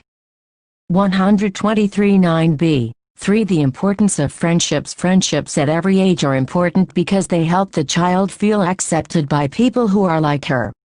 This gives the child a sense of emotional security, which is important for the development of social and emotional relationships in adult life. Children who are rejected by peers are likely to show aggressive behavior and are also likely to interrupt group activities through deviant behavior. They tend to remain alone or may join deviant subcultures whose values and activities may be markedly different from those of the mainstream culture. This can cause a lot of harm to the child. During adolescence, there is a tremendous pressure on the adolescent to conform to the values held by the peer group and behave in ways considered appropriate by them. These values and behaviors may be contradictory to parental values, and this, coupled with decline in conformity to parents' values and demands by the adolescents, can lead to tremendous conflict with their parents. However, it is important to understand that experiencing such a peer pressure to conform is a normal feature of growing up. In fact, being able to express feelings and experiences with friends which the adolescent would not be able to share at home helps the adolescents feel normal and not alone. As they realize that their friends have similar concerns and experiences. Also, by the end of adolescence, peer pressure tends to decline and the growing adult is able to look at issues from multiple perspectives. However, it is also true that under pressure to conform, many adolescents can get involved in antisocial activities which are dangerous to the self and the society. These include experimenting with drugs and sex without adequate protection and information. Adolescents and their parents need to understand each other's points of view and concerns. This can happen when there is free-flowing communication between parents and adolescents, something which both parties have to work towards. It is also important to remember that in many cultures peer values may be quite similar to values held by adults in the society. In which case adolescents would not experience as much conflict with parents. In such a situation, peers would serve to reinforce the values held by the society. You have read about many aspects of friendship in various stages of a child's development. Reflect upon your own experiences and think of friends who have influenced you in different ways. Activity 1 is adolescence. Are there aspects in which you agree with your friends but disagree with parents? Discuss these in the class. Activity 2, relationships and interactions with significant others. Human Ecology and Family Sciences, Part 1, 124 9b. 4. Influence of the teachers. Teachers are a major influence in the school. Like parents, they set limits, make demands, communicate values and foster development. Teachers are powerful role models and often impact a child's development. Children are most likely to imitate the behavior of teachers they like and value, and they also tend to enjoy subjects taught by teachers whom they admire. Teachers' expectations of students often, but not always, have a major influence on student performance and behavior. It has been found that teachers' expectations influence student achievement, motivation, self-esteem, expectancy for success and actual achievement. This has both positive and negative aspects. The positive aspect is that, by and large, teachers may behave more positively towards students from whom they have high expectations.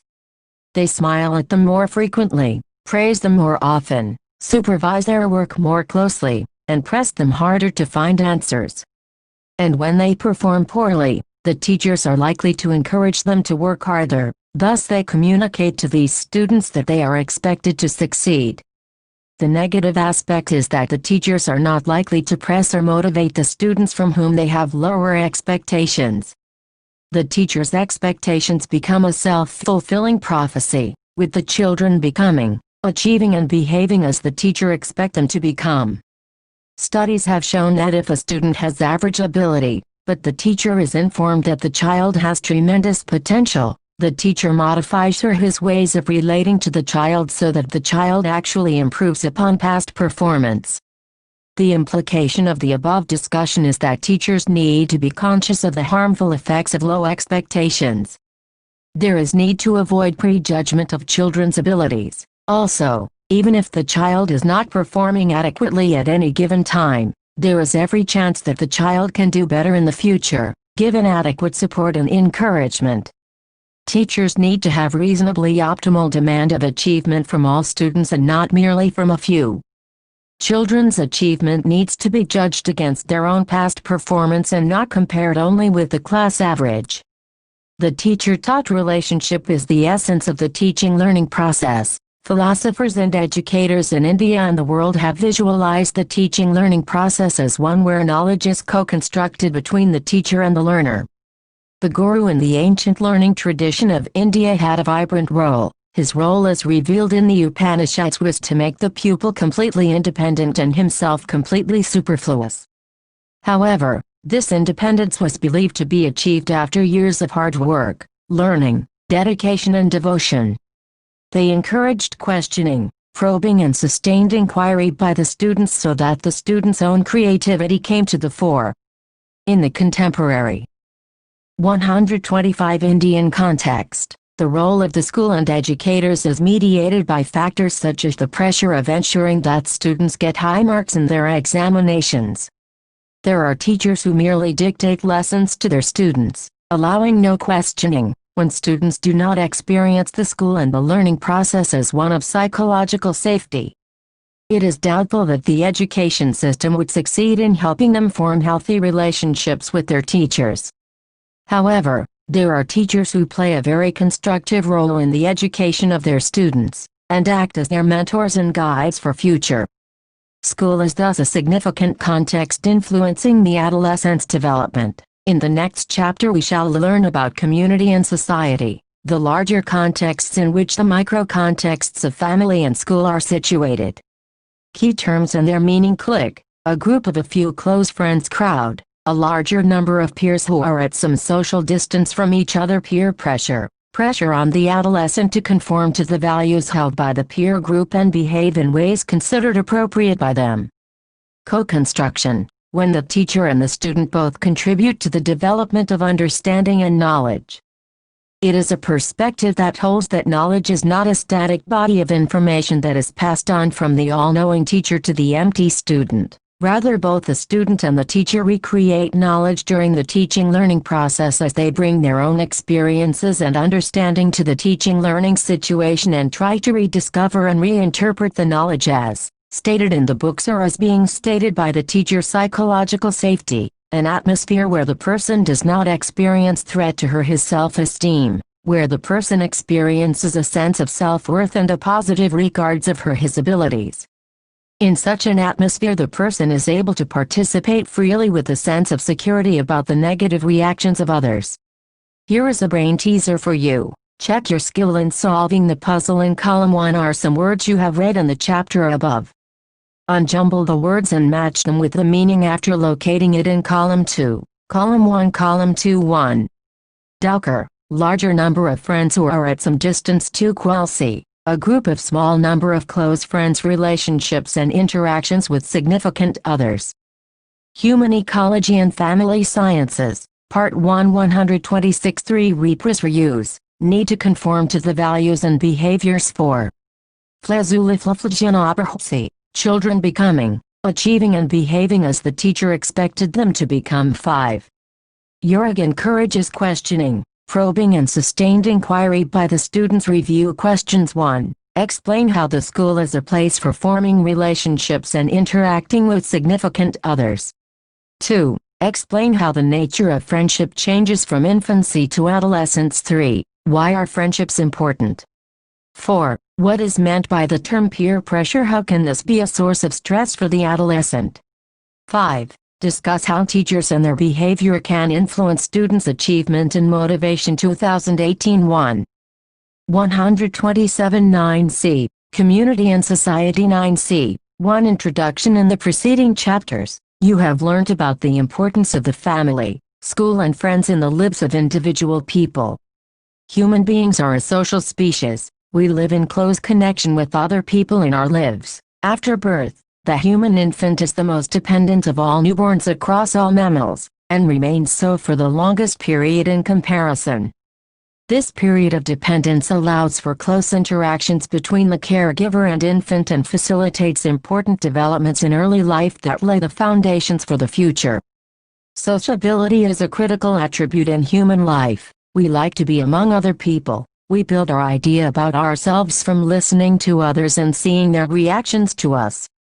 We learn about our society and culture by engaging with people around us, and we develop a sense of right and wrong by looking around us. These are some of the examples of the ways in which groups can influence individual development. This does not imply that the reverse cannot be true. As sentient living beings that have sensory organs, we are deeply affected by what we experience. This is one of the primary reasons learning objectives. After completing this section, the learner will be able to discuss the concepts of community and society. Describe the significance of society in the lives of individuals and families, and its relationship to culture. Explain the role of media as a social influence. Elaborate on the responsibility of individuals towards community living. Human Ecology and Family Sciences, Part 1 128. Why we are deeply affected by our experiences. Our dealings with other people are one of the main influences on our lives. 9c. 2. Community. The idea of a community is of a group that shares common values, beliefs, spaces, interests and a common heritage. The size of the group does not matter. A community can be a small group of people who share a common activity, or even a group of people who may temporarily gather for common purposes, like a chat community on the internet, or a group of children getting together to play regular sports in a field. The term community is also used to refer to people who live within a common area and share a common environment. Due to these shared features, community members are of importance to each other, whether they are aware of it or not. The terms society or ethnic group also imply the same shared reality as community. In common usage, these terms can be used interchangeably. From ancient times, individuals had lived in clusters where work, food, shelter, children's care and many other activities are shared with other people. Although the family has sustained as the longest-standing group over centuries, people outside the family also provide very important input in people's lives. Even people whom you never meet may play a critical role in your life. In some sense, people living in a country, and indeed, people of the world, can also be considered as a community. For instance, if we wish to speak about the consequences of global warming, we can discuss the consequences of collective action on the people of the world as a community. Citizens of a country share a government, a constitution, and an economy. Thus, community is an abstract idea of a collection of people, and is not limited to any one shared characteristic. In sociology, the terms community and society have slightly different meanings. Society implies a larger, more abstract concept of human grouping, whereas a community is defined as a grouping with a more cohesive unit. Family and kinship are considered examples of communities, with a great deal of shared knowledge and experience, beliefs and values. Different types of communities. Let us consider examples of communities around us, that is, people with whom we share certain experiences. The simplest starting point after the family is the neighborhood. A neighborhood is an important social unit since these are the people among whom we live, with whom we share our daily activities.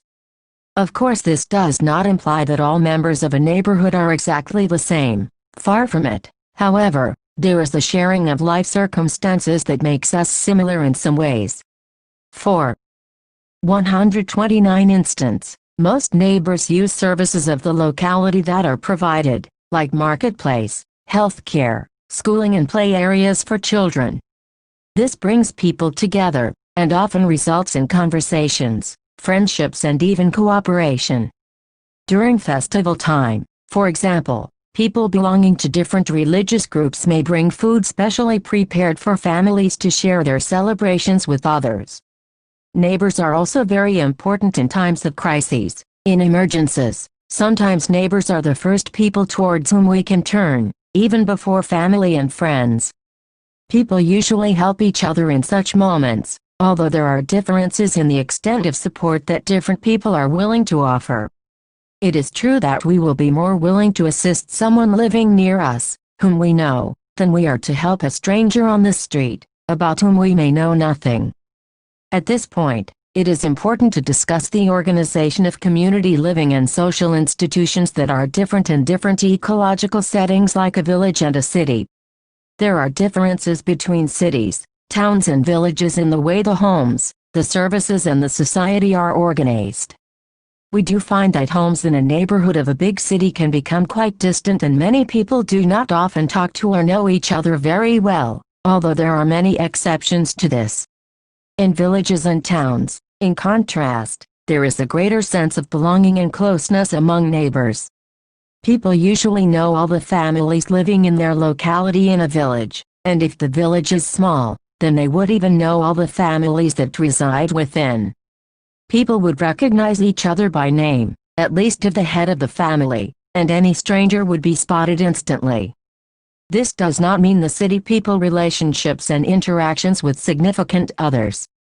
Human Ecology and Family Sciences, Part 1 130 are not friendly. Sometimes the pressures of dual incomes and city life can leave little time for interactions such as these. Further, the increasing mobility in urban spaces, where everyone does not own the house they live in, can also result in lower interaction. In villages, on the other hand, it seems that everyone knows everyone else. Families are identified by their members, and not by address.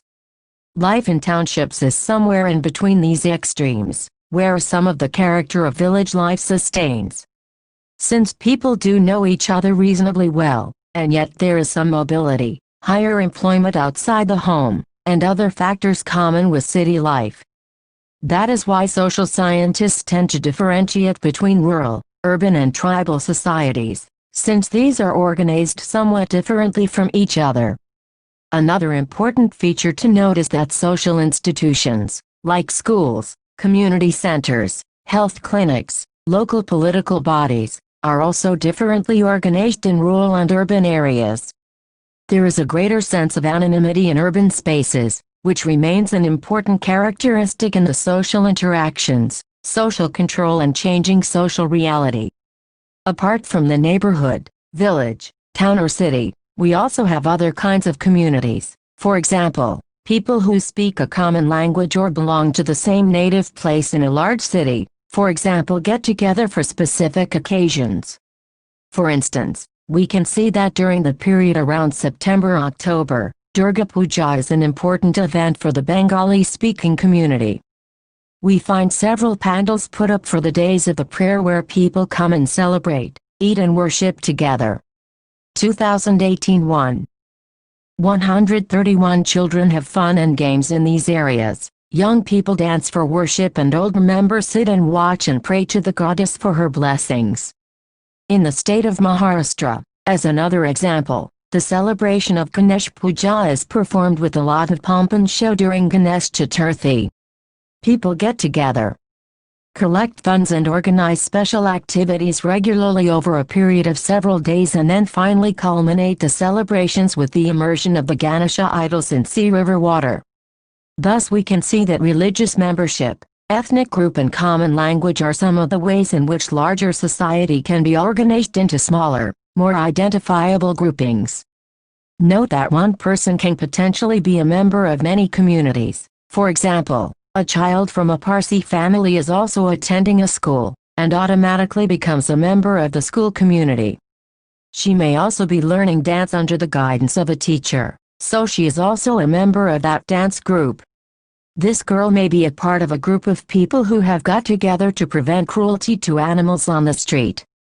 This makes her a member of that animal lovers group also. Thus, at any given time, we are all members of several groups and communities, and sometimes we may not even be aware of these memberships. However, these memberships are important for us in the formation of our identity and our sense of belongingness to a group. Functions of communities. As discussed already, communities play an essential role in a person's life.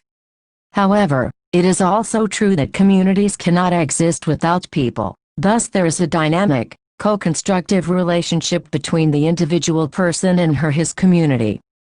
Although the community provides a person with identity, support, social control, what to do and what not to do, goals and activities, individuals comprising a community do the actual work in order to make things happen. Without the participation of the individual members of a community, there can be no social organization. For instance, when a family gets together to fulfill the function of teaching new members the rules of any given community, it is transacted through the participation of individual family members. The mother is commonly expected to fulfill the responsibility of bearing and rearing young. List the names of a few communities that you can think of, including your own. List the common characteristics of these communities. Discuss this with your peers as well as the teacher to get ideas about the communities of which you are members. Sometimes you may not realize that these are your characteristics too. Activity 1: Relationships and interactions with significant others. Human Ecology and Family Sciences, Part 1. 132 Children. The father often provides support to the mother for fulfilling these responsibilities by providing for the family in terms of protection and income. These responsibilities can be shared between fathers and mothers, and with other members of the family, or even others like friends and neighbors. For instance, when the mother goes out of the home for employment, the care of her children may be shared with the father or grandparents. Sometimes even neighbors can help to keep the child until the parents return home. Often older members of a family who share the home can be the caregivers of young children and therefore participate actively in the care of the child. Let us now attempt to enumerate some of the functions of a community. Any community, whether it is a family, a kin group, a residential community or a country. A community attempts to do some of the following things for its members: provide a sense of identity to a person, provide opportunity for survival, learning, livelihood, entertainment, security and care. This is especially true during periods of vulnerability when a person is at risk, for example, illness during old age. Prepare younger generations for social participation, ensure the survival of the group, participate in the transformation of a person into a functional member of community and society. 9c. 3. Society and culture. As discussed in the previous section, the concept of society is more flexible in comparison with community. Society can be seen perhaps as people in general, without the notion of sharing specific features, the way we define a community. However, the two terms can also be used interchangeably in ordinary language. The term culture refers primarily to the way of living of a people. Culture consists of all those elements of a person or a group's environment, both tangible material things as well as intangible beliefs, values, practices that are created by people for their own use. This term culture is also used in different ways in ordinary language. Sometimes, culture is used to imply high society when we refer to a person as very cultured, for example. This is not the way the term is used in our subject. We use culture to simply mean the beliefs of people and their ways of living. It includes the food we eat, the clothes we wear, the language we use and the celebrations that we participate in, among other things. Culture also consists of ideas of people. Thus we can say that culture is a dynamic and complex construction of a variety of things that are part of for each of the above functions. Discuss with a classmate examples from your own life. Share them in the class as a whole. Activity 2. 133. Our present, our past, as well as our future. Like a community, a cultural group is seen as a group that has shared ideas about things, usually living in close proximity to each other. Also, culture should not be confused with country, especially in a country as large as ours where there are countless ethnic groups, several ecological settings and thousands of languages. Our country can be called a multicultural society. Officially, our country has 22 scheduled languages as per the 8 scheduled to the Constitution of India when 4 new languages were added. These are Bodo, Maithili, Santali and Dogri. For each scheduled language, there are many other dialects that are spoken in the concerned states. These official languages can be counted very easily on a 10 rupee note. See Activity 3. You will find only 18 languages on it since this note was printed prior to the addition of the last 4. In your counting, do not forget that Hindi and English appear in larger fonts on the note. Take a 10 rupee note and look very carefully at all the images and words printed on it. You will see the term 10 rupees written in both Hindi and English. Note that there are many other languages listed, all of which say the same thing, 10 rupees. Try to identify all the languages listed here. Hint: these are arranged in alphabetic order. Activity 39C. For media and society. Media is an important factor in modern society. Along with the legislature, judiciary and executive, it is the 4th pillar of modern society, whereas the other 3 are concerned with social organization, Social control and functioning. Media is the means whereby communication takes place at an organized, group level. The different media that we have keep us abreast with the events, personalities, and advances in society, local, national and international. Some of the different media that we encounter in our daily lives in modern society include television, newspaper, radio and internet. Each of these sources provides us with a window to the world. If it were not for the media, then we would know only what we discover for ourselves or what people tell us. Media provides us with information from the past and the present, from near and far away. It also exercises an influence on the social trends. For example, television advertisements have been found to have an important influence on the consumption patterns of its viewers. That is why businesses use television for advertising their products. Advertising is now a powerful and vibrant career today. Media also provides us with information about events related to education and careers. For example, information about examination dates, careers and scholarships are all advertised in national dailies. This way we relationships and interactions with significant others. Human Ecology and Family Sciences. Part 1 134 can access possible places to apply for further education or occupation. However, it is important to note that the influence that media information has upon an individual depends on several factors like the person's age, sex, education, ethnic background and of course, temperament. Whenever a new technology is introduced, take for instance mobile phones, it is usually seen that younger generations are more impacted by the invention from a recent newspaper magazine.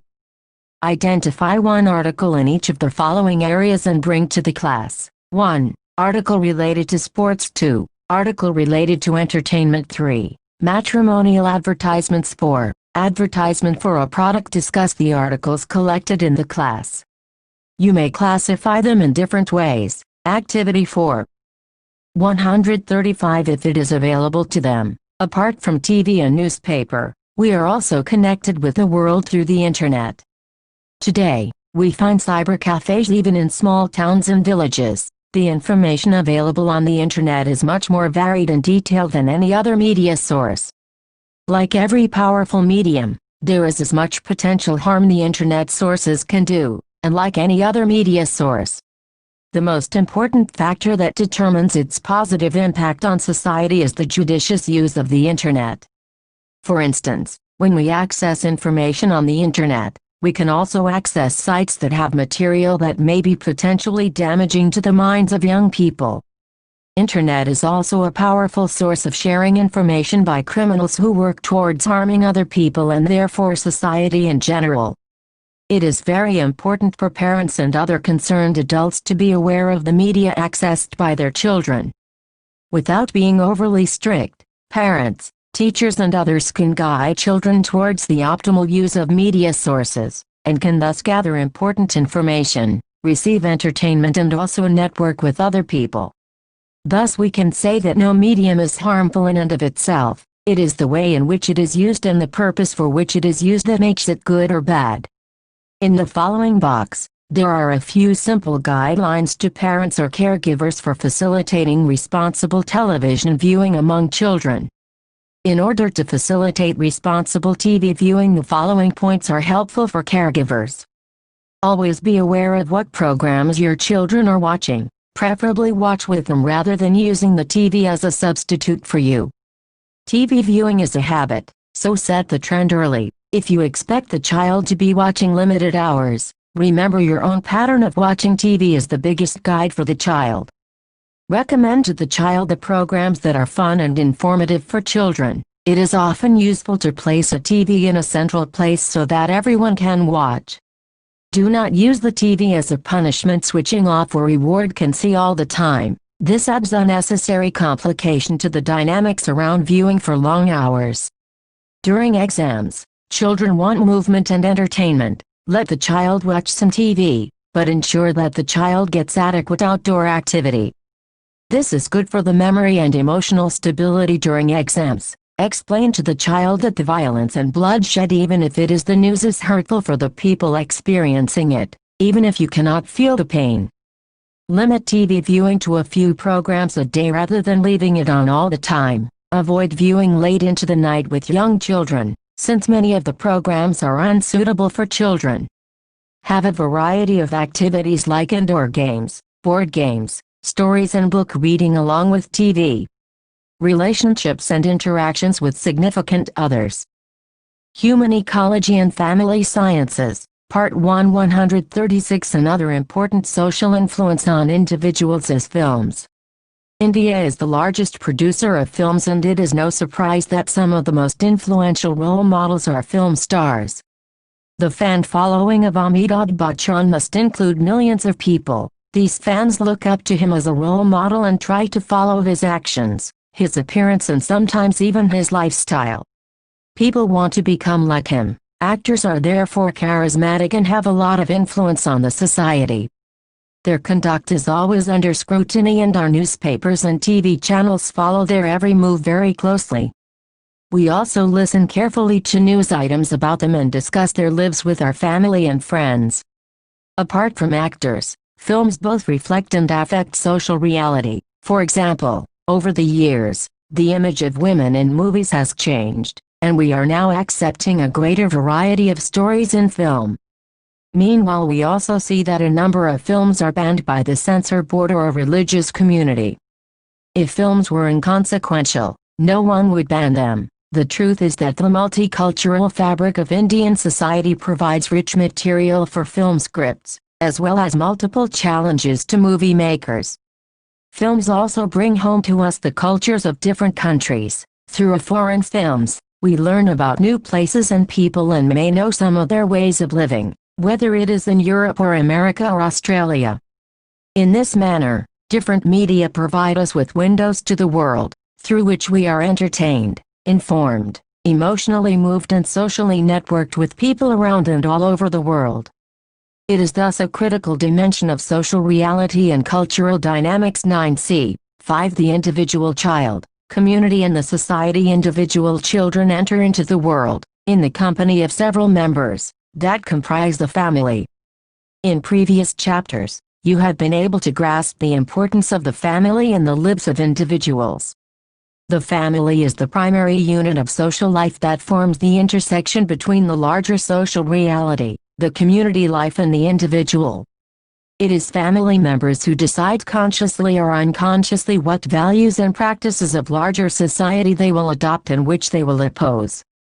In this manner, every family of a community or a culture will not have identical values. Name the latest film you have seen or heard about. Recall the story of the film and focus on any one character role that you liked and one that you did not like.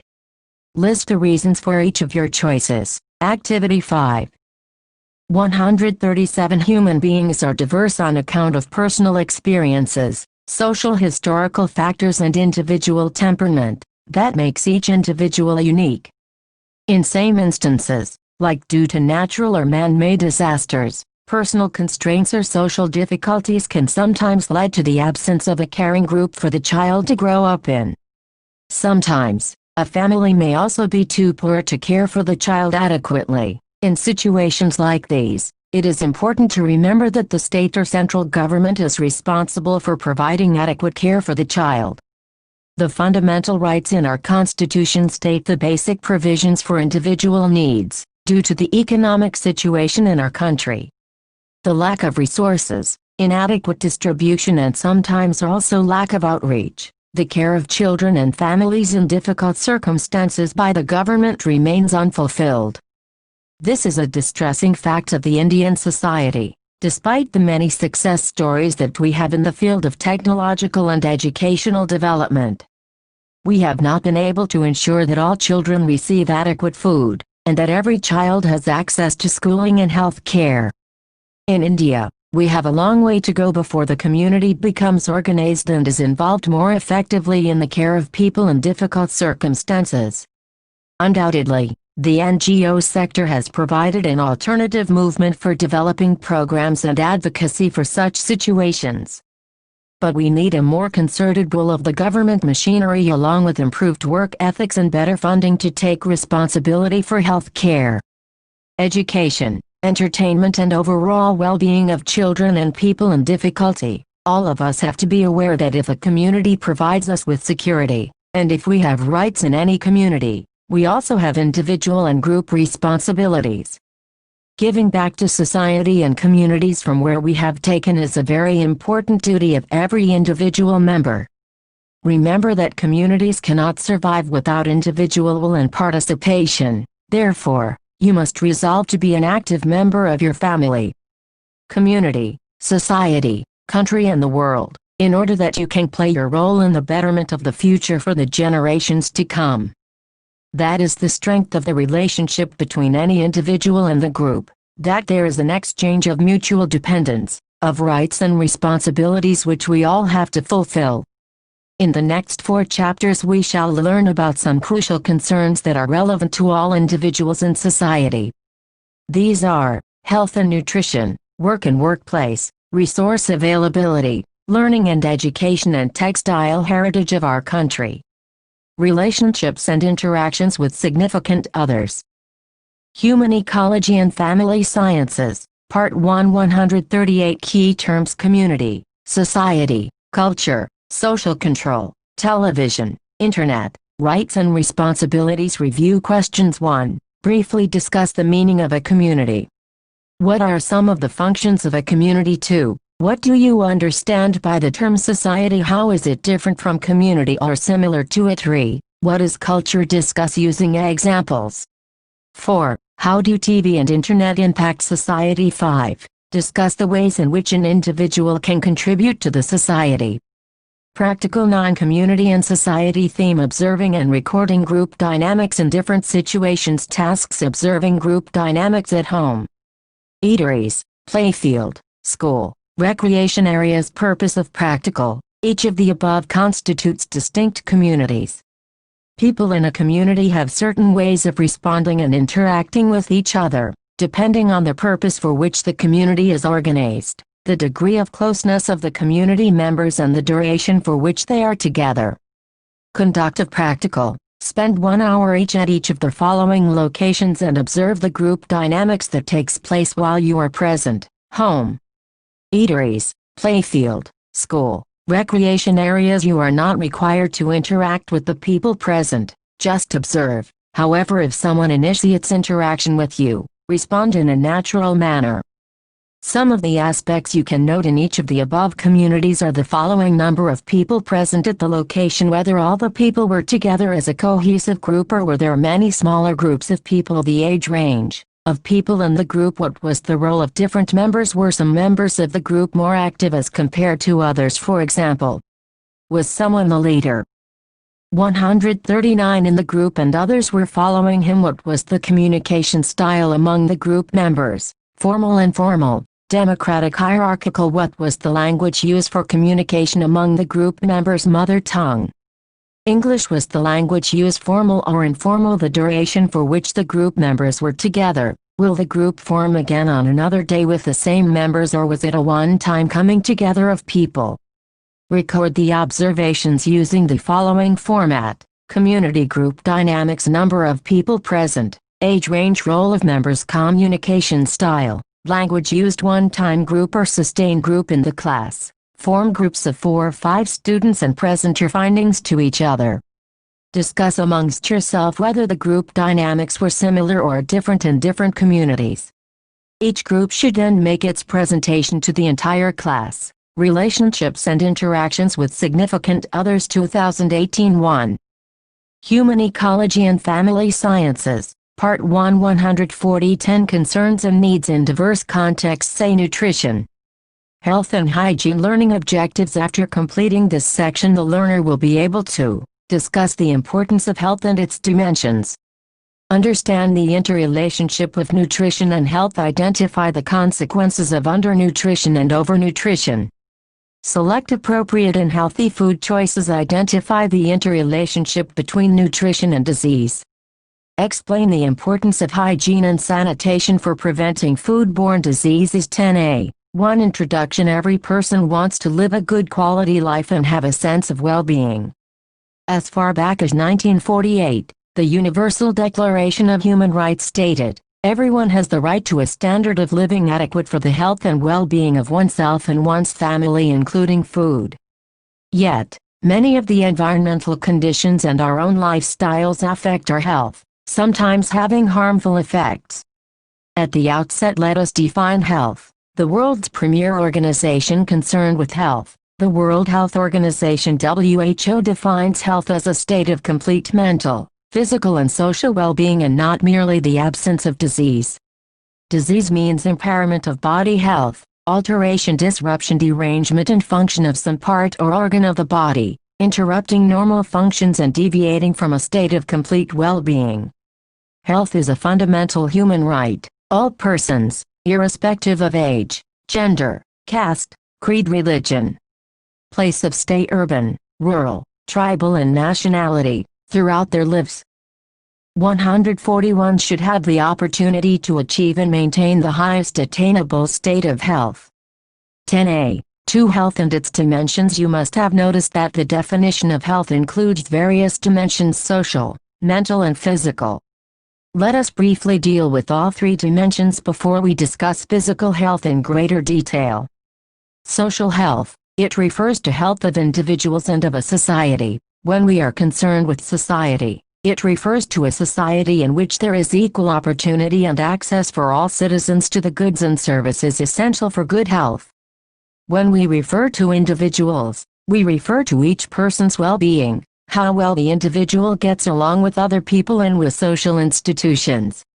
This includes our social skills and the ability to function as a member of the society. When we are faced with problems and stress, social support helps us to cope with them and solve the problems facing us.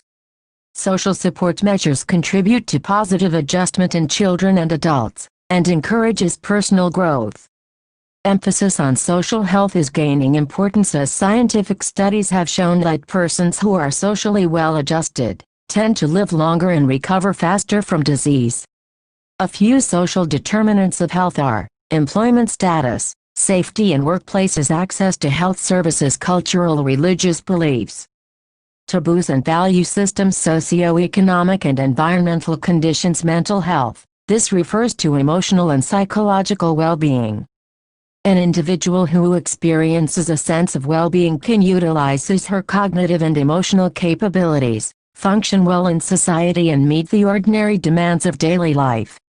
The box below lists the indicators of mental health. A person who has positive mental health feels that he/she is capable and competent, can handle normal levels of stress he/she faces in daily life, has satisfying relationships, can lead an independent life if faced with any mental or emotional stress or events. He/she can cope with them and recover from them. Does not fear things, does not feel defeated or depressed for unusually long periods of time when small difficulties, problems are encountered. It is the aim of every health professional, persons who deal with various aspects of health, to promote good health, in other words, to promote maintenance of well-being or wellness, quality of life, concerns and needs in diverse contexts. Human Ecology and Family Sciences, Part 1, 142. Physical health. This aspect of health encompasses physical fitness and functioning of the body. A physically healthy person is able to undertake normal activities, does not feel unusually fatigued, and has adequate resistance to infection and disease. 10a. 3. Healthcare. Every individual is responsible for his/her own health, but it is also a major public concern. Thus the government assumes considerable responsibility and provides health services at various levels to the citizens of the country.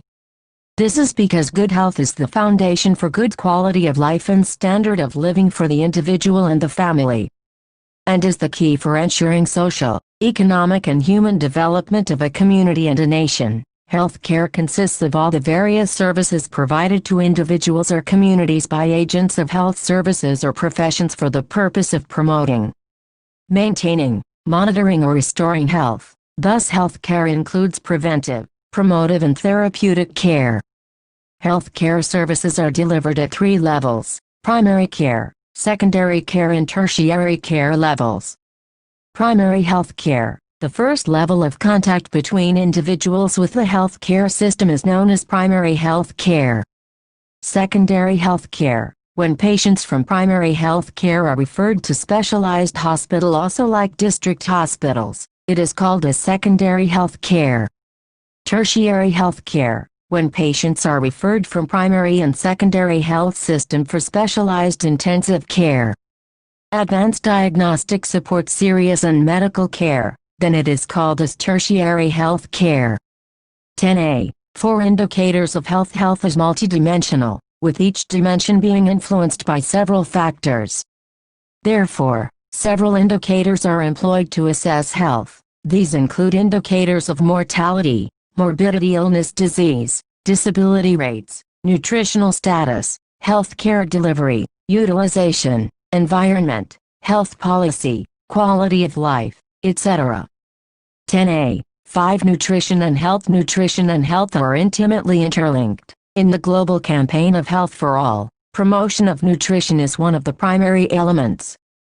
Nutrition is concerned with maintenance of body organs and tissues in structure and function. It is also concerned with growth and development of the body.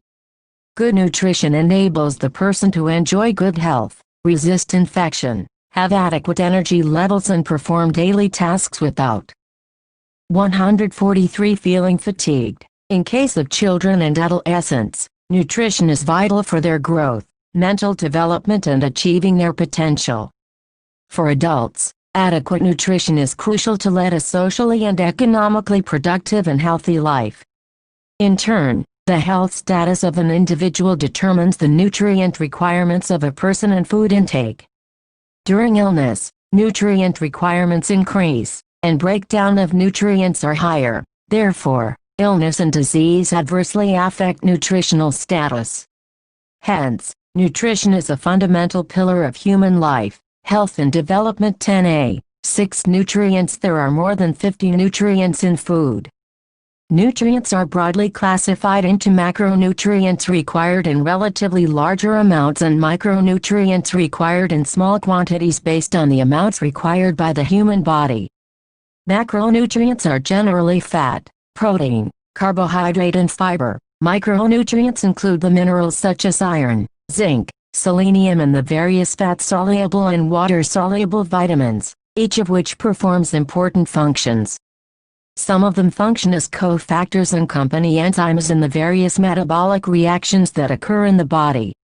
Nutrients can also influence gene expression and transcription. Different organs and systems play a critical role in the digestion, absorption, metabolism, storage, and excretion of nutrients and their end products of metabolism. In essence, each and every cell in all parts of the body requires nutrients. Nutrient requirements in the normal healthy state vary according to age, sex, and the physiological state, that is, during periods of growth such as infancy, childhood, adolescence, and pregnancy and lactation in women. Level of physical activity also determines requirements for energy and nutrients involved in energy metabolism, e.g., vitamins like thiamine and riboflavin. Knowledge about nutrients, their metabolism and sources as well as functions are vital. One should consume a balanced diet which includes foods that will provide all the necessary nutrients in required amounts. The science of nutrition is concerned with access to, availability, and utilization of food and nutrients for life, growth, development, and well-being. Nutritionist professionals who work in this field are concerned with myriad aspects. These range from biological and metabolic aspects to what happens in disease states and how the body balanced meal concerns and needs in diverse contexts. Human Ecology and Family Sciences, Part 1 144 is Nourished Clinical Nutrition. Nutrition as a discipline studies the nutritional needs of populations and their nutritional problems, including health problems caused by lack of nutrients, public health, nutrition, and prevention of diseases such as heart disease, diabetes, cancer, hypertension. We all know that when one is ill, one may not feel like eating. What and how much is eaten by a person not only depends on taste but availability of food, food security, which in turn is influenced by purchasing power, economic factors, environment, water and irrigation, and policies at the national and international levels. Culture, religion, social status, beliefs, and taboos also influence our food choices, food intake, and nutritional status. How do good health and nutrition help? Look around you. You will notice that people in good health are generally in a happier frame of mind and are more productive than others. Healthy parents are able to take adequate care of their children, and healthy children are generally happy and do well in school.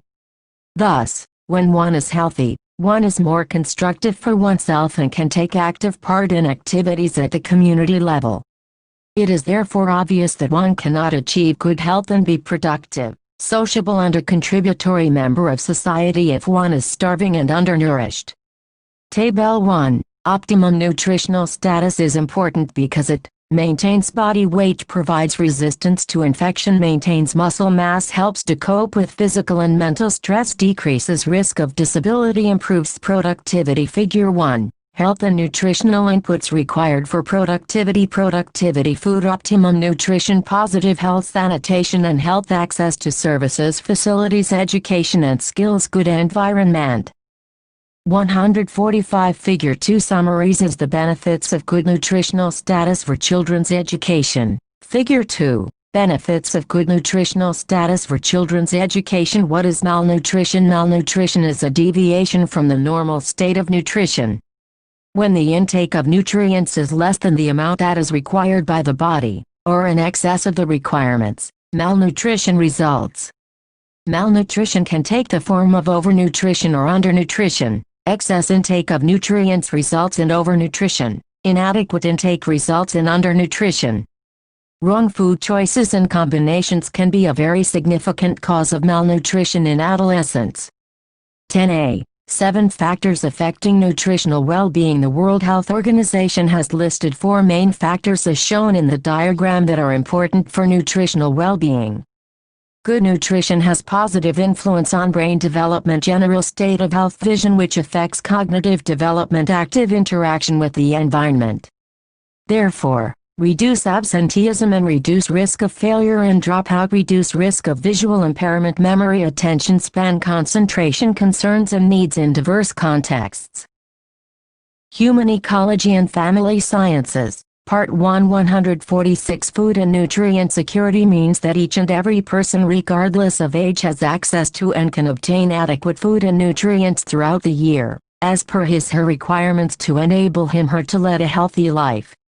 Care for those who are vulnerable means that each individual needs loving care and attention reflected by caring behavior. In the case of babies, it means whether the baby receives the correct type and amount of food as well as care and attention. In case of expectant mothers, it refers to whether they get all the care and support they need from the family, the community, and in case of working mothers, from employers.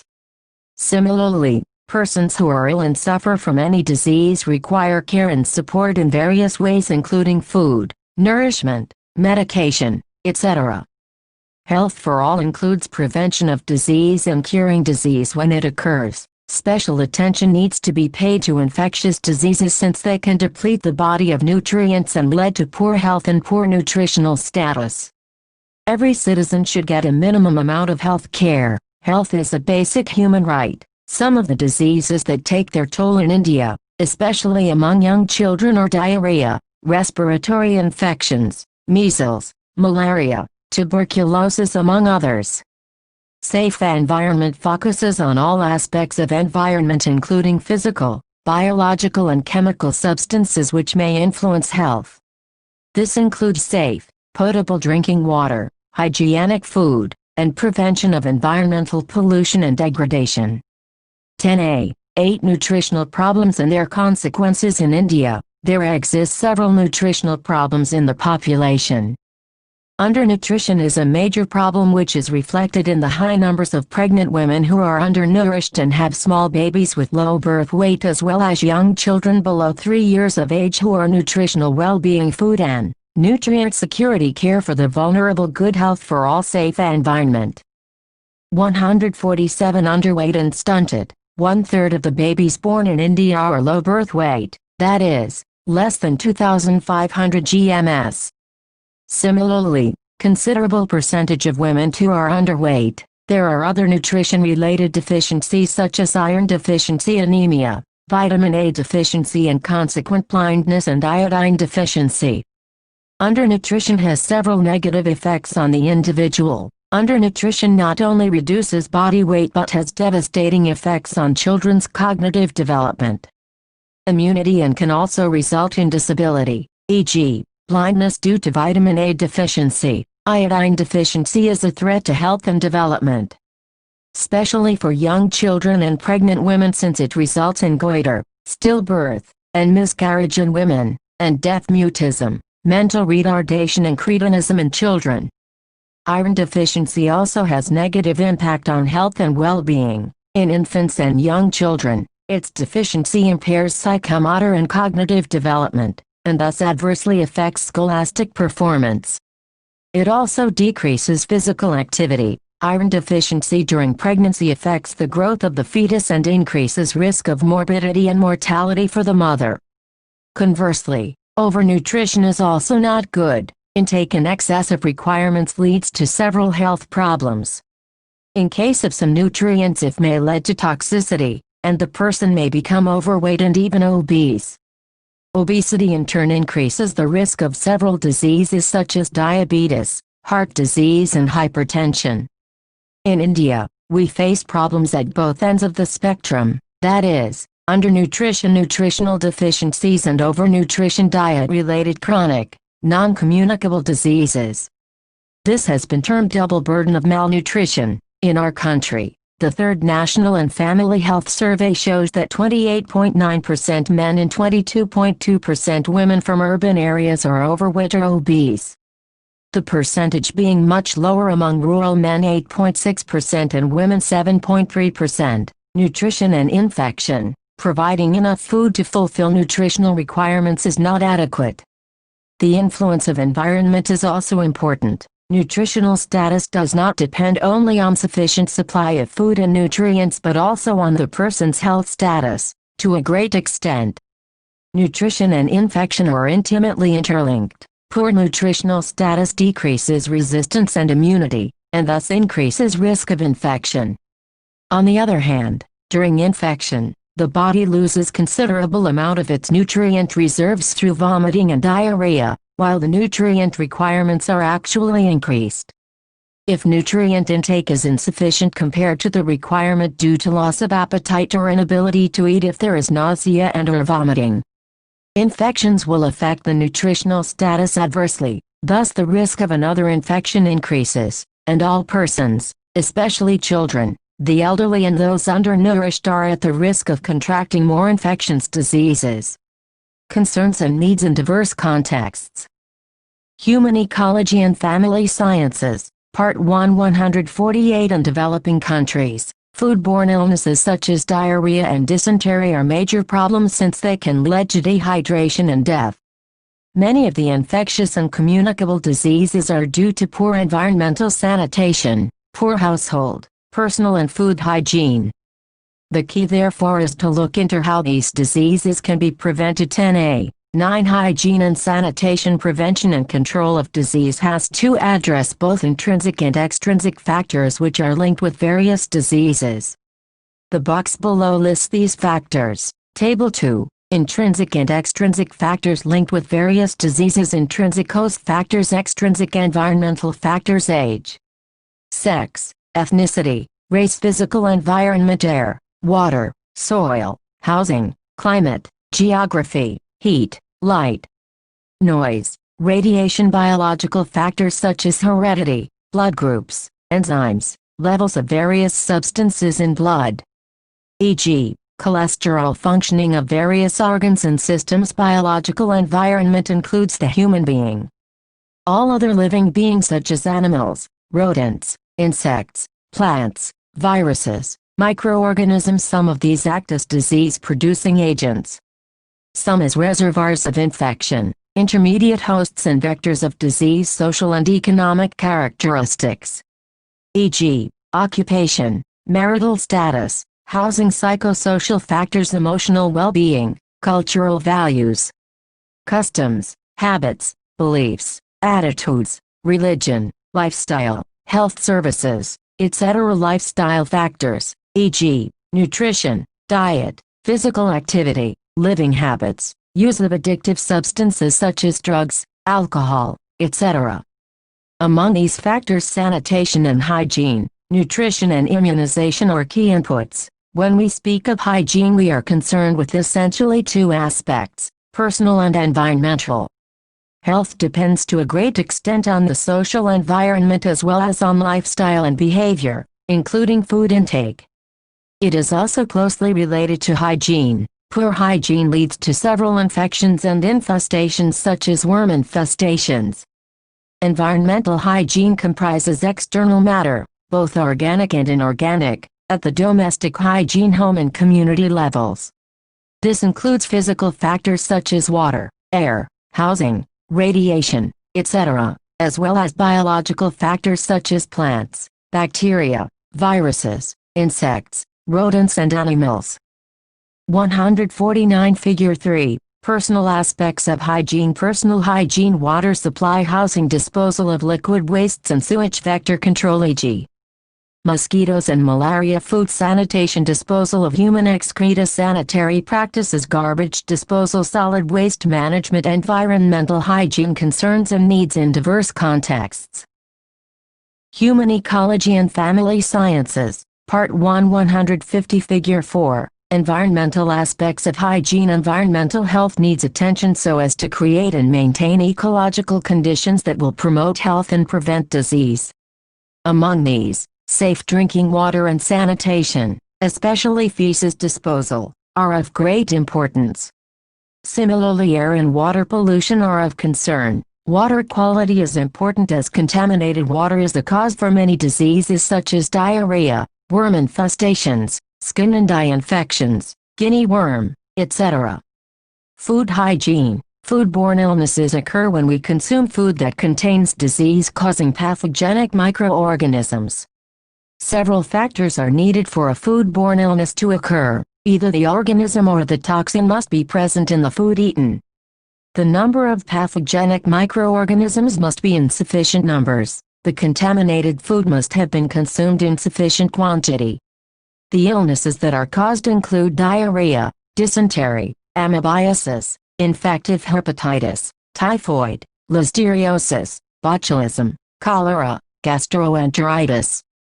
Most of these are traced back to poor personal and food handling practices as outlined below. Use of food items that are spoiled, infected, unsafe, include water, spices, seasonings, mixes.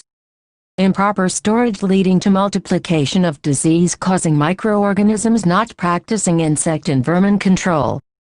Use of contaminated equipment, utensils and plates, spoons, glasses. Inadequate cooking. Storage of foods at temperatures favorable to growth of microorganisms 4 to 600 C. Improper cooling. Improper inadequate heating. Reheating of cooked foods. Leftovers. Cross-contamination. Leaving food uncovered. Use of contaminated substances for garnishing. Poor hygiene and sanitation of persons handling food, such as unclean clothes, not washing of hands, dirt and grime under the nails. Effective practices related to nutrition, health and hygiene are essential to be productive in the work that one does, within home or outside the home. The next chapter discusses the relationship between work, worker and workplace. Key terms. 151 Healthcare, nutrients, malnutrition, hygiene and sanitation, food hygiene. Exercises 1. Look up the following websites and discuss them in the class. UNICEF's report on State of the World's Children. www.unicef.org. SAUC 08 Human Development Index. http hdrnt.org and Statistics. WHO's World Health Report. http www.who.int. WHRN2. Identify at least 5-6 key indicators that you think are important for health and see how India ranks among the various countries in the world. Or alternative for rural students, interview 2 mothers of young children in your village. Ask each mother how many episodes of diarrhea have occurred in the case of her child in the last 1 year. Give your comments on the reasons given by the mothers. 3. There are so many dimensions of health. List the various occupations or professions which are involved in providing services for health and nutrition, including prevention of health problems, promotion of good health and therapeutic services. Review questions. 1. Nutrition affects productivity, income and quality of life. Write your opinion about this statement too. How is nutrition linked to mental and visual disability and quality of life? 3. Divide the class into groups. Each group should visit a food service establishment, e.g., canteen, cafeteria, restaurant, street food vendor. Identify the bad hygiene practices related to a food hygiene. B. Personal hygiene. 4. Have a class discussion on how hygiene can be improved and food can be rendered safer. Or divide yourselves into 3 groups. One group will study the food aspect, the second will study people, and the third will assess unit, facilities and equipment. After listing the various aspects, parts, activities that increase risk of illness, the groups can be asked to give a presentation followed by a concerns and needs in diverse contexts.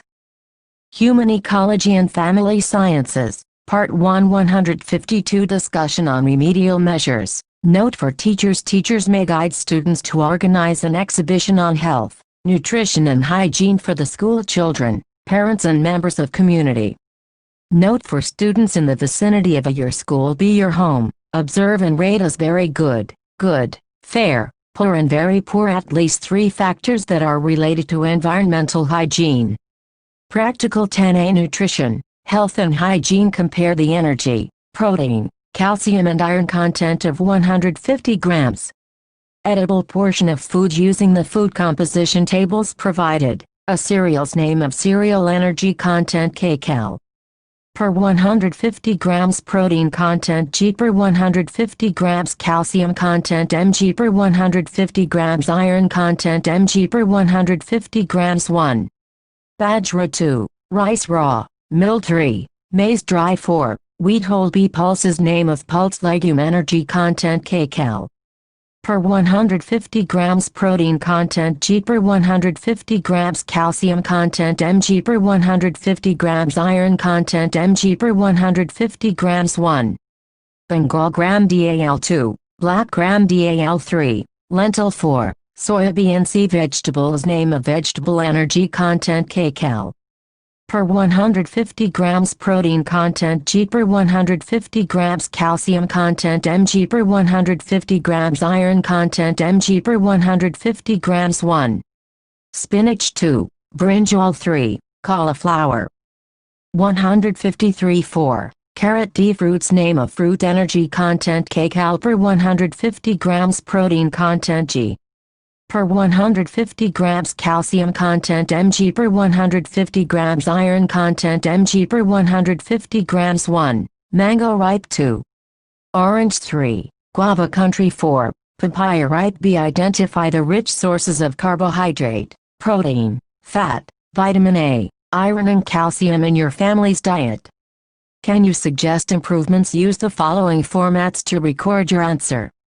Sources of carbohydrate, sources of protein, sources of fat, sources of vitamin A, sources of iron, sources of calcium. Diet practices which need improvement. Suggestions. Note for teachers: teachers can encourage students to calculate the nutritive value of foods in their own region which may not be listed in the table provided.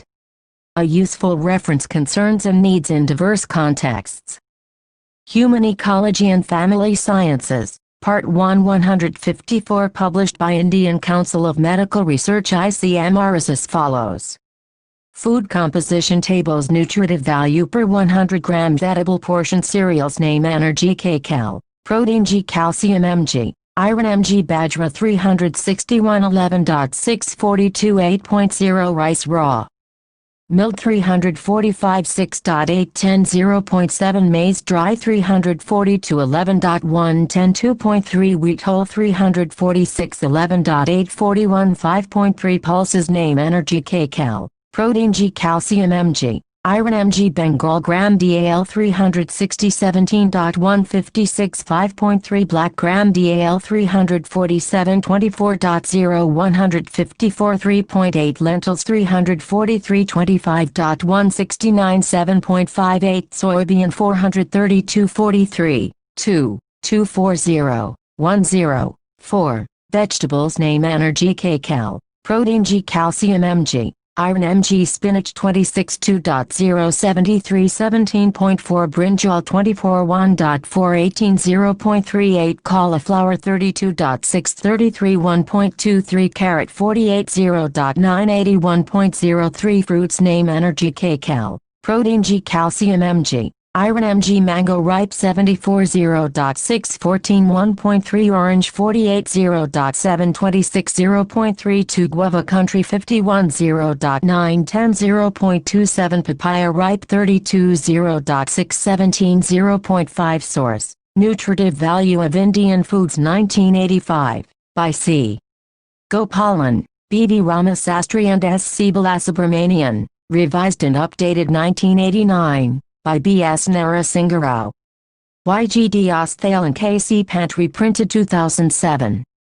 155 10b, Work, Worker and Workplace 10b, 1 Introduction. All of us work for long hours daily, while children study and attend to other essential tasks. Parents earn livelihood and manage the home. Although we perform a lot of activities every day, have you ever thought of the number of ways in which you can perform one activity? Why is it that you perform well in certain activities and not so well in others? Nisha, a skilled laborer, is unable to perform well because of her inconsistency in work. Her place of work has a very poor work environment. The place is uncomfortable and the workstations are also poorly designed. As a result, she has lost interest in her work. She can deliver better results and optimally utilize her resources, skills and knowledge if the work environment improves. There can also be factors other than work environment that may affect work performance. Let us try to understand these. For optimal performance, it is important to understand work in relation to the environment in which it is performed, the workplace and those who perform it, workers. This understanding helps to reduce the energy used and time spent on the task, thereby increasing work efficiency. At the same time, it will also prevent fatigue and other health problems. It is learning objectives. After completing this section, the learner will be able to identify the components of work. Define work, worker and workplace. Describe the importance of workplace design for better work efficiency. Explain the interdependence among work, worker and workplace. Human Ecology and Family Sciences, Part 1 156. Therefore necessary to create a healthy work environment for the worker instead of forcing the worker to perform the task in an uncomfortable workplace. For example, your mother works in the kitchen and has to bend again and again to pick up utensils which may be kept at a distance from the kitchen counter.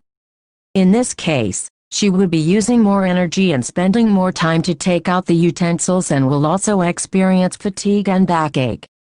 On the other hand, if the utensils are kept near the counter and at a suitable height, she will be able to work more comfortably, thereby increasing her work efficiency. Figure 1. Relationship between work, worker and workplace. The diagram above clearly shows the interdependence between work, worker and workplace. To understand this relationship well, the following 3 components should be studied in detail. 10b. To work to create a better match between worker, workplace and the equipments or tools used. Understanding work is of prime importance.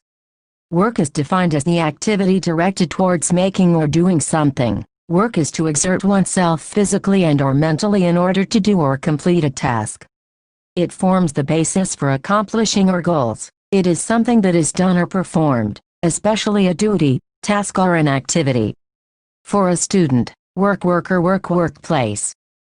157 primarily means studying to gain knowledge. Work comprises many smaller jobs, tasks or subtasks. Such tasks become instrumental in achieving desired goals, but before deciding the tasks and subtasks, one should be clear about goals or else work will suffer. Work performed will be of good quality if the worker understands the goal well. The worker sets certain standards for herself himself for personal satisfaction. C. Work is organized as per the goal. However, there are certain forces like time and attention requirement which affect completion of certain tasks. To avoid this, work simplification is necessary. It is the management of both time and energy, Work simplification may be defined as accomplishing more work in the given amount of time and energy. Therefore, it is essential to make the activity simple, perhaps more interesting. If one likes the activity, one gets involved in it and finishes it faster and more efficiently. You will study about this in detail in the next chapter 10b. 3 Worker. A worker is a person who performs a particular task or activity to achieve productive outcomes.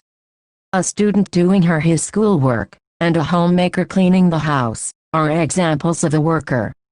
The following aspects are involved in any work done by an individual. Physical. It is related to the body of the worker. It includes human energy, physical activity, and growth energy. We all need energy to live and to work.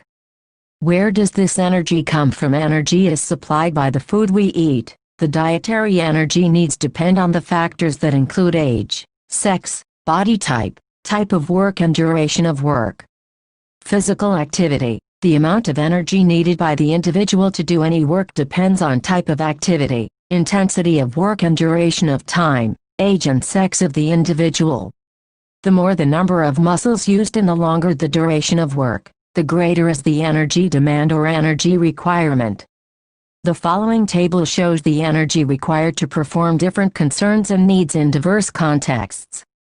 Human Ecology and Family Sciences, Part 1. 158 Common activities that most of us perform on a daily basis.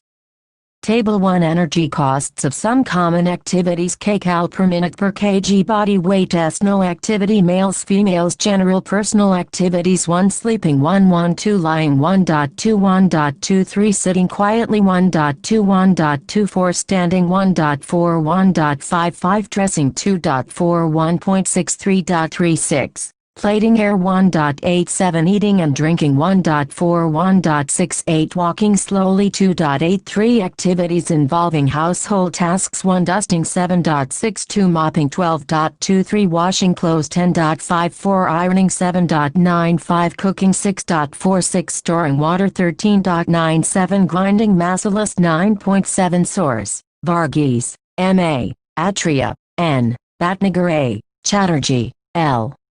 1989 Ergonomics in the Home, DRS Report, Mumbai, SNDT. Women's University. Growth. Energy is also required for growth. Hence, when growth at a particular stage of life is faster, energy requirements are greater. For this reason, infants, children and adolescents have higher energy needs. Cognitive or mental aspect includes the psychological features of the worker. These are attitudes, skills, knowledge, etc. To reach our goals, we require ability and aptitude. Also, we need to gain knowledge on the subject, develop skills by undergoing formal training and repeated practice, and have the willingness to improve performance. Attitude. Significance of a positive mindset can be seen in the following case. Shobha, a young talented girl with a fertile imagination and drawing. 159 skills. Aspired to be an artist. She had enrolled herself in a course where she improved her skills and acquired the knowledge she needed to achieve her goal. With her efforts, hard work and available resources, she achieved her goal to be a successful teacher of art. Affective. It includes likes, dislikes and preferences a worker has towards work. It concerns the worker's personal feelings about the activity and contributes towards achieving goals. Dissatisfaction leads to a feeling of fatigue, whereas satisfaction contributes to work efficiency.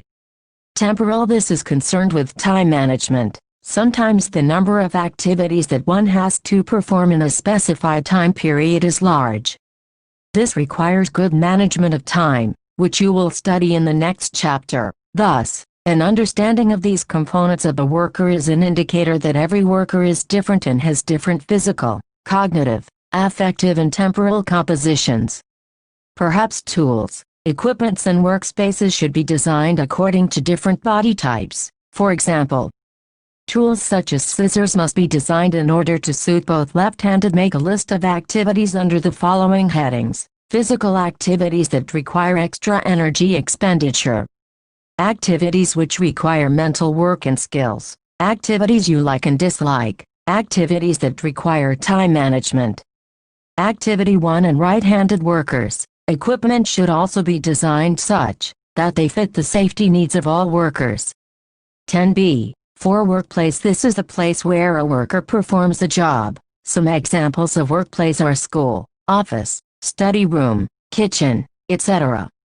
A well-designed workplace is important to prevent health problems related to poor working conditions, as well as for ensuring work performance and productivity. Every workstation should be designed with both the worker and the task concerns and needs in diverse contexts.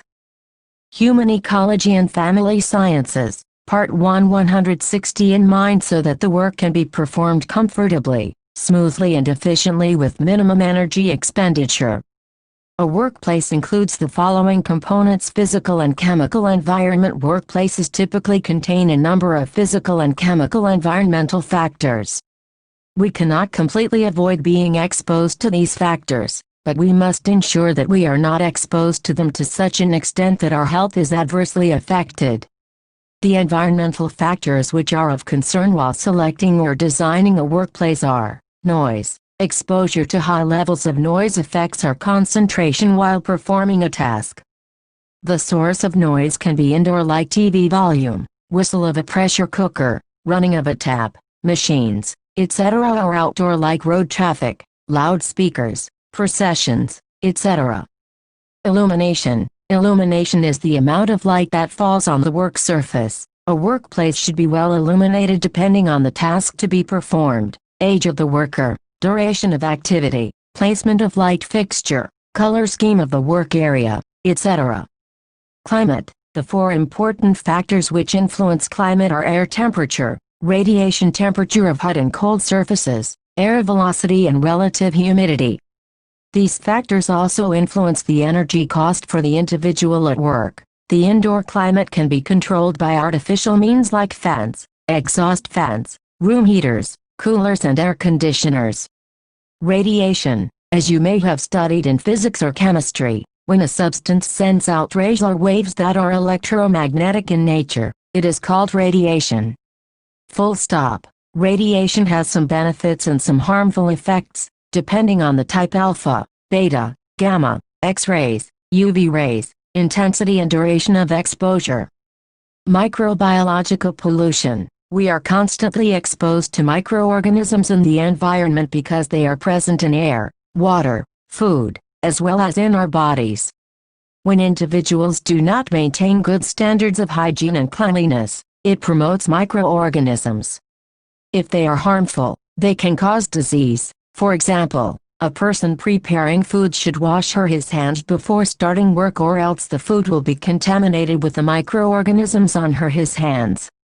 Chemical substances. At any given point of time, we are surrounded by chemical substances present in the environment in the form of liquids, gases, vapors, dust or solids. Some of these may cause discomfort and some may be hazardous to health.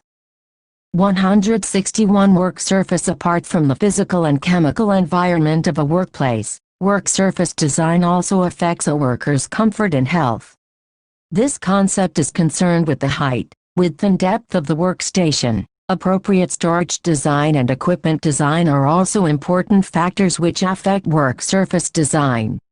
While designing the workplace, the following points should be kept in mind: what tasks are done, how the tasks are done, how many tasks are done, in what order are the tasks done. Workplace design is concerned with the workstation, the equipments and the body positions of the worker. Good workplace design reduces stationary positions, repetitive movements and awkward body positions, thereby improving the work quality.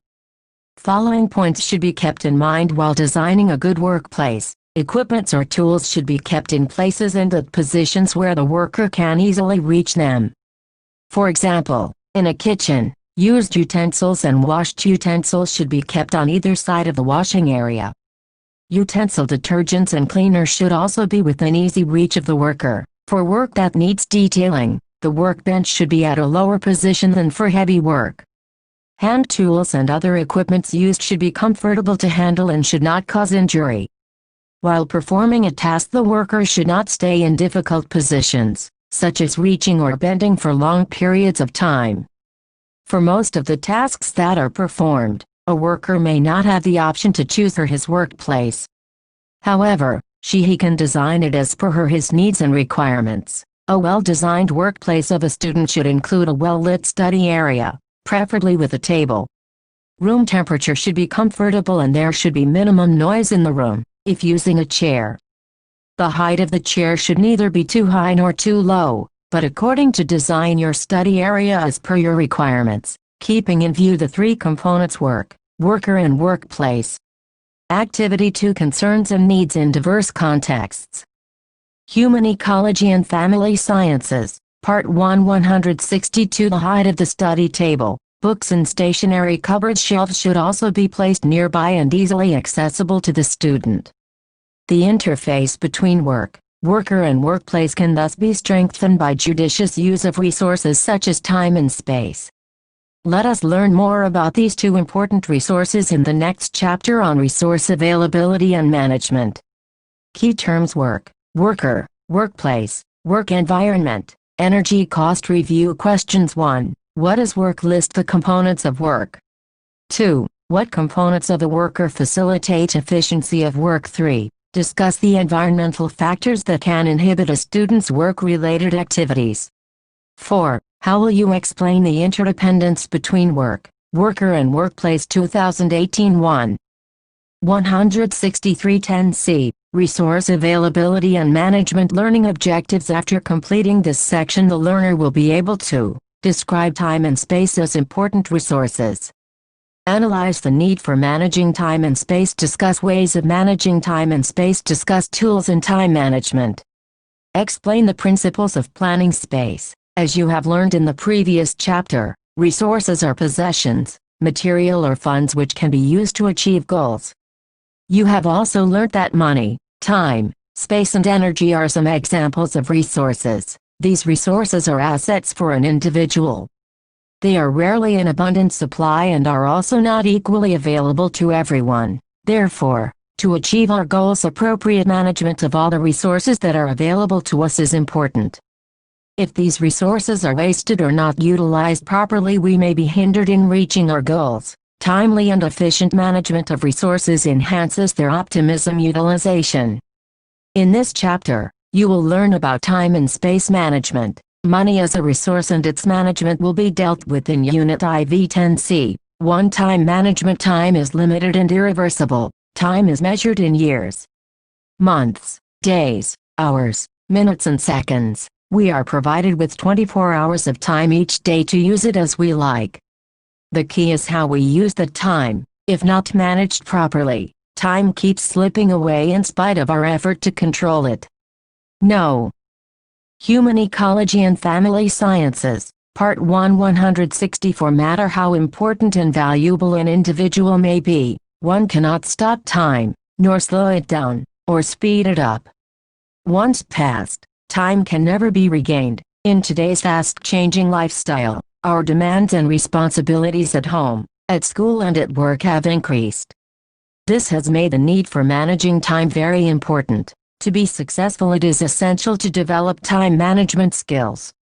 People who use these techniques become high achievers in all walks of life, from agriculture to business to sports to public service, in all other professions and personal life. Time management allows one to have adequate rest and recreation along with work. The principle of time management is to concentrate on results, not on being busy. People often spend their days getting anxious about the unfinished task, but achieve very little, as they do not concentrate on what matters the most. Time. For example, some students may spend their time worrying about examinations rather than actually studying for them. All time management begins with planning. A time plan is necessary. A time plan can be defined as an advanced schedule of activities to be performed in a given time period. How good is your time management? Before understanding the steps in time and activity planning, it is essential to determine how effective your own time management is. How often are you able to complete the task planned? Are you able to efficiently complete your weekly, daily or hourly work? For most of us, it seems that there is just never enough time in the day to complete all our activities.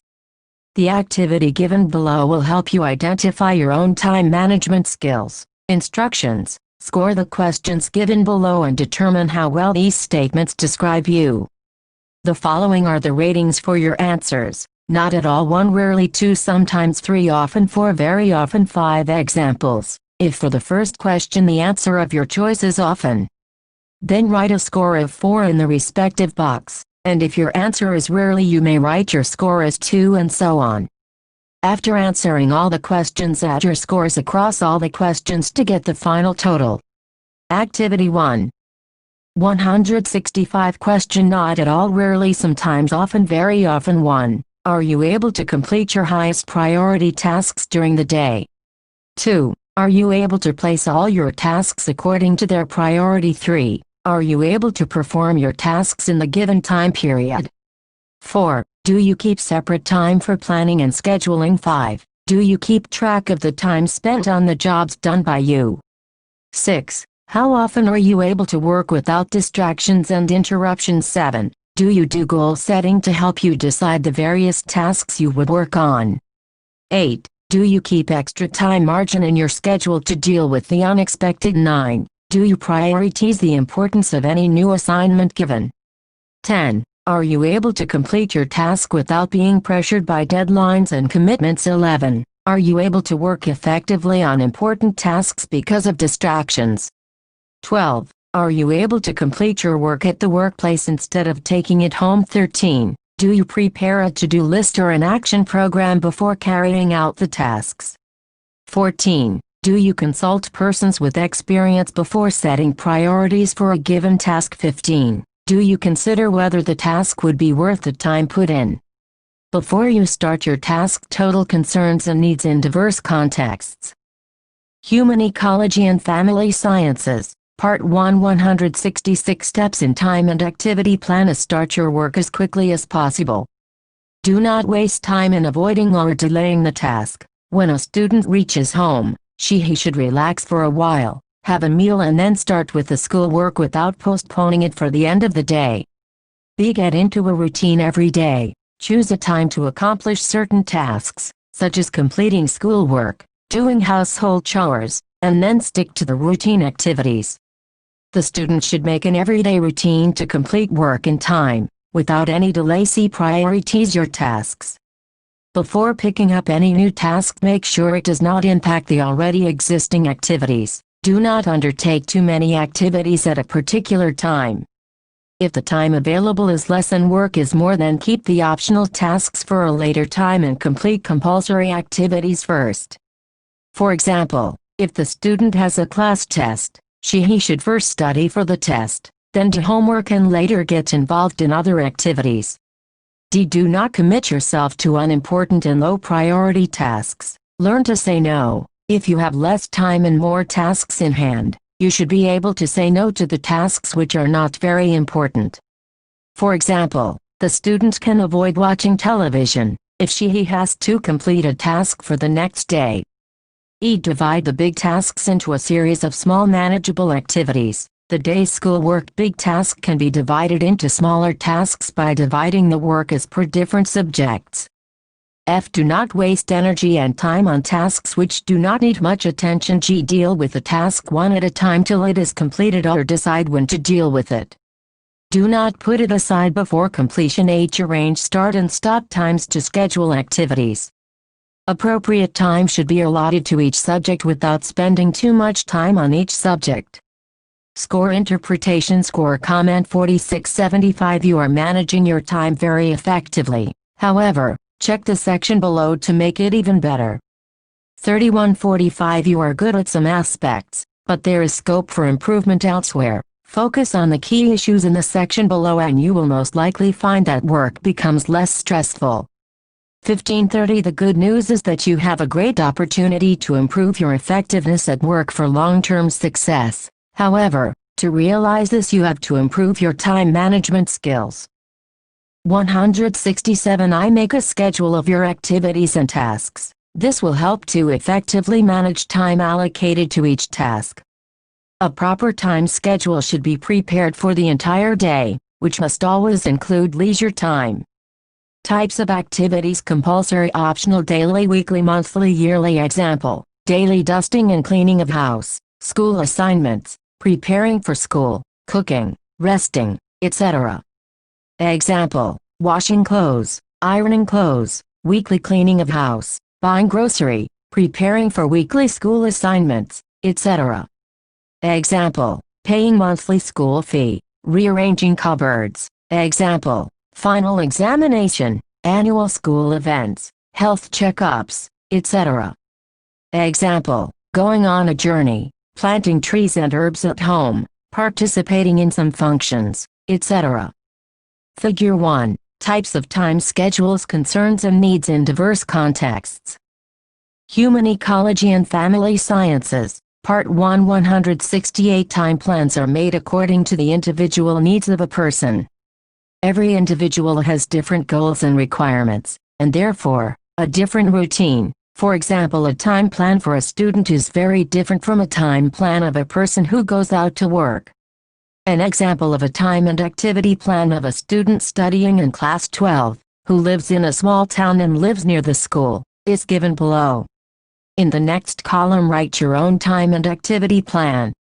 Time plan of a student. Your time plan: 5 a.m. wakes up, 5 a.m. to 6 a.m. daily personal activities, 6 a.m. to 7 a.m. studying, helping in kitchen work, 7 a.m. to 7:30 a.m. bathing and getting ready for school, 7:30 a.m. 7:50 a.m. breakfast and reading newspaper, 7:50 a.m. 8 a.m. reaching school, 8 a.m. 2 p.m. in school, 2 p.m. to 2:10 p.m. reaching home, 2:10 p.m. 3 p.m. changing clothes, washing hands and face, eating lunch, etc. 3 p.m. to 4 p.m. resting, sleeping, 4 p.m. to 6 p.m. studying and completing school-related work, 6 p.m. to 8:30 p.m. playing outdoor, leisure time, watching TV, spending time with parents, siblings, and friends, etc.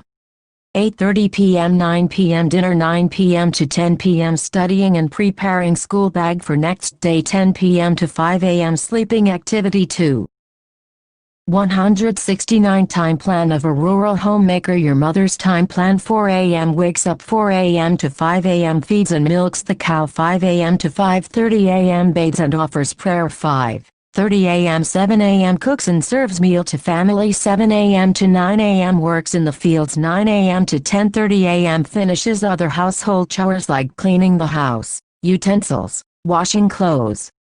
10:30 a.m. 12:30 p.m. rest period, which includes activities like knitting, chatting with family members and neighbors, watching TV. 12:30 p.m. 1:30 p.m. serves lunch to the family and self, 1:30 p.m. 3 p.m. afternoon rest, 3 p.m. to 4:30 p.m. fetches water for cooking and drinking, 4:30 p.m. 6 p.m. other household chores, 6 p.m. to 7:30 p.m. prepares dinner, 7:30 p.m. 8:30 p.m. serves dinner and has it herself, 8:30 p.m. 9:30 p.m. finishes the remaining household chores and winds up, 9:30 p.m. 10 p.m. watches TV, goes to sleep. Activity 3. Tips for effective time management. 1.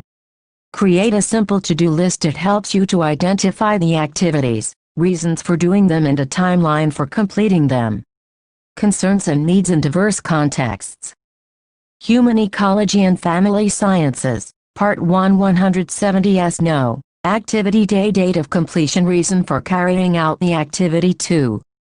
Daily weekly planner, day, hours, AM PM 7 8 8 9 9 10 10 11 11 12 12 1 1 2 2 3 3 4 4 5 5 6 6 7 7 8 9 10 10 11 Mon Tuesday, Wed Thursday, Friday, Sats on 3. Long-term planner. Use a monthly chart so that you can plan ahead. Long-term planners will also serve as a reminder to constructively plan time for oneself.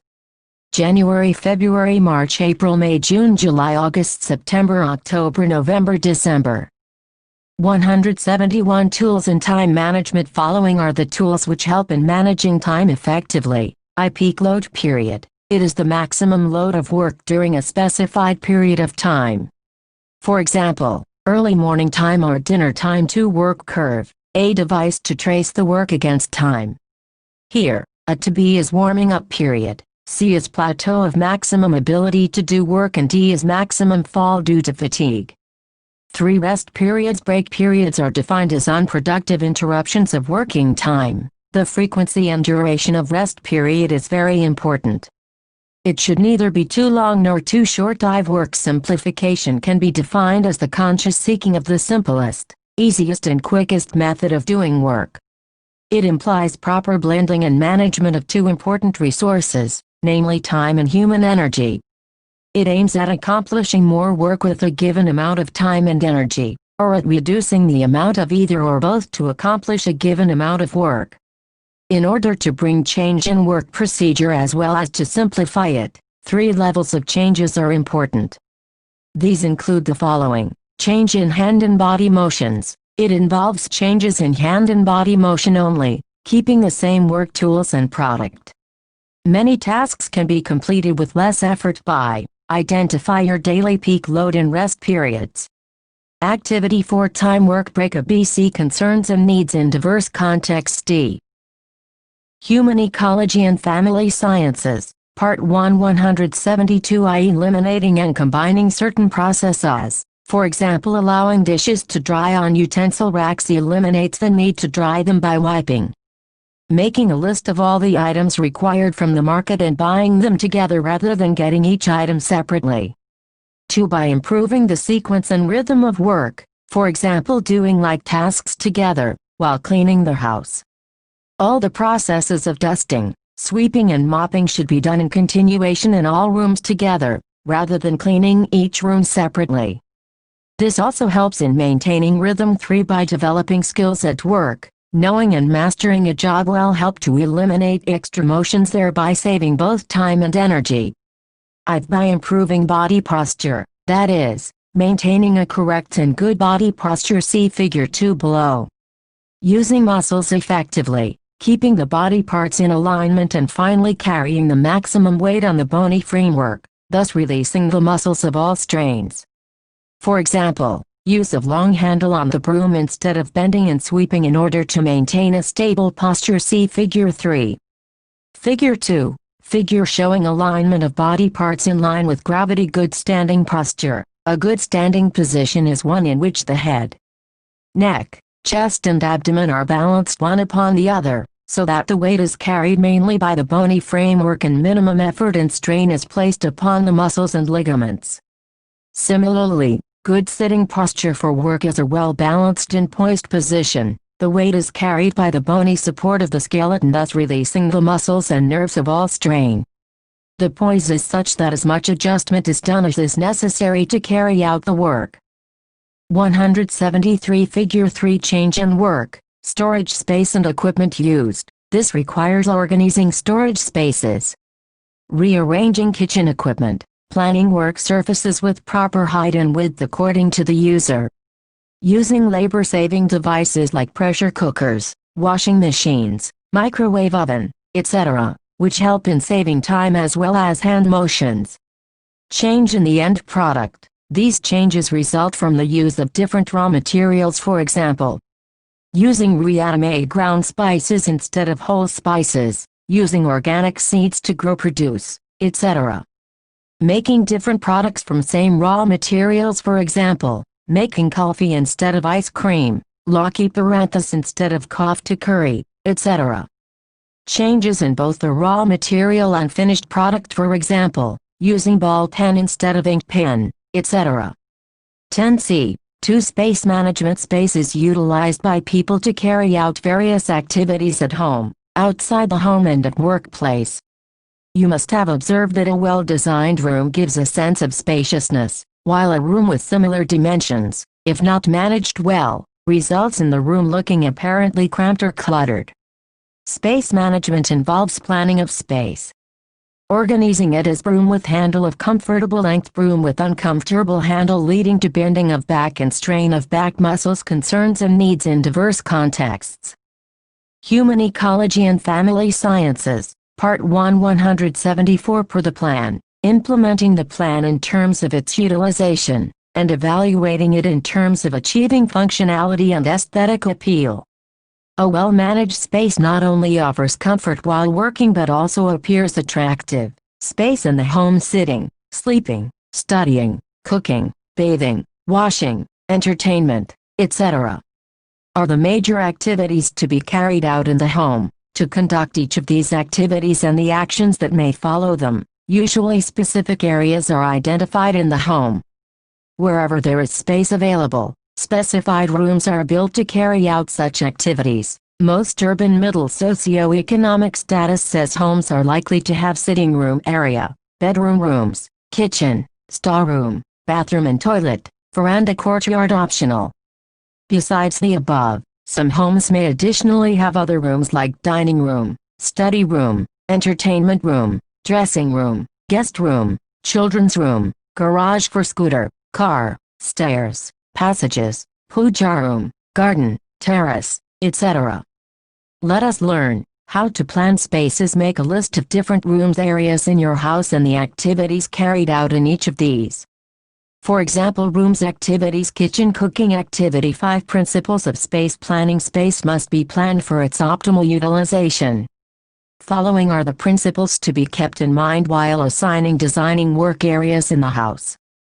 175 I Aspect. Aspect indicates the arrangement of doors and windows in the external walls of a building which allows the occupants to enjoy the nature in the form of sunshine, breeze, scenery, etc. 2 Prospect. Prospect in its proper sense is the impression or impact that a house is likely to make on a person who looks at it from outside. Therefore, it includes the attainment of pleasing appearance using natural beauty, positioning of doors and windows, and covering up of undesirable views. 3 Privacy. Privacy is one of the most important principles in space planning. Privacy requires consideration in 2 ways. Internal privacy. Privacy of one room from another is referred to as internal privacy. It is attained by careful planning in the house with respect to grouping, positioning of doors, provision of small corridor or lobby, etc. Internal privacy can also be achieved by setting up screens and curtains. In some homes with large families, separate sitting area is provided for women, ensuring their privacy. External privacy. This means privacy of all parts of a house from the neighboring buildings or houses, public streets and byways. It can be a shade secured by carefully planning the entrance and covering it with a tree or creepers. External privacy. A house secured by fence and shrubs. Talk to members of your family from different age groups and ask them what they understand by privacy. Activity 6 Concerns and needs in diverse contexts. Human Ecology and Family Sciences, Part 1 176 I Grouping. It implies the outlook of rooms with respect to their relative position with each other. For example, in a building, the dining area must be close to the kitchen and the kitchen must be away from the toilet. V. Roominess. It is the spacious effect a room gives to those who live in it. The available space should be fully utilized. For example, one can have built-in wall cupboard, shelves and storage area so that the floor of the room is left free for various activities. In addition, the size and shape of the room, the furniture arrangement as well as the color scheme used have a bearing on its roominess. Well-proportionate rectangular room looks spacious compared to a square room of similar dimensions. Light colors make a room look more spacious than dark ones. V. Furniture requirements. The rooms must be planned with due thought to the furniture to be placed there. Every room in a building should serve its purpose well. Care must be taken to place only house plan bedroom, living room, toilet, kitchen.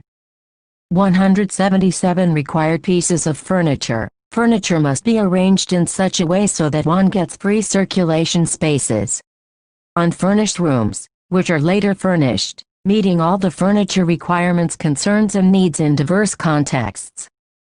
Human Ecology and Family Sciences, Part 1 178 7 Sanitation. Sanitation consists of providing ample light, ventilation, facilities for cleaning and sanitary conveniences in the following manner. A light. Light has twofold significance. Firstly, it illuminates, and secondly, it helps maintain hygiene.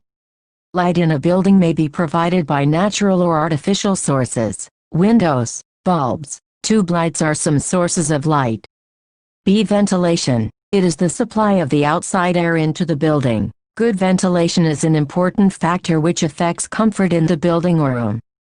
This is generally achieved by placing the windows, doors and ventilators such that they may allow as much breeze as possible. Windows, if placed opposite to each other, Provide good ventilation. Lack of fresh air in the building may lead to headaches, sleepiness, inability to focus attention, etc. Ventilation may be natural or mechanical using exhaust fans. See cleanliness and sanitary conveniences. General cleaning and upkeep of the building is the responsibility of the occupants. But even then, some provision to facilitate cleaning and prevention of dust are necessary in planning. Sanitary conveniences include the provision of bathrooms, water closets and lavatories in a building. Lavatories and bathrooms in rural houses are constructed as a separate unit, usually in the backyard or the front yard, away from the other rooms, thus maintaining hygiene. 8. Circulation. Air circulation from room to room should be possible. Good circulation includes an independent entry to each living space through a common space. It also ensures privacy to members. A school building. 179. 9 Practical considerations. While planning spaces, one may consider practical points such as strength and stability of the structure, convenience and comfort for the family, simplicity, beauty and provision for expansion in future. One should not economize by creating a weak structure. Elegance. Elegance is the effect produced by the general layout of the plan. Without compromising on economy, the space plan should be aesthetically appealing. The above-mentioned principles when considered. 8 In space planning and management. In this chapter we learned about 2 very important resources, time and space, and the efficient ways to use them. In the next chapter we shall learn about yet another significant resource, knowledge, and the ways in which it can be acquired. The processes of learning, education and extension are basic for knowledge acquisition. Key terms: time management, space management, time plan, activity plan, work simplification.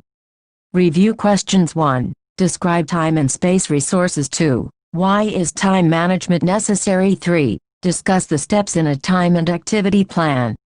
4. What are the tools in time management? 5. Define space management. Discuss the principles of planning space inside the home. Concerns and needs in diverse contexts. 2018. 1. Human Ecology and Family Sciences. Part 1. 180. Learning, Education and Extension Learning Objectives. After completing this section, the learner will be able to discuss the meaning and types of learning. Describe the role of education in the context of family, school, community and society. Explain the significance of extension education and methods. Examine some of the extension programs in India. 10.10e. 1. Learning Introduction. By now, so much learning must have taken place in your life that you do not need to be told what it means.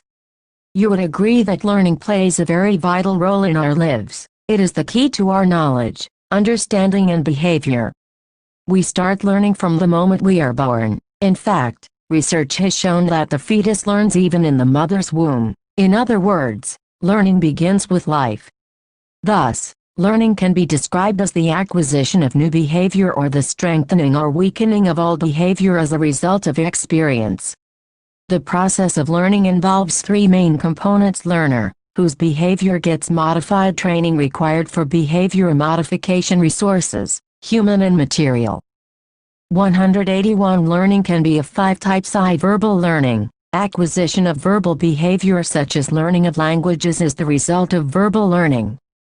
Normally, we use communication devices such as signs, pictures, symbols, words, figures, sounds and voices as instruments for this type of learning. It also includes learning of semantics or procedural knowledge from written or spoken prose, for example, learning by reading lessons in a textbook. 2. Rote learning or memorization. This is also a form of verbal learning. However, this form gives less importance to understanding the deeper meaning and inferences of the subject being learned. Instead, it focuses on memorizing the material. The major practice involved in rote learning techniques is learning by repetition. Rote learning is used in diverse areas, from mathematics to music to religion. For example, learning poems and multiplication tables or the suras shlokas. Religious sayings are examples of rote learning. 3. Motor learning. In this type of learning we learn to use all types of muscles, leading to physical dexterity and ultimately development of skill. Some examples are learning to swim, drive, sew, knit, type, play musical instruments, cycle, draw, paint, dance, etc. Acquisition and mastering of various skills through this type of learning provides confidence and satisfaction to the learner. Concept learning. In concept learning, an image is acquired in our mind as a result of perception, previous experience, training and/or certain cognitive processes.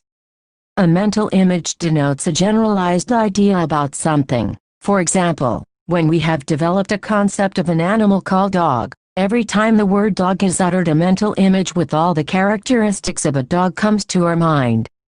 Concept learning is useful in recognizing, naming and identifying things and ideas. Gradually this enables learners to grasp theoretical concepts such as justice, truth and heterogeneity.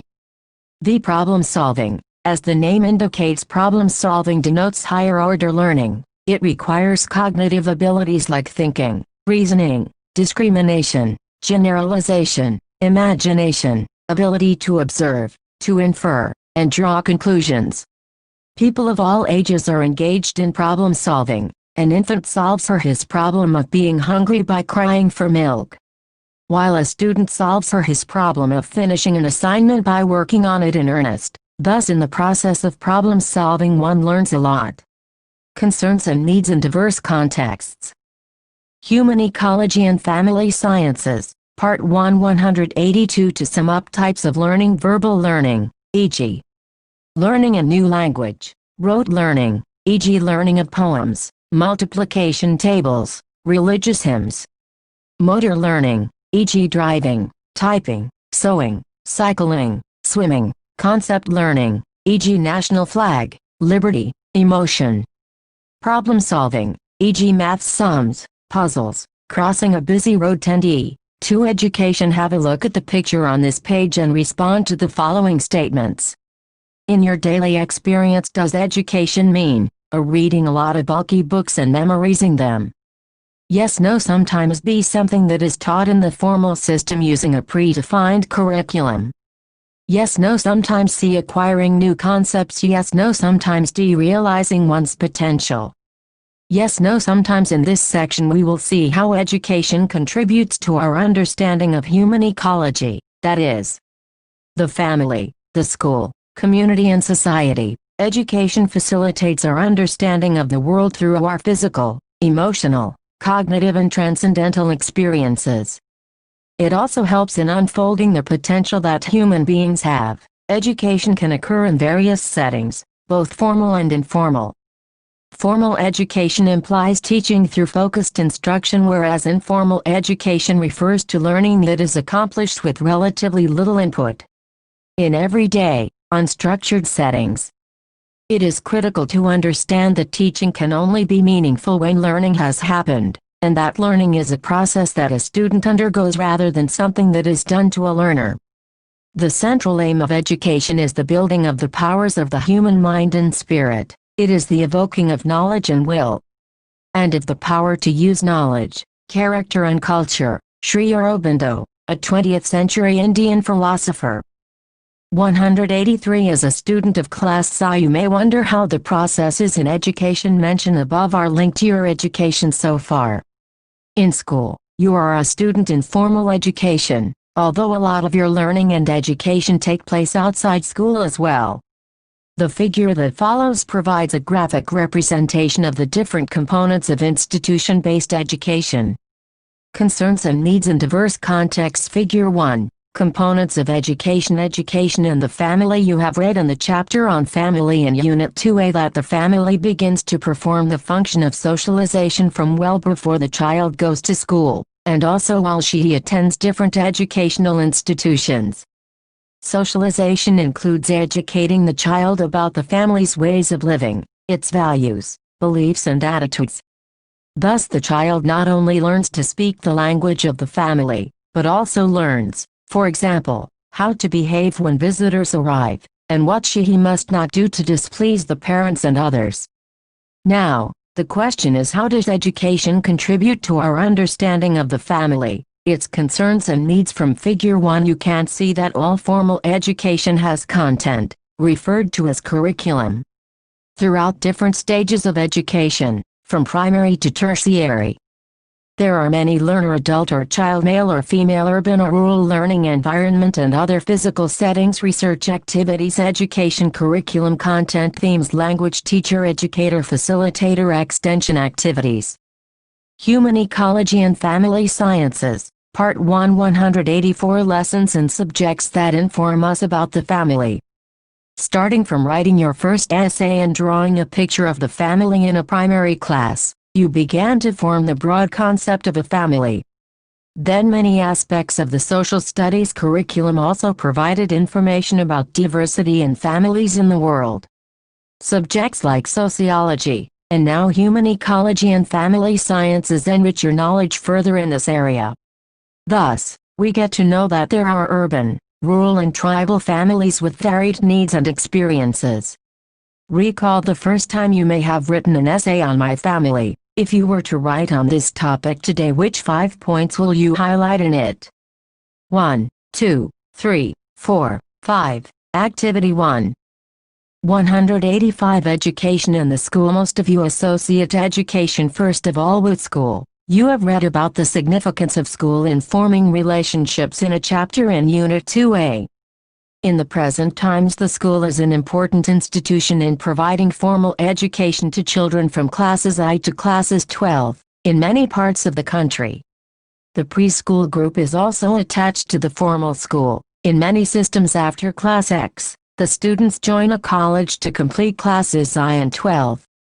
We have used the term formal education many times. It is also possible for a student to be in non-formal education. What is the difference between formal and non-formal education? In what contexts are the two systems relevant to formal education? Formal education is systematic teaching learning activity undertaken by institutions which may be run by the government or by recognized non-government agencies. Thus schools, colleges, universities, technical and professional institutions provide formal education. All formal institutions of education share certain characteristics. These are: formal education is chronologically graded starting from primary schooling, reaching to higher secondary, and then tertiary education at the university level. It implies that before moving to a higher grade it is mandatory to formally pass the previous grade or level. The curriculum is predetermined, although there is flexibility in how the teacher transacts it in the classroom. The learners have shared goals for seeking that particular kind or level of education. All learners are examined during the session and at the end of completion of the curriculum. After successful completion, they are awarded a certificate, diploma, degree. Concerns and Needs in Diverse Contexts 2018-1. Human Ecology and Family Sciences, Part 1 186b Non-Formal Education. In India there are many children who are unable to go to school due to various reasons. These are listed in the chapter on Care and Education of Unit 3. Then there are adults who could not attend school or complete their education when they were younger. The system of non-formal education provides opportunity to these learners to receive education. Thus, non-formal education is a systematic educational activity that is carried out outside the formal framework. There are non-formal centers for street and working children, and adult education programs for older persons. While the goal of education here too is to gain knowledge and develop skills, some of the characteristics are different from formal education. These are given below. Since the learners are heterogeneous in age, previous educational experience and goals, the system is not rigidly graded.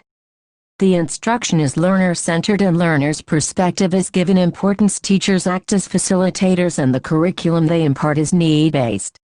Local initiatives and self-help groups are encouraged to develop such programs for meeting the needs in their community. The learners may receive certificates, however, diplomas and degrees are not awarded, other than your school. Name one formal government school and one private school in your city. 1. 2. Find out if there is any center of non-formal education in your city, town or village. Write down its name. Activity 2 Education. Community and society. All education that children, youth and adults experience must finally help in the development of the community around us and the society as a whole. Knowledge gain, personal development as well as skill acquisition through processes in education empower individuals to contribute to nation building, and at a global level to human development. 187 If you can look up Figure 1 on components of education, you will note that extension activities are an integral part of education. The next section deals with extension education and its relevance to the development of communities. 10D. 3 Extension 3 important processes in education besides learning are creating new knowledge through research, disseminating knowledge through teaching, putting knowledge into practice, and applying it through extension. Thus there is a close link between education and extension. Today, extension is a tool for national development through research, training approach, communication and technology, NGO movement and government interventions. Extension and extension education. Extension means to extend knowledge from known to unknown. It is a two-way process of sharing knowledge and experiences for mobilizing individuals and groups for personal and community development. For example, Gram Civics and Gram Civicus working in the community take the problems of the people to the extension officers or other educational institutions. After these are discussed at the block level, the solutions are carried back to the community. Extension education is a full-fledged discipline, with its own philosophy, objectives, principles, methods and techniques which must be understood by every extension worker and others connected with community development. When learning and knowledge are put into practice, and extended to the community, it is referred to as extension education. A look at the historical perspective reveals that this field has evolved as a result of the efforts of social reformers. Social reformers attempted to do reconstruction work to rebuild rural life through experiments. Some of the examples are: 1. Sevagram in Maharashtra by Mahatma Gandhi in 1920 to provide basic education and achieve self-sufficiency. Website for more information, http //Sevagram Esp 2. Shantiniketan in Bengal by Rabindranath Tagore in 1921 to assist villagers in solving their pressing problems. A full-fledged university called the Visva Bharati University came up here later. Website for more information, www.wb.nic.in/westshanti.html. Concerns and needs in diverse contexts. Human Ecology and Family Sciences, Part 1 188 Principles of Extension Education. I. Principle of interest and need. Extension work must be based on the needs and interests of people. As these differ from individual to individual, from village to village, from block to block, and from one state to another, there cannot be one program for all people. 2. Principle of cultural difference. Extension work takes into account the cultural background of the people with whom the work is being done. This means that the extension worker has to know the knowledge level and skills of the people, methods and tools used by them, their customs, traditions, beliefs, values, etc. Before starting any extension program. 3. Principle of participation. Extension helps people help themselves. Good extension work is directed towards assisting rural and urban families to work out their own problems rather than giving them ready-made solutions. 5. Principle of adaptability. An extension program should be flexible, so that whenever required, necessary changes can be made to meet the varying conditions on the ground. The grassroots principle of organization. Extension work should be sponsored by the local community. The aim of organizing the local groups is to demonstrate the value of new practices or programs so that more and more people would participate to adopt them. The leadership principle. More extension work is based on the utilization of local leadership. People have more faith in local leaders and hence their identification and training is essential so that new ideas are accepted in the community with least resistance. 7. The whole family principle. Extension work will have a better chance of success if it is carried out with the whole family. That is, all men and women, children and the youth members of the family. 8. Principle of cooperation. Extension is a cooperative venture. It is a joint democratic enterprise in which people cooperate with their village, block and state officials to pursue a common cause. 9. Principle of satisfaction. The end product of the effort of extension teaching is the satisfaction that comes to the participants in the form of solving a problem, meeting a need, acquiring a new skill, or bringing about some other change in behavior. X. The evaluation principle. Extension is based on methods of science, and it needs constant evaluation. Effectiveness of the work done is measured in terms of the changes brought about in the knowledge, skills, attitudes and adoption behavior of the people, and not merely in terms of achievement of physical targets. For example, when Gram-Sevicus informed women about immunization of children against polio, then afterwards they must try to evaluate whether or not the incidence of polio has gone down. 189. Extension teaching methods. Extension work is carried out using several methods.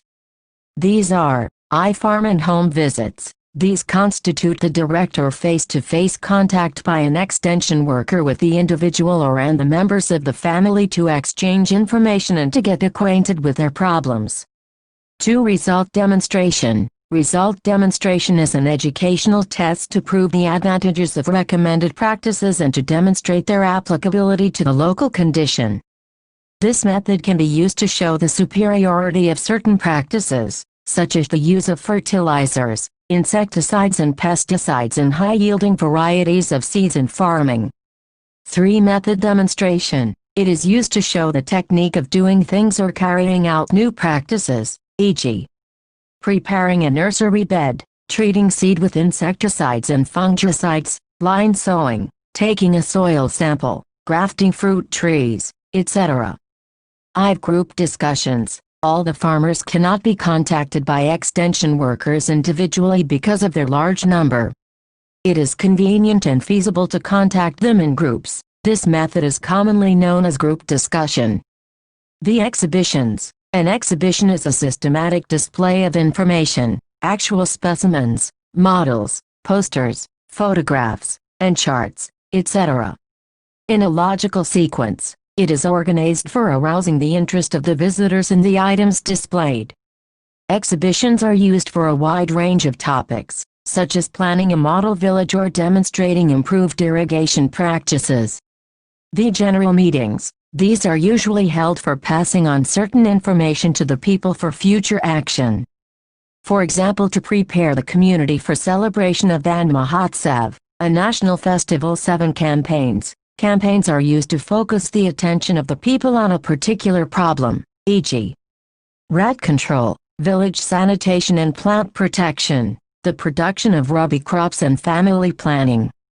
These build up community confidence and involve the people emotionally in a program. 8. Tour and field visits. Conducted tour for farmers are used to convince them and to provide them with an opportunity of seeing the results of new practices, demonstration skills, new implements, etc., and to help them gain an idea regarding the suitability and application of these in their own area.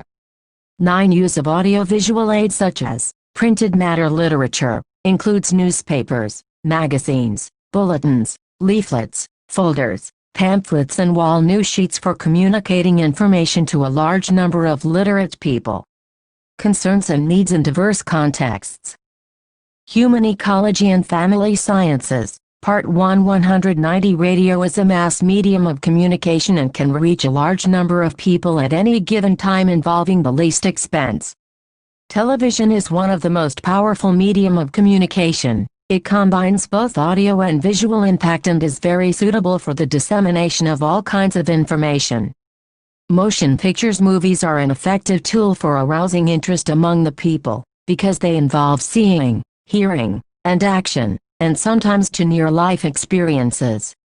Some of the rural employment generation and other schemes. There are many schemes planned by the government for improving the quality of life of people in both rural and urban areas. Some of these are described below. 1. Swarna Jayanti Gram Swarajgar Yojana SGSY. This program was launched in April 1999. It is a holistic program covering all aspects of self-employment such as organization of the poor into self-help groups, training, credit, technology, infrastructure and marketing. The objective of SGSY is to provide sustainable income to the rural poor. The program aims at establishing a large number of micro-enterprises in rural areas, based on the potential of the poor. It is envisaged that every family assisted under SGSY will be brought above the poverty line too. Jawahar Gram Samriddhi Yojana JGSY is the restructured, streamlined and comprehensive version of the erstwhile Jawahar Rozgar Yojana. Designed to improve the quality of life of the poor, JGSY was launched on April 1, 1999. Its primary objective is the creation of demand-driven community village infrastructure including durable assets e.g. training center at the village level. These assets are created to enable the rural poor to increase opportunities for sustained employment. The secondary objective is the generation of supplementary employment for the unemployed poor in rural areas. 3. MP Local Area Development Program. MPLADP was launched in December 1993 as a central sector scheme to enable members of Lok Sabha and Rajya Sabha to execute the schemes of their choice that are developmental and based on locally felt needs within the guidelines for this purpose. The works which can be carried out under this scheme are construction of buildings for schools, hostels, libraries and shelter for old handicapped, construction of link approach roads, culverts, bridges, public irrigation and public drainage facilities, etc. 191. Look up the following website for more information: www.krishaworld.com HTML Agri Extension edu1.html. Expand the following acronyms: 1. SCSI 2 GSI 3. MPLADP. Locate one more extension program in your area and write its name below. Group assignment. Make groups of 6-10, each group to select a separate field of study and target Group 1. Select an appropriate topic from the field of farming or agriculture or technology or health and hygiene for one of the following groups: adolescent girls from an urban slum, adolescent girls from a rural area, urban youth in the age group of 20-30 years, rural youth in the age group of 20-30 years, parents of primary school in rural urban area, your own classmates, marketing management trainees to be posted in villages, housewives, working women too. Search appropriate subject matter for the same 3. Choose an extension method to teach selected topic to the selected group. 4. Give reasons for your choice of topic, subject matter and extension method. One distinct advantage of being involved in extension activities at the grassroots level is that it offers the valuable opportunity to know the cultural heritage of our country. India has a rich and diverse cultural heritage. In the next chapter we shall learn about one aspect of this heritage, the textile heritage. Key terms: learning, education, non-formal education, extension education, rural employment generating schemes, concerns and needs in diverse contexts. Human Ecology and Family Sciences, Part 1 192. Review questions. 1. Explain the term, learning and its types. 2. Describe any 3 components of education. 3. Differentiate between formal and non-formal education. 4. What do you understand by extension education? Enumerate its principles. 5. Select and describe 2 most suitable extension methods for the following situations. Teacher's guidance may be required to popularize education for the girl child, or the importance of men sharing housework. 2018 1. 193. Tani Textile Traditions in India. Learning objectives. After completing this section, the learner will be able to recognize the diversity of textile products produced in India since millennia. Identify the areas associated with production of cotton, silk and wool fabrics. Describe the concept of dyeing and its occurrence on textiles. Explain the characteristic features of embroideries of different parts of the country. Discuss the significance of prevailing traditions of textile production in the socio-cultural and economic setup of our lives. 10e. 1. Introduction. In the earlier chapter Fabrics Around Us, you became aware of the diversity of the textile products and their usage. Have you ever wondered how these came to exist, and how in India they are considered an important heritage? If you ever visited a museum, you must have noticed a section where fabrics and apparel are displayed. You may have realized that not only there are fewer exhibits in this section, they are also not as old as other objects. This is because fabrics decay much more quickly than bone, stone or metal. However, archaeological records depicting clothed human figures on wall and sculptures indicate that humans knew the art of making cloth even 20,000 years ago. We also learn about them from references in ancient literature and paintings on walls in caves and buildings. Human Ecology and Family Sciences, Part 1 194 Textile materials have fascinated humans since ancient times and have been an essential part of civilization. People of all ancient civilizations developed technologies for utilizing the raw material available in their region. They also created their own distinctive designs and produced elaborately designed products. 10e2 Historical perspective. In India, the manufacture of sophisticated textiles in India is as ancient as the Indian civilization. Fabric has been used as a symbol while describing the creation of the universe in the Rig Veda and the Upanishads. The universe, in these texts, is described as a fabric woven by the gods. The appearance of day and night, as they bring light and darkness over the earth, are compared to the movement of the shuttle and the loom by the weaver. Weaving is one of the oldest arts, and fine fabric products have been made from very early times. Cloth fragments, as well as terracotta spindles and bronze needles, that have been found at the excavation site at Mohenjo-daro, are evidence that the traditions of cotton spinning, weaving, dyeing and embroidery in India are at least 5,000 years old. India was first among the ancient civilizations to discover color and perfect the technique of application on textile materials, especially on cotton. Dyed and printed cotton fabrics were exported to other nations, and they were known for their color-fastness properties. Classical Greek and Latin literature has reference to them, e.g. color on Indian fabrics is as lasting as wisdom. Throughout the period of recorded history there are references extolling the excellence of Indian fabrics made from cotton, silk and wool.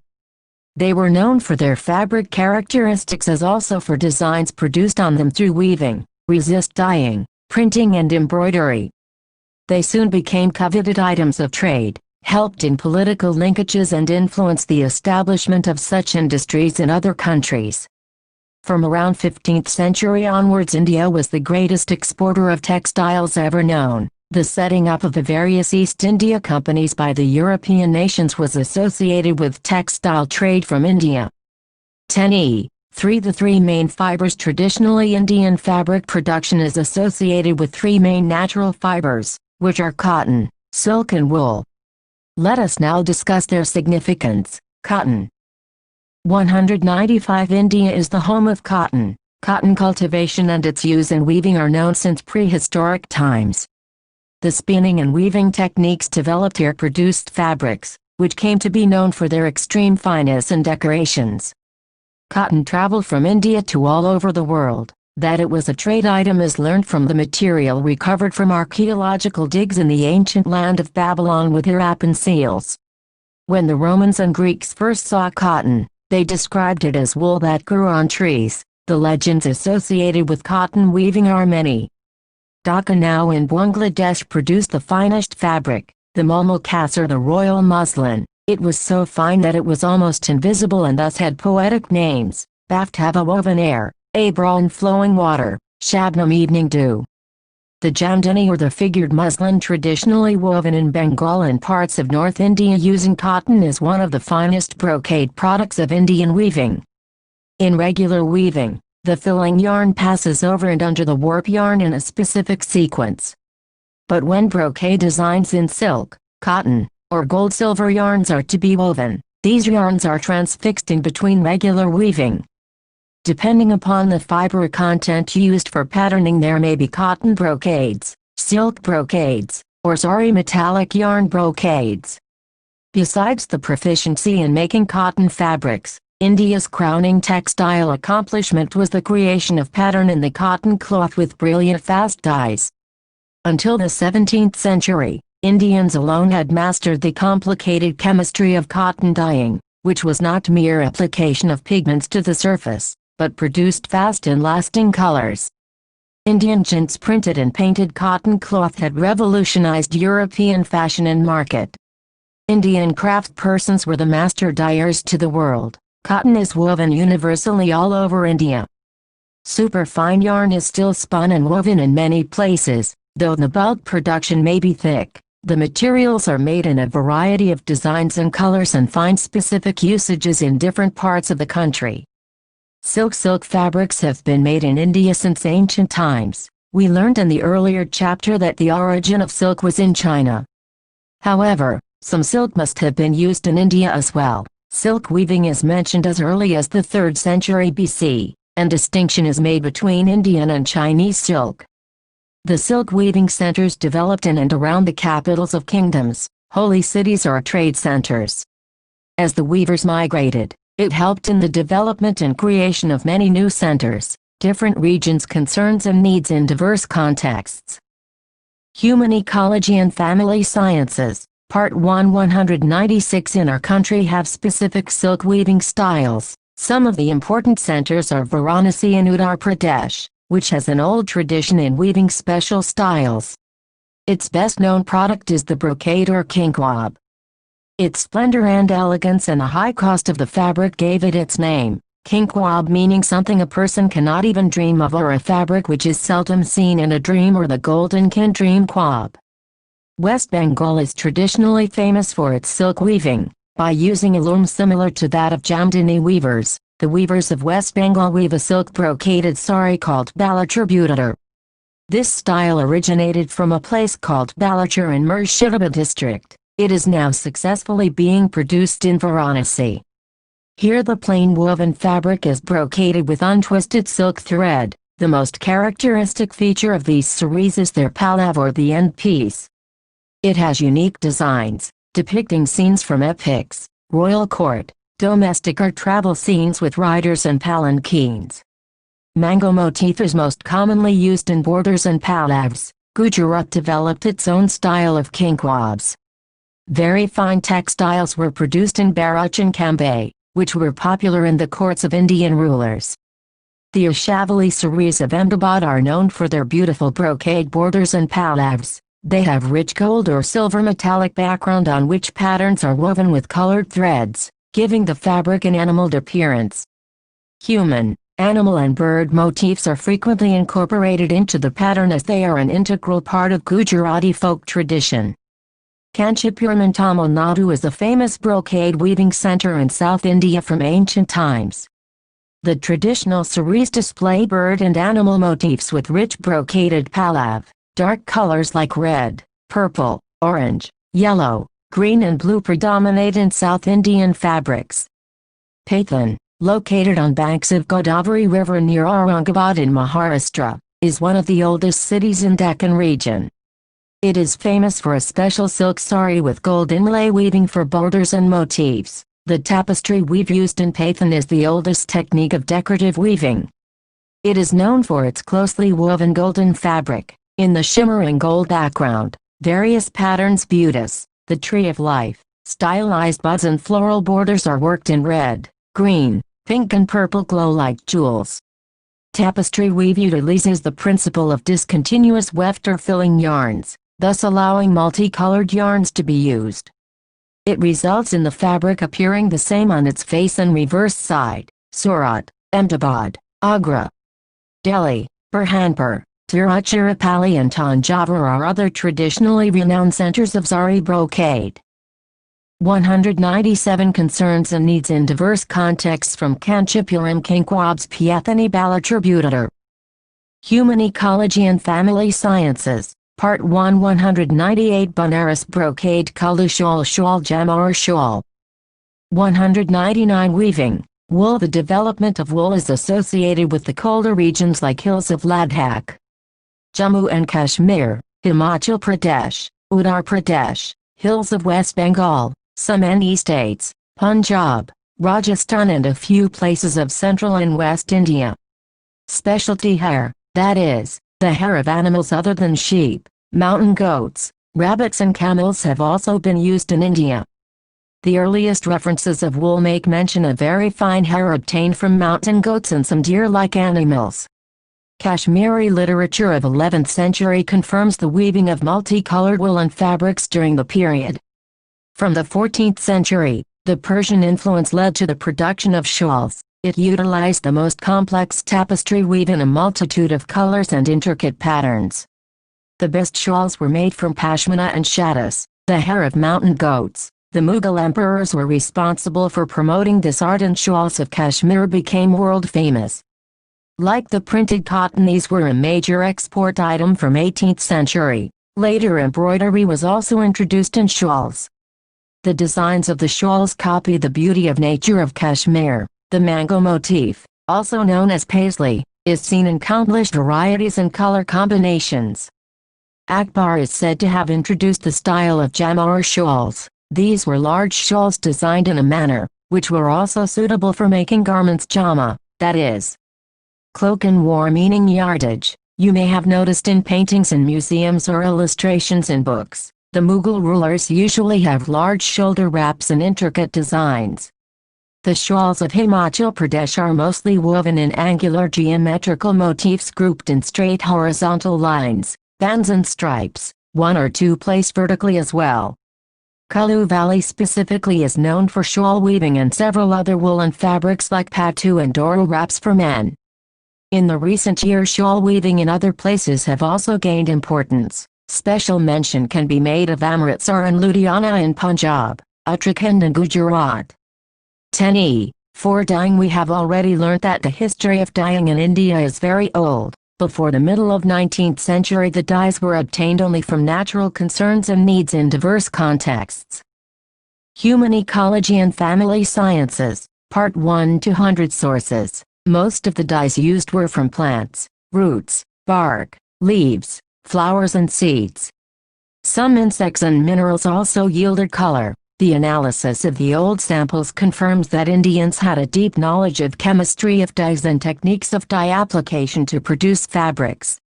Renowned for their color-fastness properties, resist-dyed fabrics. The oldest form of designing with color is resist dyeing. Having perfected the art of dyeing, it must have been discovered that if certain parts of material were prevented from absorbing the dye, it would retain its original color and thus appear designed. The resist material could be thread, pieces of fabric, or substances such as clay and wax that offer physical resistance. The most common method of resist is tying with thread. There are two methods of tie and dye fabrics produced in India: fabric tie and dye and yarn tie and dye. In both cases, the part where design is required is tied up by tightly winding a thread around it and dyeing. During the dyeing process, the tied areas retain the original color of the ground. On drying, some tied-up parts are opened and some more tied and dyed again. The process can be further repeated for more colors, always proceeding from light to dark colors. Tie and dye has a ritualistic significance. Among the Hindus, the thread tied around the wrist before any religious ceremony is white, yellow and red tie-dyed. Tie and dyed fabrics are considered auspicious for marriage ceremonies. The dress of the bride and turbans of male members are generally of these fabrics. Fabric tie and dye, bandhani, chunari, lahiria are some of the names of materials in which the pattern is created by tie-dyeing the fabric after it is woven. A typical tie and dye design is bandhaj, where the patterns comprise innumerable dots. Another is the lahiria type, where the pattern is in the form of diagonal stripes. Gujarat and Rajasthan are the homes of this type of fabrics to yarn tie and dye. This is a complicated process of producing designed fabrics. These are known as cut fabrics. Fabrics are produced by a technique in which the warp yarns or filling weft yarns or both are tie-dyed before weaving. Thus, when the fabric is woven, a specific pattern appears depending on the dyed spaces of the yarns. If only one yarn, that is, only warp or weft yarn is tie-dyed, it is called single ikat. If both yarns are so treated, it can be combined ikat. Both are creating separate patterns, or double ikat, a unified pattern is created. 201 Concerns and needs in diverse contexts. Cut fabrics. Human Ecology and Family Sciences, Part 1. 202 Cut fabrics 2018 1. 203. The ikat artisan is not only proficient in the art of dyeing, he also has the technical knowledge of weaving. The process consists of calculating the amount of warp and filling yarns required for the article to be made. The tying of the yarn and weaving it after dyeing require great expertise so that warp and filling yarns match to produce the design. Gujarat has the richest tradition of ikat weaving. Patala is the most colorful double ikat sari made in silk.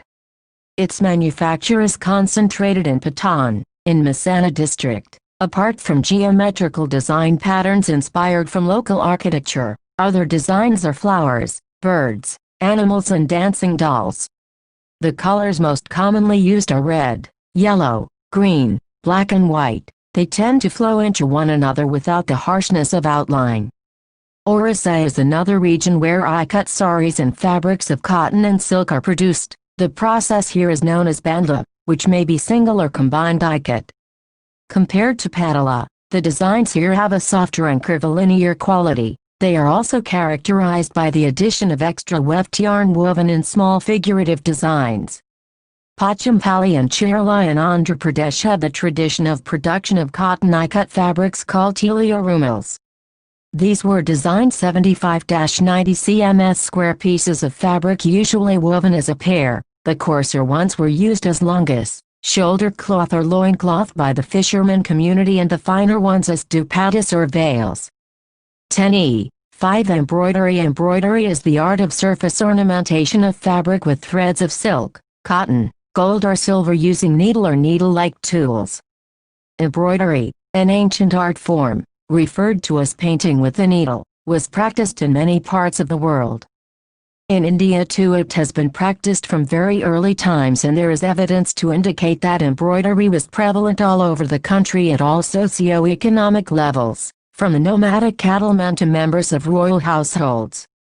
On all kinds of fabrics, from the most coarse cotton and camel wool to finest of silks and pashminas. With all materials and threads, cotton, wool, silk or sari along with cowrie shells, bits of mirror and glass, beads, gems and coins. Used in making varied articles, personal clothing, household use, home decoration, offerings for religious places and decorative items for their animals and cattle. Embroidery is generally regarded as a homely handicraft, an occupation concerns and needs in diverse contexts. Human Ecology and Family Sciences, Part 1 204 that women undertake during their leisure hours, mainly to ornament or decorate articles of apparel or household use. Nevertheless, certain embroideries became items of trade within country and also in different parts of the world. Let us now have a glimpse into some of the styles, which are being commercially produced today. Fulkari. Fulkari is the art of embroidery of Punjab. It is the term used for both the embroidery and the chador or shawl made with this type of embroidery. Fulkari means flower work or a bed of flowers. The other term bog, literally a garden, has also the same connotation. Fulkari was mainly a domestic craft, executed by the girls and ladies of the household and sometimes by women servants under their directions. The embroidery is done on coarse cotton catar material with untwisted silk floss called pat. In the heavily embroidered bags, the embroidery covers the fabric so completely that the base color of the fabric can only be seen on the reverse side. Traditionally, this embroidery was associated with wedding ceremonies, and bags were made by the maternal grandmother for her granddaughter or by the paternal grandmother for her granddaughter-in-law. Kasudi. Kasudi is the term used for the embroidery of Karnataka. Kasudi word is derived from the Persian word kashida, which means embroidery. Like Fulkari, it is also a domestic craft mainly done by women. This is the most subtle form of embroidery, where the embroidery threads follow the pattern of the weave of the fabric. It is done on silk material with fine strands of silk threads. Even the colors used tend to blend with the background material. The main designs seem to be inspired from the temple architecture of the area. Kantha. Kantha embroidery of Bengal is done on a base prepared by 3-4 layers of old cotton saris or dhotis. The embroidery is like quilting, small running stitches going through all the layers of the base material. The article thus produced are also known as kantha. This embroidery may have had its origin in darning to strengthen the worn-out areas. But now the stitches. 205 Concerns and needs in diverse contexts. Tie and dye fabrics. Human Ecology and Family Sciences, Part 1. 206 Valkyrie embroidery. 207 Fill up the shapes that are drawn on it. It generally has a white base with embroidery and multicolored threads, which were originally pulled out from borders of old saris. The articles made vary from small comb case and wallet to shawls of various sizes. There are also canthus with ritualistic importance made for presentation to religious places or for use on special occasions. Kashida. Kashida is the general term used for embroidery in Kashmir. The two most important embroideries are Suzani and Zalakdozi. Kashmir being the land of wool, the embroidery is done on woolen fabrics, from the finest of shawls to medium-thickness cloaks like farans, to thick namdas used as floor coverings. On shawls and fine woolens, perhaps the embroidery had its origin in repairing the defects that occurred during weaving. Later the multicolored weaving patterns were copied, to which were added the styles of Chinese embroideries like satin stitch and long and short stitch. The Suzani embroidery includes all the stitches that lie flat on the surface and also show uniformity on both sides of the material. This embroidery is done with silk threads, in a multitude of colors and shades to make the designs look natural. The twill tapestry technique that was used for weaving often required small corrections and alterations. This was done like embroidery, repeating the pattern of the weave, thus was called darning. The embroiderers in Kashmir are still referred to as rafugars, that is, darners. Zalakdozi is the chain stitch embroidery done with aria hook like the cobblers use. Originally it was done mainly on namdas, but now it is done on all kinds of materials, including shawls. Unlike the other embroideries discussed so far, Kashmir embroidery is a commercial activity, done by menfolk and thus caters to the demand of the buyers.